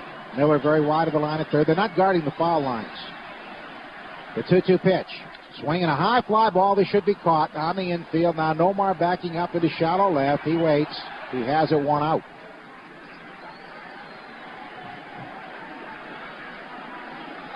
Here comes the all-time postseason hits leader, who has, among his 114 postseason hits, 13 home runs. And a double that started the rally in the 8th inning.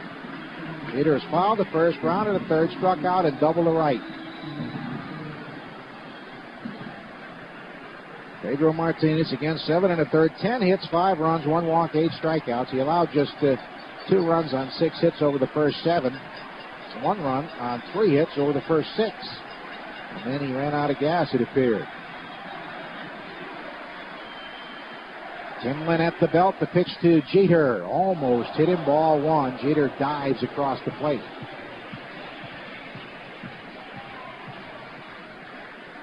One and nothing to count. Miller even with a bag at third. Timlin to the belt. Here it is. High and inside, 2-0.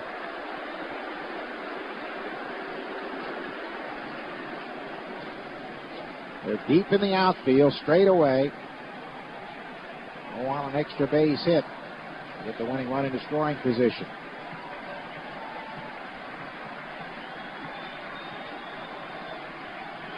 Here it comes. And it's over the outside corner, a call strike. 2 balls, 1 strike. Pennant on the line. Red Sox and the Yankees tied in games at 3. Tied here in the last of the 9th, 5 apiece.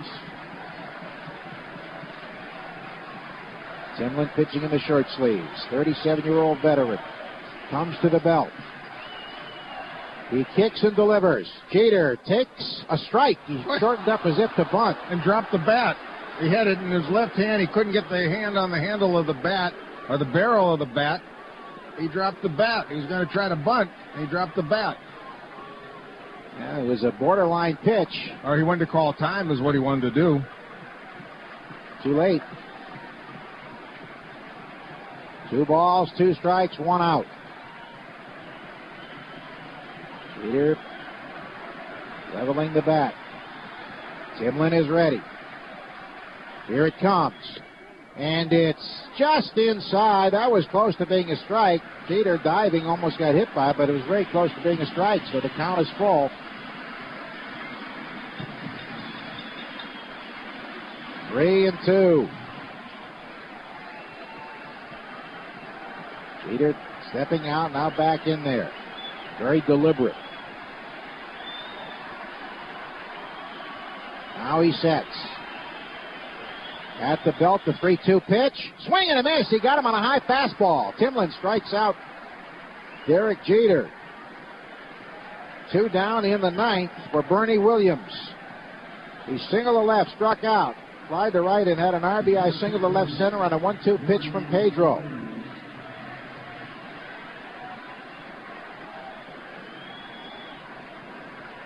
So we are 1 out away from extra innings. This guy has had some dramatic hits in the past, and he has power. Not as much as he used to have, but he still scares you in a spot like this. Timlin deals. Bernie swings, dribbles a foul over by the Yankee dugout. Strike 1. If we go to the 10th, Nomar, Manny, and Ortiz would be scheduled against Mariano Rivera.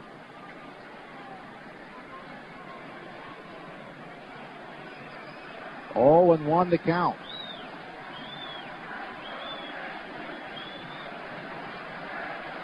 Williams taps the bat on the plate. Takes a practice swing. Outfield straight away and deep. The pitch is high and away. 1-1 the count.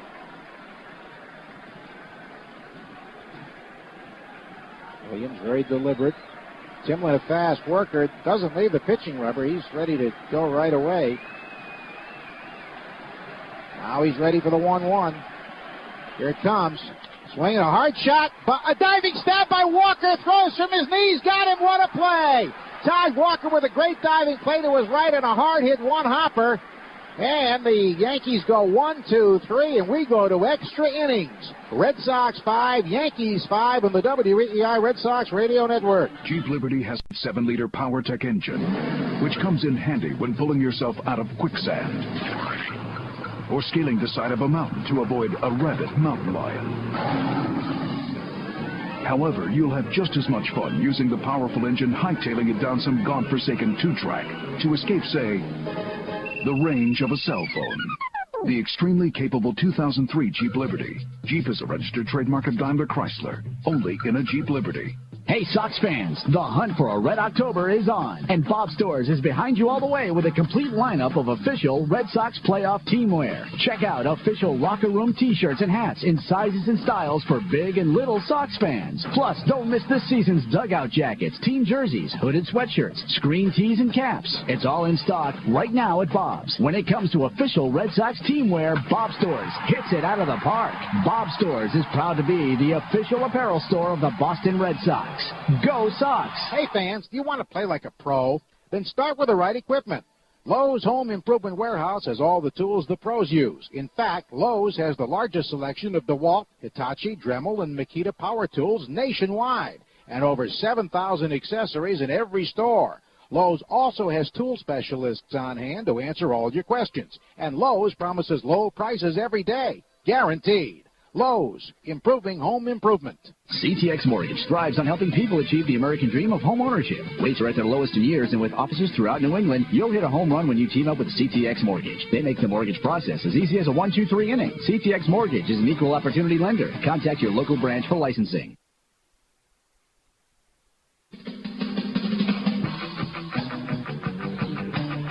The Red Sox are 1-1 in the postseason, and extra innings were 11-5 during the regular season. The Yankees have not played an extra inning game in the postseason this year. During the regular season, they were 6-6 during extra innings. We go to the 10th, tied at 5. The American League pennant and a trip to the World Series on the line. Rivera for his second inning of work. Garciaparra, Ramirez, and Ortiz against Mariano Rivera. Garciaparra, 1 out of 4 tonight, a single. Has 7 hits in the series. Rivera pitches, and a check swing foul. He didn't mean to swing the ball, hit his bat, trying to duck out of the way. 0-1.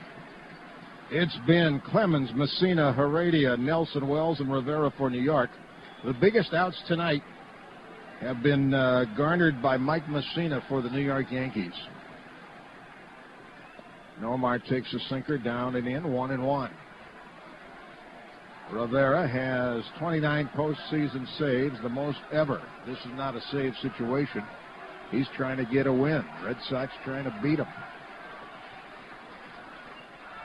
Swing and a miss. He tied him up inside, threw him a fastball. Down and in. Nomar behind, 1-2. He's been going with more straight fastballs tonight. Mixing in a cutter on occasion. The 1-2 pitch to Garciaparra. Swing and a grounded foul, third base side. Roger Clemens was knocked out in the 4th. Pedro Martinez was knocked out in the 8th.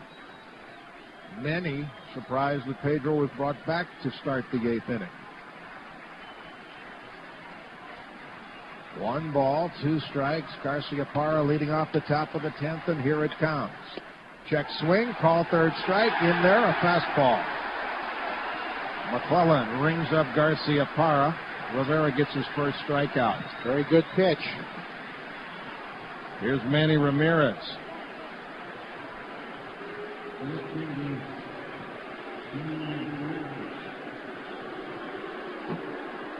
Ramirez tonight, 1 out of 4.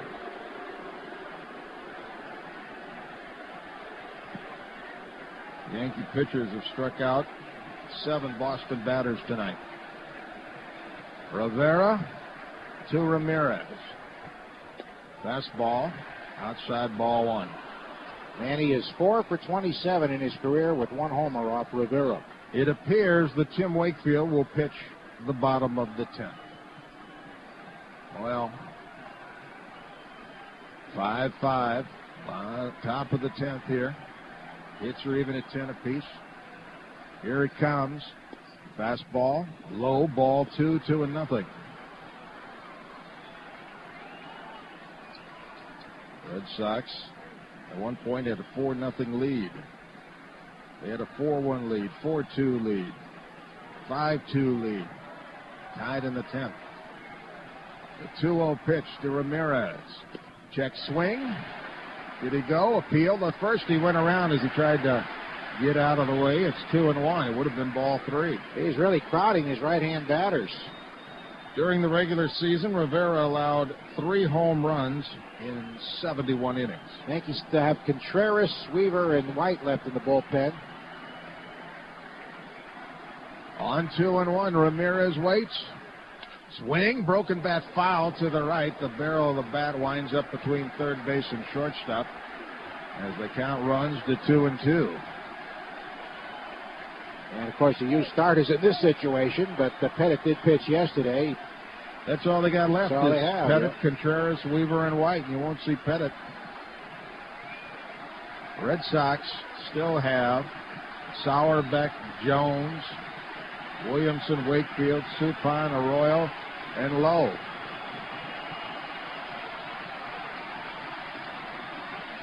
Game 7 tied at 5. Top of the 10th, 2-2 on Ramirez. Bases empty, 1 out. Rivera from the stretch, the pitch. Swing and a ground ball hit to second base. Soriano has it, wings it to first, 2 down. Ramirez out 4-3, leaves it up to David Ortiz, who's 1 for 4 with a home run off David Wells in the 8th inning. That looked to be an insurance run. Turns out it's only good enough for the Red Sox to have a tie with New York. He has hit well off Rivera, 5 for 9, 3 for 5 this year. Does David Ortiz have one more dramatic blow in that bat? Does he have one more shot to bring the Red Sox fans to their feet? Rivera with the bases empty and 2 out in the 10th. His pitch to Ortiz. Fastball in there for a called strike. Ortiz hit his second home run of this series in the 8th inning off David Wells. 0-1. If he gets on, Millar would hit. Ortiz takes a cutter down and in. It's 1-1. Crowd thought that was a strike. 1 ball, 1 strike. The Yankees in their 10th will have Matsui, Posada, and Giambi. Probably against Tim Wakefield. Here it comes, and a grounded foul. Right side, 1-2 the count to Ortiz. New York fans are on their feet. The American League pennant on the line on every pitch. Game 7, 10th inning, Red Sox 5, Yankees 5. Red Sox couldn't get the final 5 outs to wrap up the pennant. Trying to get it done in extra innings. The 1-2 pitch. Rivera to Ortiz. Swing and a drive down the left field line. That ball is a fair ball into the corner. Ortiz trying for second to throw. He's in with a double. Matsui got the ball quickly on the carom. Throw a strike into Soriano, and Ortiz gets to second with a 2-out double, giving Millar a chance to drive in the go-ahead run. Surprising he pitched them away because he's been jamming him, and that ball hit off the base of the left field wall. Matsui played it quickly, made it fairly close at second. Millar, 2 out of 4 tonight, a single and a home run. Here's Kapler to run for Ortiz. So the Red Sox hopeful that Millar can deliver here. Kapler, the pinch runner. Grady Little pulling out all the stops, trying to will a run in here to take the lead. So 2 big bats are out of the lineup for the Red Sox if this game is extended, with Varitek and Ortiz now on the bench. Millar. 2 for 8 this year with a home run off Rivera. 0 for 2 in this series against him. Here's the pitch. Swing and a miss. He threw him a cutter. 0-1. I don't think he'll see anything straight. 0-1. Kapler, the pinch runner, carries the lead run at second base. On deck, it's Nixon. 5-5, top of the 10th. The pitch. Down low. It's 1-1. Millar trying to drive in a run, trying to drive his team to a date in the World Series against his old club, the Florida Marlins. Williamson now warming with Wakefield in the bullpen. Williamson would pitch if the Red Sox take the lead. Here it comes. Millar pops it up on the infield. Jeter and Boone. Jeter calls. Jeter collects, and we go to the bottom of the 10th. Still tied. Millar pops to Jeter. Red Sox have left 7 men on. After 9.5, Game 7. Red Sox 5, Yankees 5 on the WEEI Red Sox Radio Network. It's not whether you win or lose. It's how you play the game. A nice philosophy for your kids' baseball league. But when it comes to car buying, forget it. Because winning is all that matters at the Hyundai Winning Season Clearance, where you'll win big with cash back on cars all over the lot. Get up to $2,500 back on a new Hyundai. That's right, up to $2,500. All told, you could save up to thousands over many comparably equipped Hondas or Toyotas. And only Hyundai comes with America's best warranty. 10 years, 100,000 miles. So don't walk, run to the Winning Season Clearance at your local Hyundai dealer. This is one time when it's really not about how you play the game. It's all about winning. Hyundai. Win. Hurry into the Winning Season Clearance going on now and get $1,500 cash back on any new 2003 Tiburon at your local Hyundai dealer. Limited time factory rebates. Take delivery from new dealer stock. See dealer for limited warranty and offer details. Comparisons based on manufacturer information compiled 4/1/2003 by AIC and published on Autosite.com. We asked a professional umpire to read this commercial for Dunkin' Donuts. Introducing authentic lattes and cappuccinos that I can't see that. What's it say? Let me see that. Introducing lattes and cappuccinos at Dunkin' Donuts. Freshly brewed with real espresso beans. Here. They are smooth, here, you do it. My eyes are shot. Give me that. They are smooth and delicious. Just the thing. Where are you going? Oh, I'm late for the game. Wish me luck. Prices and participation may vary. Winning the pennant? Not easy. Managing your company's health benefits with Harvard Pilgrim's innovative solutions on your side? Easy. Harvard Pilgrim Healthcare. Making great healthcare a little easier.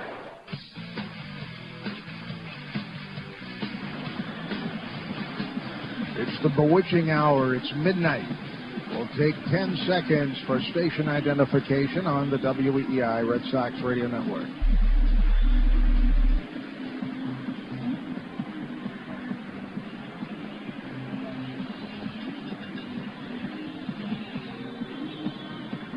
Tim Wakefield's the new pitcher for the Red Sox. He's been outstanding in this series. He has won games 1 and 4. He's 2-0 in this series, a 2.08 ERA. He'll face Matsui, Posada, and Giambi in the 10th, bottom of the 10th, with the game tied at 5. Matsui tonight, 2 out of 4 with a pair of doubles. He scored the tying run in the 8th inning. Posada drove in a pair to tie it in the 8th, part of a 3-run inning. Wakefield delivers, and the knuckleball's high, ball 1. Tim Wakefield hopes there's some magic left in the knuckleball, trying to get this game to the 11th. Here it comes. Swing and a shot pulled foul to the right. Out of play, and it's 1-1 on Matsui.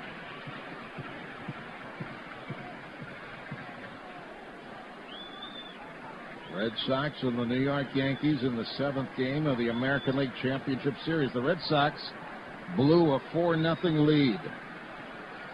Blew a 5-2 lead. The pitch. Knuckleball. Misses inside, 2-1. Tim Wakefield.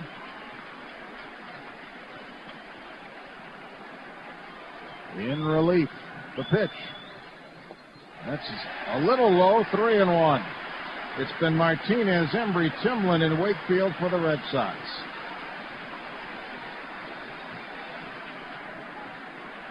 Matsui trying to get on, has a hitter's count. The 3-1 pitch. Swing and a ground ball back to first, fielded by Millar. He'll take it for the first out, unassisted. Matsui out, 3 unassisted. Now Posada, his 2-run flare double to center. Tied the game in the 8th. He was the last man Pedro Martinez faced. He's 1 out of 4 tonight. Arabelli forming the battery here with Wakefield. Ramirez, Damon, and Nixon the outfield left to right. The infield, Miller, Garcia, Parra, Walker, and Millar third to first. Nobody warming for the Yankees. If this game goes to the 11th, it appears Rivera will pitch. Posada takes a floater inside, ball one.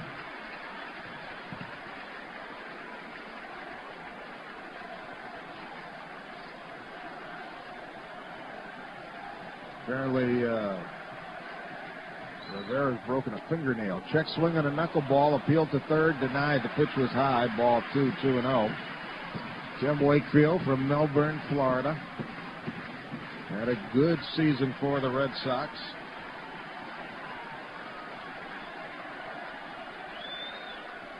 The pitch, that's in there for a called strike as Posada almost leaned into it. Looked like he wanted to get hit. Wakefield was 11-7 with one save for the Red Sox this year. Posada, swing, broken bat, fly ball, shallow center. Damon coming on. He's there. He makes the catch. The Red Sox playing their no doubles defense, playing the outfield very deep.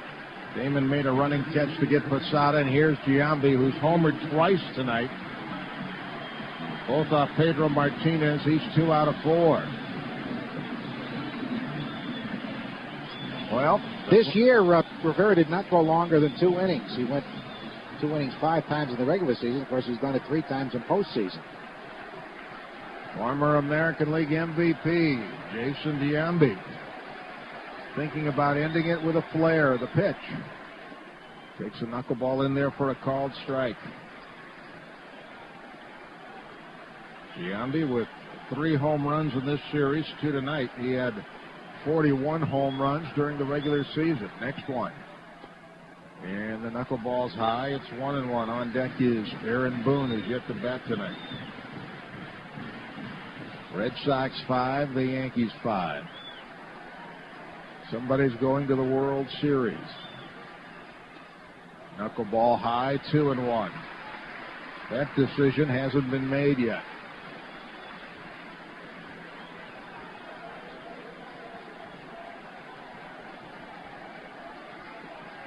The 2-1 pitch. There's a drive, but it's foul. Foul ball, way foul. Home run distance, upper deck, but way foul down the right field line as the count evens at 2-2. Tim Wakefield threw a knuckleball that was letter high, and Giambi cranked it and pulled it foul. It seemed like a day ago Martinez took the mound against Clemens. The 2-2 pitch. Swing and a pop fly, left field, third baseman out, Ramirez in, Manny calls, has it, and this game will go to the 11th inning. Wakefield gets them in order. Giambi retired on a fly ball to Ramirez in shallow left. After 10, Game 7. Red Sox 5, Yankees 5 on the WEEI Red Sox Radio Network. Right now at Dodge, we've made the best values in America even better with our biggest cash allowances of the year, like up to $4,500 cash allowance on 2003 models. Plus, get Dodge's 770 Powertrain Limited warranty. Don't wait. See your Dodge dealer today, because the best values in America just got better. Based on incentives effective October 1st, $2,000 to $4,500 cash allowance depending on model. Must take retail delivery from dealer stock. See dealer for a copy of this limited warranty. Transferable to second owner with fee. A deductible applies. It's not New England without the Boston Red Sox, and there's nothing better than watching the game with a delicious Papa Gino's pizza. Try any of their great pizzas with their new cinnamon sticks, oven baked to perfection with tons of cinnamon and sweet icing for you to drizzle or dip. Your call. They're the perfect double play for the 2003 season. So while the Sox are rounding the bases, hit a home run with your friends and family with Papa Gino's pizza and delicious new cinnamon sticks. Papa Gino's and the Red Sox, 2 great teams together again. Introducing the new Players Gaming Room and Sevens Bar and Grill at Lincoln Park in Lincoln, Rhode Island.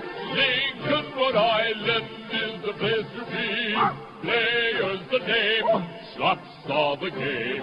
Players, along with the Sevens Bar and Grill, now increases Lincoln's total to 2,200 video slot machines where patrons win $9 million per week. Only 45 minutes from Boston and 10 minutes north of Providence on Route 146 in Lincoln, Rhode Island. Online at LincolnParkRI.com. What if today is your lucky day?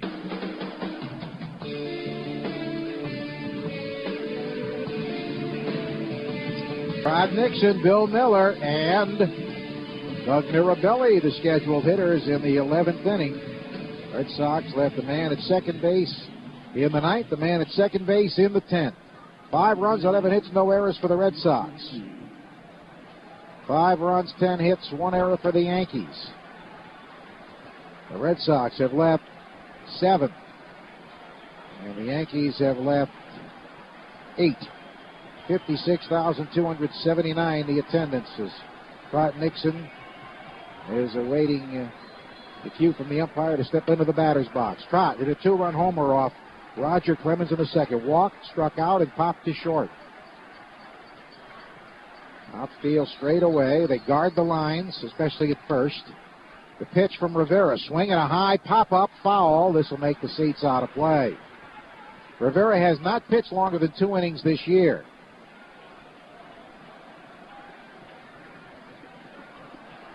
That was a high pitch he got away with right there. 0-1 the count. Miller on deck. Nixon, 3 for 10 in his career against Rivera.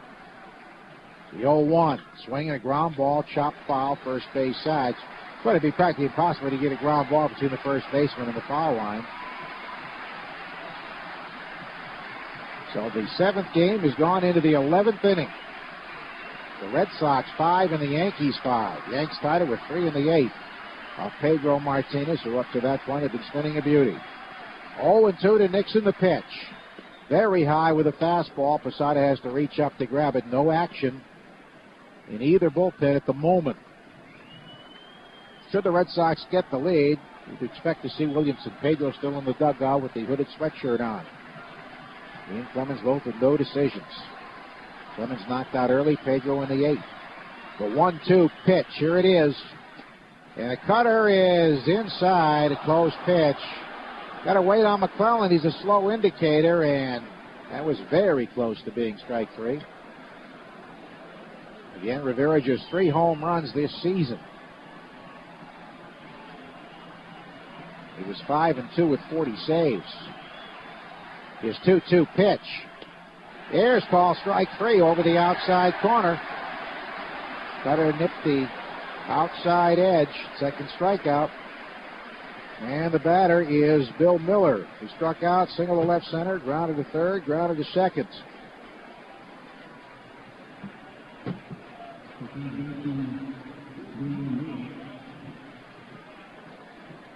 Miller was the first man Rivera faced, and he had a weak ground ball to Soriano. The pitch. Swinging a broken back ground ball by the mound. Soriano to his right, surrounds it, flips to first in time for the out. Again, he got the cutter in on the hands, 2 down, and here's Doug Mirabelli. Batting because Veritek was lifted for the pinch runner Jackson in the 9th. Doug Mirabelli is 2 for 6 in the series, 4 for 10 in the postseason. Mirabelli has never faced Rivera. He's had 2 quick outs here. In the last of the 11th, Boone, Garcia, Soriano do. Boone, the third baseman, is almost on top of the foul line. Rivera sets the pitch. Swing and a miss. Hard cutter down and in. No balls and 1 strike to Mirabelli. Red Sox have had 2 base runners in extra innings, and they both were stranded at second. The 0-1. Inside and low. Check swing. He went around. 0-2. Another nasty pitch.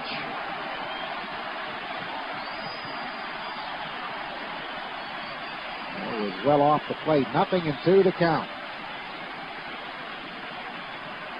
The stadium rocking from the rafters. 5-5 in the 11th, 2 down. The base is empty.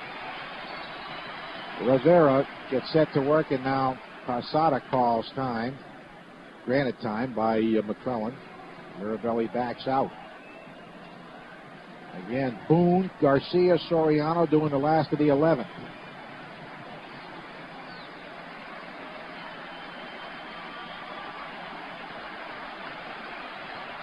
Rivera to the set. The 0-2 pitch. Swing and a dribbler foul as he jammed him over by the Red Sox dugout.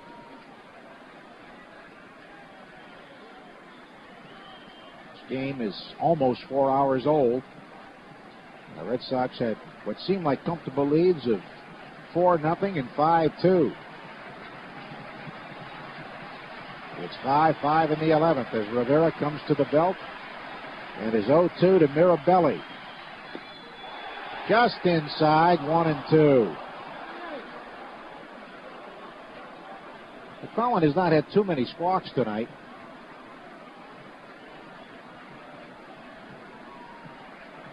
Right-hand batters hit Rivera slightly better than lefties, but nobody hits him well.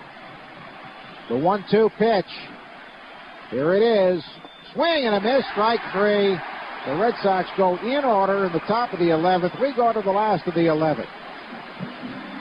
The Yankees 5, the Red Sox 5 on the WEEI Red Sox Radio Network. Forget what the weatherman says. October is the hottest month of the year, especially in a great sports town like Boston. And no one covers the action every day like the Boston Globe, where you can follow the Sox playoff run with the Globe's award-winning staff of writers. And make sure you enter the Globe's Your World giveaway for a chance to win great daily prizes like monster seats for the 2004 Red Sox season, plus a grand prize trip to the 2004 NFL All-Star Game. Visit boston.com/yourworld for details.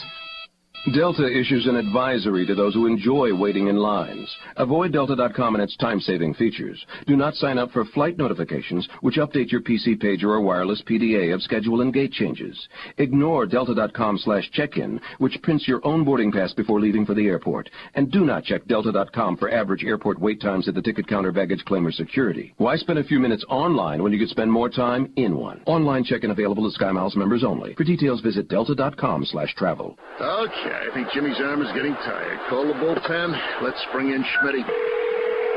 Thanks for calling the bullpen. Dial 1 if you need a righty. Dial 2 if you need a lefty. What, are you kidding me?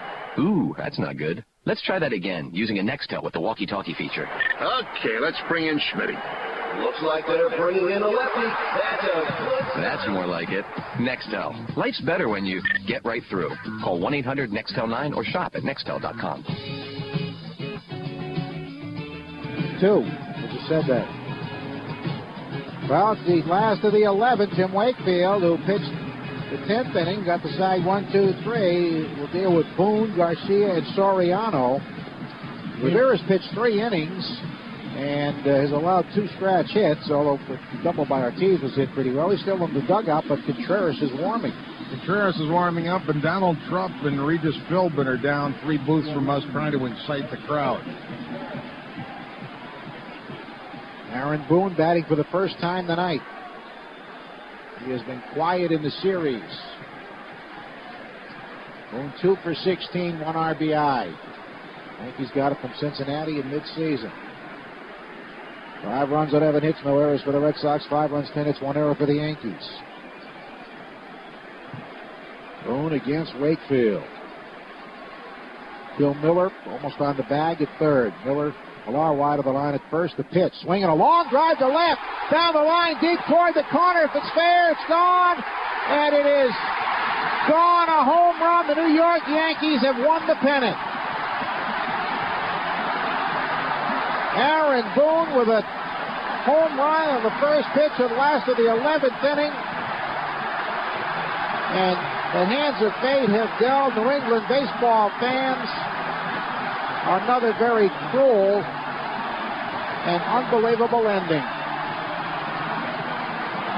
The New York Yankees beat the Red Sox 6-5 on Aaron Boone's home run, deep into the left field seats.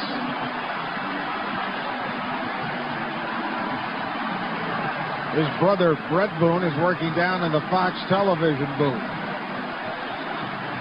Well, there's going to be a lot of conversation about how this game was handled over the next few days. And we'll hear Grady Little's over the next several years, probably. Yeah, and we'll hear Grady Little's post-game press conference coming up in a few minutes. But This game appeared to be there for the taking for the Red Sox. A 5-2 lead going to the 8th. Pedro Martinez was sent back to the mound. He got Johnson on a pop-up. Then a Jeter double on an 0-2 pitch. He was kept in the game to face Williams, who singled in a run.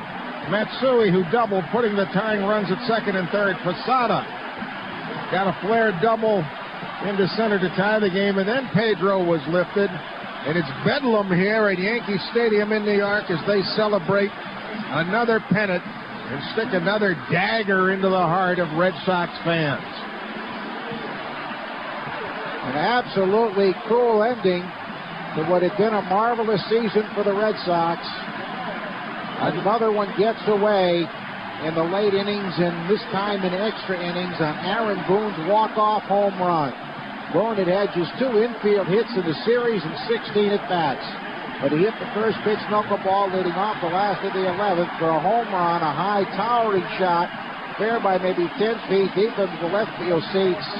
To give the Yankees a 6-5 win. It's a very emotional Joe Torre that's out there embracing his players.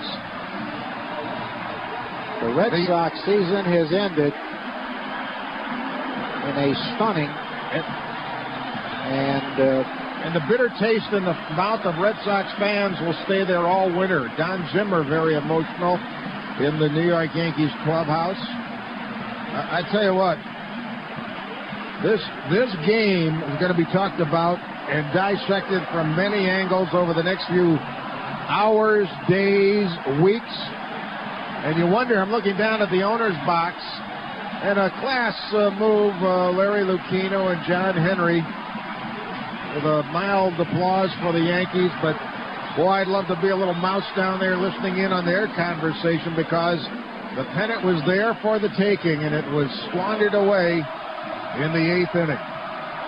A bitter, bitter defeat for the Red Sox, ranking up there with some of the coolest things that have ever happened, like the '86 World Series, because they had a 4-0 lead and a 3-run lead with 5 outs needed, and they didn't get it. Aaron Boone batting for the first time tonight. He'd been used as a pinch runner after Wilson was looking for the pinch hitter, wanted with a home run. Joe Torre's in tears. Joe Torre's coming over to the backstop. I think he's going to look for his wife. And here comes Mrs. Torre. What an emotional night for Joe Torre. He's a very popular guy here in New York. He's had the owner on his neck all season long. And this should take some of the heat off.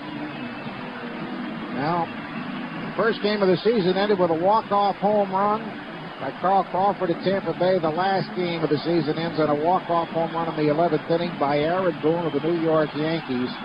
An absolutely crushing and bitter, bitter loss for the Boston Red Sox,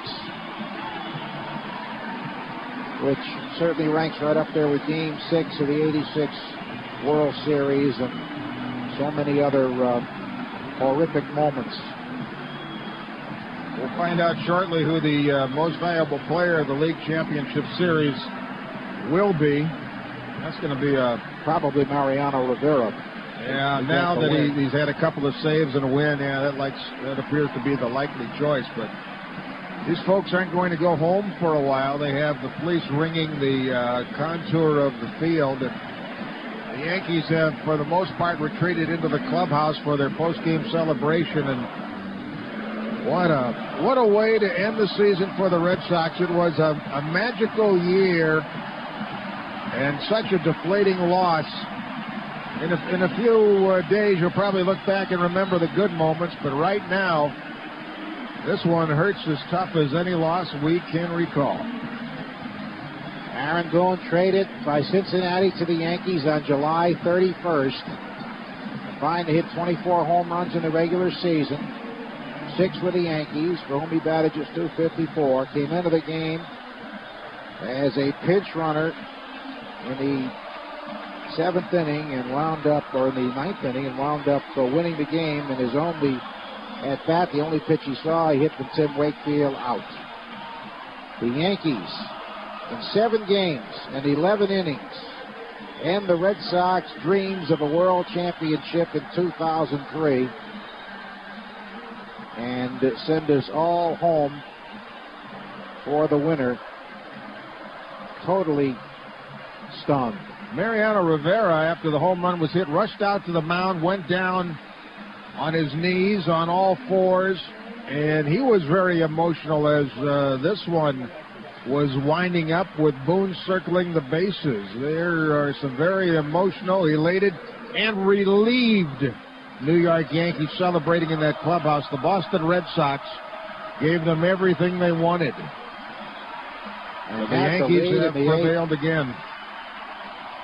The lead got away, and then the season got away.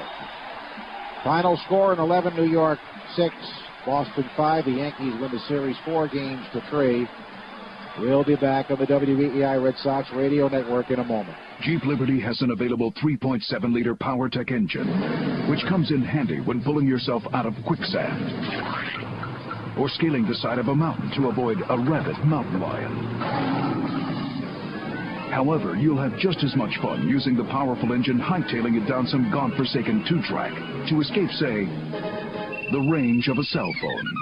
The extremely capable 2003 Jeep Liberty. Jeep is a registered trademark of Daimler Chrysler, only in a Jeep Liberty.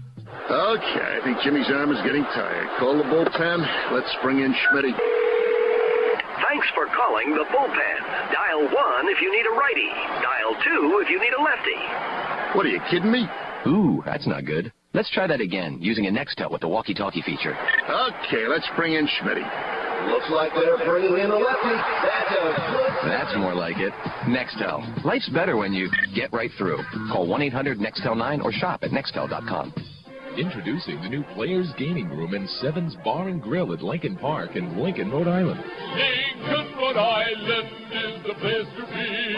Players the name, slots are the game. Players, along with the Sevens Bar and Grill, now increases Lincoln's total to 2,200 video slot machines where patrons win $9 million per week. Only 45 minutes from Boston and 10 minutes north of Providence on Route 146 in Lincoln, Rhode Island. Online at LincolnParkRI.com. What if today is your lucky day?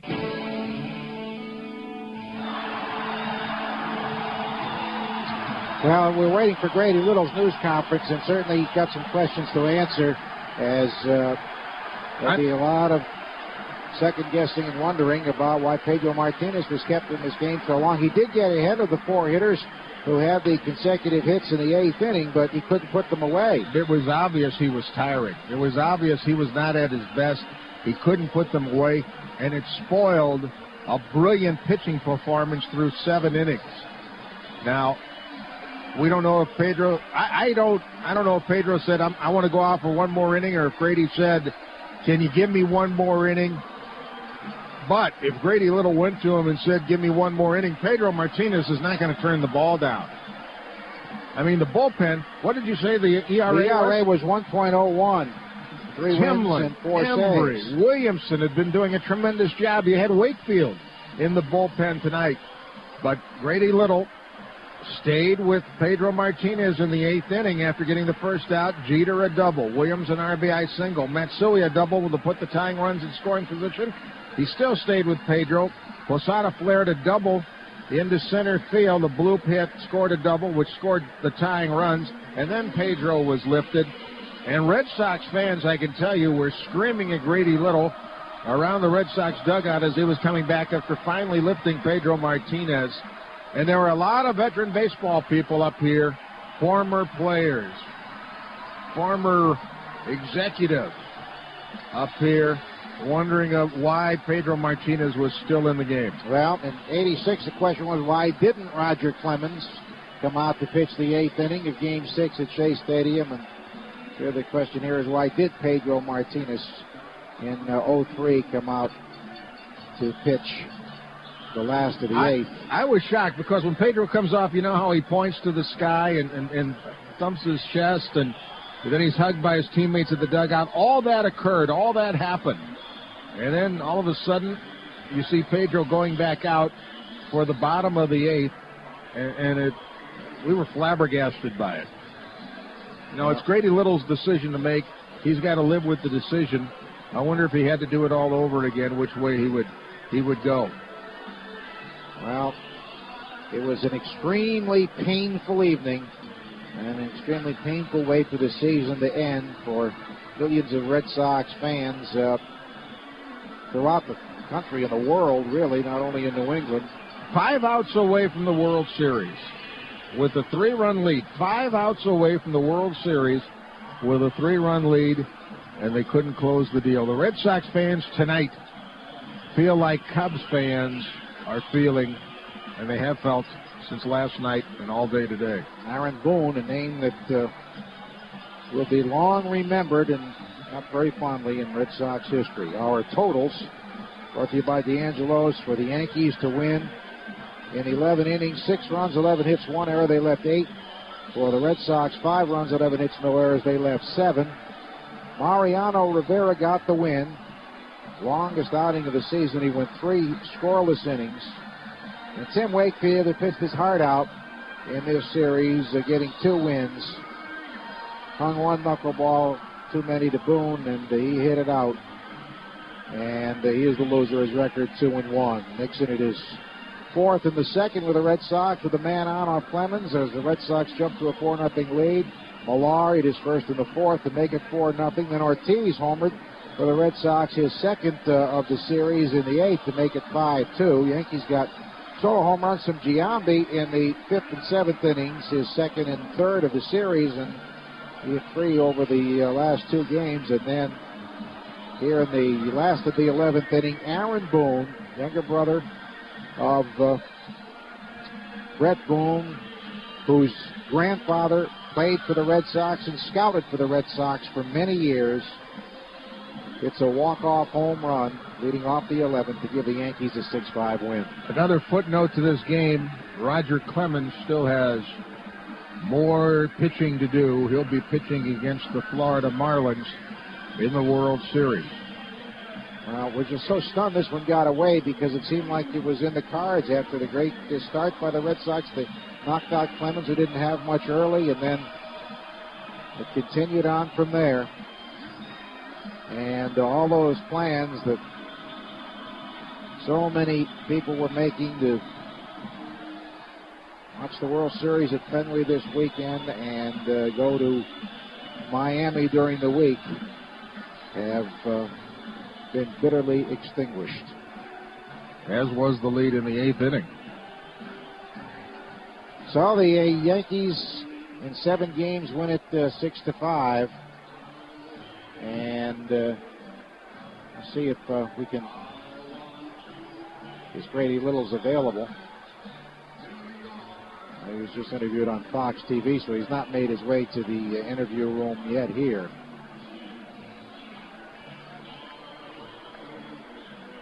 Well, Troop, I've seen some very tough losses over the years, and this one, I think, hurts more than any. To a certain extent in this one, the Red Sox shot themselves in their foot. I mean, they wasted a brilliant pitching performance by Pedro Martinez. The hard thing to fathom is the bullpen. Everybody's been bragging about the bullpen. It's been a problem all year long, except here in the postseason, they really got things straightened out. And Timlin and Embry were both warm. They both appeared to be in line to take on certain hitters as it was lined up in the 8th inning, and they weren't brought on until the game was tied. And that, to me, is the biggest question I want to hear answered from Grady Little, who should be going into the interview room very shortly. Why he didn't go to his bullpen. And Grady Little, let's pick him up. Here's the Grady Little post-game press conference. Grady Little is here. Who has a question for him? Okay, real fast. Keep this moving. Grady, can you please talk about the decision to leave Pedro in both to start the 8th and then to pitch to Posada after he had thrown 118 pitches? Pedro Martinez has been our man all year long in situations just like that. He's the one we want on the mound over anybody we can bring out of that bullpen. He had enough left in his tank there to finish off Posada. He made some good pitches to him. He squeezed the ball off his handle out over the infield. There's nothing we can do about it now. 1 or 2 more? Keep this moving tonight. Buster, over there. What did you ask Pedro when you went to the mound? Pedro wanted to stay in there. He wanted to get the job done, just as he has many times for us all season long. And he's the man we all wanted on the mound. Who else? Nothing else for Grady after he walked all the way down here? Okay, thank you. Okay. Well, that was very brief and didn't really answer a whole lot of questions other than sounded like Grady said Pedro wanted to stay out there. I think that question was, what did you say to him, or what was said when you went out to visit him in the 8th inning? The question prior to that, he was asked, I believe, by Tony Maserati of the Herald, the decision to leave Pedro in to work the 8th and then go ahead and face Posada in the 8th inning, and Grady a little saying that he's been their guy all year and they didn't want anybody else in that game at that point. Well, Grady's decision, he's the guy paid the money to make the decision. He's made that decision, and it will be talked about for many hours, days, weeks, months, and years to come.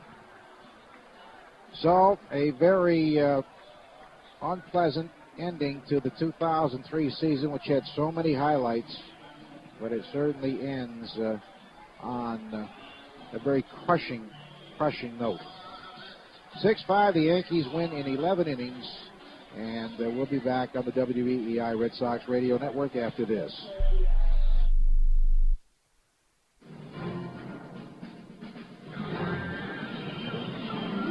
Red Sox and Yankees, Game 7 of the American League Championship Series. Little did we know what we were in for, as Pedro Martinez and Roger Clemens matched up one more time. The Red Sox scored first in the 2nd inning with 1 out. Millar a hit on first base, and then Trot Nixon gave the Red Sox the lead. Swinging a high fly ball to right center field, deep back goes Garcia, looking up, this ball is gone, a home run into the bleachers. Trot Nixon takes Roger Clemens deep. Trot Nixon gives the Red Sox a 2-0 lead with a blast into the right center field bleachers. Red Sox would get another run, a 2-out double by Varitek. He was at second base as Johnny Damon came up, and the Yankees defense let Clemens down. Playing a ground ball left side, grabbed by Wilson, wide of the bag, throws low, throws it away, it goes into the stands, and Nixon scores. 3-0 Boston. Damon to second. Enrique Wilson in there because he hits Pedro, throws it away. E5, 3-0 Boston. Things were looking good for the Red Sox. Looked even better as Kevin Millar led off the 4th inning. Clemens to Millar. Swing and a drive. Deep to left. Way back. Way back. Home run, Kevin Millar. 4-0 Red Sox. Kevin Millar, his 2nd career home run off Roger Clemens. It came on the first pitch of the 4th inning. A Yankee fan throws the ball back. Millar would love to have the souvenir. The Red Sox have a 4-0 lead. Yankees finally broke through against Pedro Martinez, who was brilliant. In the 5th inning, Jason Giambi took him deep. He swings, hits a drive to deep right center field. Back goes Damon. Back to the warning track by the fence. This one's gone. Into the bleachers. A home run for Giambi, who hit a high fastball. He's had trouble catching up with that pitch, but he hits this one out onto the black backdrop out there, just to the right of the bleachers. 4-1 Red Sox. Pedro was still on in the 7th inning, and Giambi touched him up again. Swing and a drive. Deep right center. Way back. Damon on the track. Leaps. Home run. Giambi has done it again to the right of the 408-foot marker. He's cut the Red Sox lead in half. It's 4-2. Giambi, his 2nd home run of the game. Well, the Yankees mounted more of a threat in that 7th inning as Wilson reached on an infield hit and Garcia delivered a base hit to right. The tying runs are on. Soriano was at the plate. He had struck out 3 previous times. This guy had 38 home runs on the season. Pedro Martinez dug down and really came after Soriano. Pedro, the 2-2 pitch to Soriano. Here it comes. Swing and a miss. He struck him out. For the 4th time, Pedro fan Soriano leaves the tying runs on, and the inning is over. Somebody just threw something out of the stands at Martinez. Somebody just threw something at Martinez and missed him by a good distance. But Pedro, with a big strikeout here, leads the tying runs on base. So, a good job of pitching there by Pedro. And we all thought that Pedro was done after 7, especially after he had to make those tough pitches to Soriano to get out of that inning. But we would find out a little bit later on that wasn't the case. In the 8th inning with 1 out, Joe Torre went to David Wells to face David Ortiz. And the Red Sox, David, got the better of the New York David. Swirl curve hit deep to right. Way back. Garcia near the fence. Looking up. He jumps. Home run. It's gone. David Ortiz hits the first pitch from David Wells over the right field wall, and the Red Sox lead it 5-2. How big is that? How big is that? American League Most Valuable Player candidate David Ortiz launches his second home run at Yankee Stadium in this series. David Wells, who gave up that home run, and 2 of his teammates had just come out with some champagne, went out to Monument Park and poured some champagne over the Babe Ruth plaque out there. Well, the Red Sox would need that home run by Ortiz. As it turns out, not as an insurance run, but that run saw them tied because in the bottom of the 8th, Pedro Martinez was sent back to the mound. He got Nick Johnson on a pop-up to Nomar, 1 down. Jeter on an 0-2 pitch lined a double into right field over Nixon's head. Bernie Williams was the next hitter, and he sent Jeter home. Swinging a line drive center field, and Damon has to play it on a hop. Here comes Jeter to score. It's 5-3 Boston. Tying run coming to the plate as Bernie Williams cuts onto the swing and hit a line drive into left center. A solid hit. Hideki Matsui was the next batter. Pedro got ahead of him. 0-2. But then he lined a double to put runners at second and third, representing the tying run. Still Grady Little stayed with Pedro Martinez. He was going to face nemesis Jorge Posada.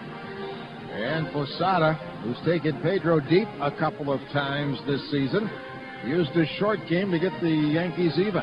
Swing and a fisted flare in shallow right center, and it's going to drop for a hit. 1 run scores. Here comes Matsui with a tying run, and Posada's in second. It was left uncovered. We're tied at 5. A blue pin into center field. Walker went back, couldn't get there, and Posada moved into scoring position when second base was left uncovered. That'll do it for Pedro. Oh, that did do it for Pedro. Embry came on to get Giambi for the second out. Timlin then brought on to face Sierra, gave him an intentional walk, and then walked Garcia unintentionally to load the bases. Soriano had another chance to put the Yankees on top, but the Red Sox saw some good fortune come their way defensively. Swinging a ground ball hit hard. It's grabbed by Walker, flips to second for the out. The ball took a very high hop off the back of the mound and nearly went over Walker's head, but he reached up high, grabbed it, flipped to Nomar for the force and retires the side. So the tie is preserved, but the Red Sox have blown a 3-run lead in the last of the 8th. So it was tied 5-5. This game eventually moved to the bottom of the 11th, still tied at 5. Tim Wakefield on in his second inning of relief. Made 1 pitch in the bottom of the 11th. Aaron Boone, who was on as a pinch runner for Sierra in the 8th inning. Boone only needed to see 1 pitch to send the Yankees to the World Series. Villar wide of the line at first. The pitch. Swinging a long drive to left. Down the line, deep toward the corner. If it's fair, it's gone. And it is gone. A home run. The New York Yankees have won the pennant. Aaron Boone with a home run on the first pitch of the last of the 11th inning. And the hands of fate have dealt New England baseball fans another very cruel and unbelievable ending. A sad ending as the Yankees in 11 beat the Red Sox 6-5, win the series 4-3, go on to the World Series. They'll host the Florida Marlins here at Yankee Stadium on Saturday night. The Yankees will be in search of their 27th World Championship. The Yankees win it 6-5 in 11 on a walk-off home run by Aaron Boone. We'll check the Major League postseason scoreboard as we continue next on the WEEI Red Sox Radio Network.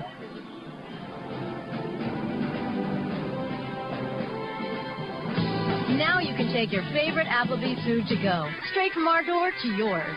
Well, come on, let's go, let's go, let's go, little darling. Introducing Applebee's to go. It's not fast food, it's Applebee's food fast. Get anything from our Oriental chicken salad to a juicy house sirloin. Let's go again once more. With to go, you just call ahead, then head down the block. We've got special parking outside and your food ready to go on the inside. Pretty baby, I love you so. And hey, since it's Applebee's, you're gonna get a lot of bang for your buck.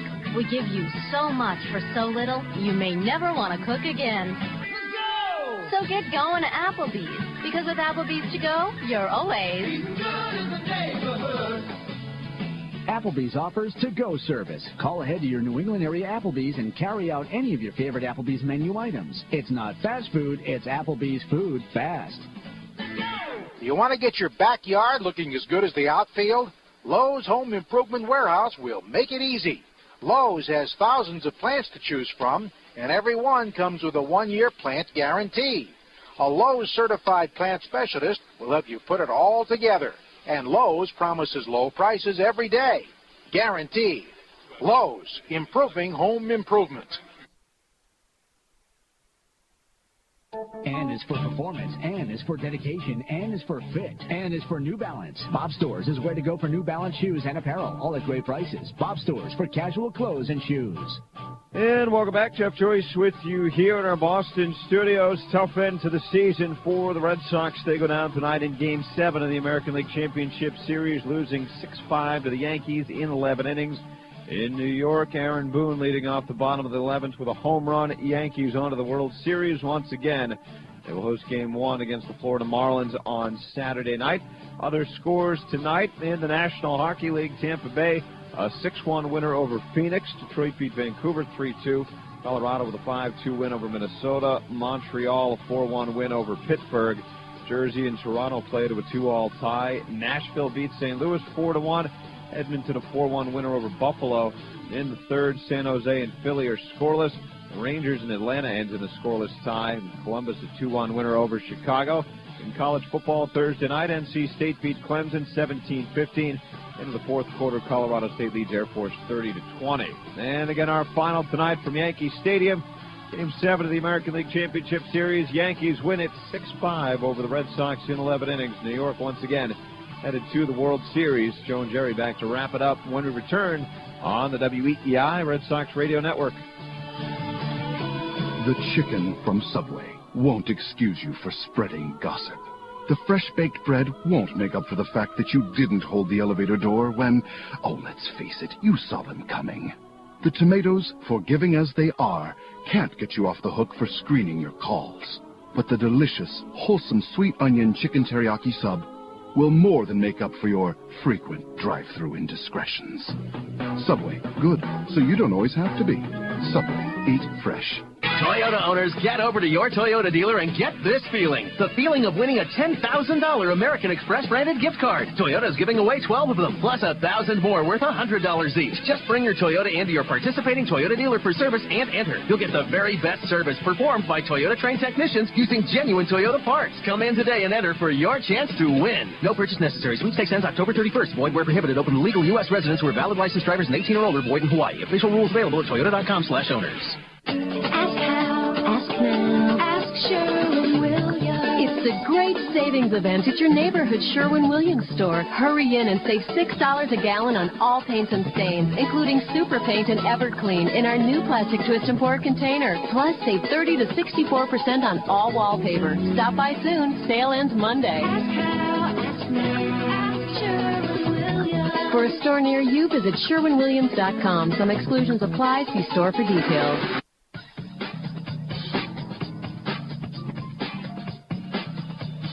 Well, unfortunately, this will be our last Red Sox broadcast of the season. We want to give our heartfelt thanks to those who made our broadcast possible all season long. We thank our sponsors for their support. We thank the fans for listening and those who worked hard to make the broadcast possible. Chris Eno, our executive producer, our engineer, Doug Lane and Andy Massawa, our statistician at home, Matt Azarva, and Amy Nelson for her help here in New York. It's been an interesting ride for the Red Sox. It ended in a disappointing way, but this resilient club gave us many highs with a few lows this season. Fly ball to right field deep. Back goes Nixon. Back to the warning track at the fence. It's gone. A 3-run walk-off home run, and the Tampa Bay Devil Rays have shocked the Red Sox. Stand me up at the gates of hell, but I won't back down. Please keep the faith. That's all I can say to the Boston fans. There's a drive deep to left. Way back. Way back. This ball's gone. Kevin Millar. It's a big win. I mean, there's no doubt, getting that first one out of the way, to go 15 innings with these guys. A lot of guys in the bullpen, first outings. It's nothing to panic. We're having fun, and we're going to do good. Millar fires to the plate, and he is out at home. The tying run from out at home, way back by the wall, and it is gone. A walk-off home run for Nomar Garciaparra. Strike 3 called over the outside corner at the knees. Pedro Martinez has pitched a complete game. Set by Lyon to the pitch. Low and inside, ball 4. Veritek is hopping mad at Joe West. Joe West wouldn't give him a pitch. If that's not a strike, what's a strike? We got great character on this team. I mean, we've had some tough losses this year. And I mean, once we get in the shower, like I said, we feel like puking. Once we put on our street clothes, the next day is another day, and I think the character in this locker room is big. And that's what winning teams are all about. Swung on and hit in the air. Deep left field. Way back. Way back. Grand slam, Kevin Millar. The Red Sox second pitch hit home run of the game. Fly ball to deep center field by Pratt. Way back Damon to the warning track, to the wall. It's gone, and the Phillies win. Swinging a line drive left field. Base hit. He's tied the record. Johnny Damon with 3 hits in the first inning. The Red Sox score 14 runs. Baldelli's taking off at third. Now they got him picked off. Throw to second. It goes up to Omar's glove into center field. Baldelli hits third. He's coming home. And the Tampa Bay Devil Rays get away with a base running mistake and win the game. What an incredible finish. We still have plenty of time, and we're getting better and better every day, I believe. The best of this team, I think, is yet to be seen. Swing and a ground ball through the right side. The Red Sox win. Trot Nixon with a game-winning hit. Drive deep to left center field, back by the wall, and it is off the wall. And the Boston Red Sox have beaten the New York Yankees on a wall ball single by David Ortiz. Swing and a drive, deep to left, way back, tie game. Veritek hit it out of the park. Swing and a drive down the right field line by the pesky pole. Home run! Back-to-back Johnny Damon. And would you believe it, in the 7th inning, the Red Sox score 4. Manny on the go, coming in, still coming, slides, and he makes the catch, and the ball game is over. A diving backhand catch by Manny Ramirez. This kind of game right here pump you up the whole game. I mean, the whole 9 innings, there's a lot of excitement going on out there. Swing on, high drive deep to right, way back down the line, it is gone, a grand slam. Trot Nixon gives the Red Sox a 13-9 lead. A 9th inning grand slam. Can you believe it? Gibbons going back to the warning track by the wall. It's gone! A line drive home run has tied the game. Ty Walker with 2 out in the 9th inning. Can you believe it? It's by far the biggest home run I've ever hit, and probably the best game I've ever been involved with. Swing and a high fly ball. Deep left field. The Red Sox win. Headline for you. David Ortiz has done it again. The Red Sox in 10 winning. We worry about give to this city, to this great fans, the opportunity to see a championship, and they deserve it. 14-3 Boston. The pitch to Roberts. Strike 3 called. The Boston Red Sox are going to postseason play. The chemistry is unbelievable, and it was just a matter of time. We never hit our peak, I felt, during the season. We started off in that Philadelphia game, and we came back and then went and swept Chicago and took 2 out of 3 in New York. That series right there and that road trip brought us back home, and, we just were unbelievable. I know it was a matter of time. Swinging a high fly ball to center field deep. Burns going back to the warning track by the center field wall. Looks up. It's gone! A home run! Trot Nixon has won it. with a 2-run pinch home run in the last of the 11th inning. They're still alive. This is what you work for all year during spring and during the season to get to this position to hit that home run tonight. So it's tops on my list, but you know the top thing I want to get to is the World Series. Swing the drive, hammer deep to right. Back goes Guy near the wall. It is over his head, and it bounces off the wall. Nomar has scored. Here comes Manny to the plate, and he is safe at home. The Red Sox have laid it. David Ortiz has done it again. Everybody in this room knows that we're facing the best pitching in the American League. Don't give up on me, people. Come on. Somehow in this season of dramatics, you knew it would come down to a situation where the game would be on the line with 1 out to go. 2 out, 3 on. Lowe is ready to pitch. Strike 3 call. The Red Sox win it. Bring on the Yankees. The Red Sox have hung on. This time of year, guys can take it to another level, and we did. It was definitely the biggest fight I've ever been in. What an exciting moment for the fans of Boston and for our team and Grady and Theo and everybody that worked so hard to put such a great team together. I'm just blessed to be able to play this long here and to be a part of this ball club. It's been exciting every day since spring training started. Hopefully we can take this momentum into New York. Swung on and there's a drive. Way back. Upper deck. Home run, David Ortiz. Ramirez going out after Roger Clemens. Okay, he's being restrained. Don Zimmer throws a punch at Pedro Martinez, and Pedro hurls him away. Emotions are running very high here. Swing and a miss. He struck him out. Some performance by Tim Wakefield. Walker has done it again. Todd Walker with his club record 5th postseason home run. We're used to having our backs up against the walls. Any day could be our last game, but we're hoping to come back here to open up the World Series. Swing and a drive, deep to left, way back, and we have a tie game. Jason Varitek. High fly ball to deep right, down the line, by the pole. It is gone into the upper deck. A 2-run homer for Trot Nixon. Hopefully things are clicking right now for this offense. We pushed this series to a Game 7. I think everybody in the world, especially all Yankee fans, had a pretty good idea that they thought they were going to come in here and walk the dog, but we were resilient. And I won't back down. No, I won't back down. Well, the season has ended. We want to thank Giant Glass for their contributions to the Make-A-Wish Foundation of Greater Boston via home runs by the Giant part of the lineup. Giant Glass raised $27,000 this season for that wonderful organization. In 1986 in this city, the Red Sox lost 6-5 in extra innings to the Mets. That was Game 6. In 2003, 17 years later, they lose 6-5 in extra innings to the New York Yankees in the deciding game of the American League Championship Series. We close this season following tradition by our former partner, the late Ken Coleman, who passed away during the summer.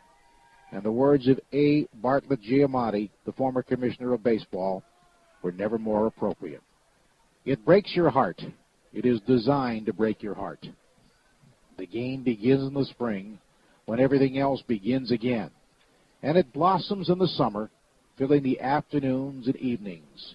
And then as soon as the chill rains come, it stops and leaves you to face the fall alone. You count on it, rely on it to buffer the passage of time, to keep the memory of sunshine and high skies alive, and just when the days are all twilight, when you need it most, it stops, and summer is gone. The season is ended for the Red Sox, in many ways a glorious season, but the New York Yankees prevail in the final game, 6-5 in 11 innings. And thanks to our wonderful partner, Jerry Trupiano, for another great season, and we look forward to speaking to you again next spring.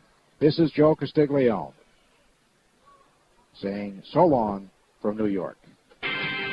Boston Red Sox baseball is brought to you by Verizon Wireless. We never stop working for you. Call 1-800-2-JOIN-IN. Papa Gino's, pizza at its best. Your friendly New England Dodge dealer. Dodge, grab life by the horns. Fallon Community Health Plan, making our communities healthy with better choices in healthcare. First Eastern Mortgage, for 20 years bringing New England home. And by Bob Stores. Get real casual, real brands at real prices. It's over. A home run for Jason Varitek. Can you believe it? Brought to you by Sovereign Bank, the official bank of the Red Sox Radio Network. D'Angelo, the sandwich specialist. Your Chrysler and Jeep dealers of New England. Foxwoods Resort Casino. The wonder of it all in Southeast Connecticut. Giant Glass. New England is giant country. 1-800-54-GIANTS. Lowe's Home Improvement Warehouse. Lowe's improving home improvement. And by UPS. What can Brown do for you? Here's the throw, and he is out, and the game is over. Can you believe that? By Hyundai. When your car comes with America's best warranty, you win. Harvard Pilgrim Healthcare. Making great healthcare a little easier. Lincoln Park in Lincoln, Rhode Island. What if today is your lucky day? Brought to you by Mass Fords. It's game time. Budweiser, the king of beers. Sullivan Tire and Auto Service, where they always treat you like one of the family. Your local Chevy dealers. And by Dunkin' Donuts. Dunkin' Donuts, just the thing. Go crazy, folks. The Red Sox win this one.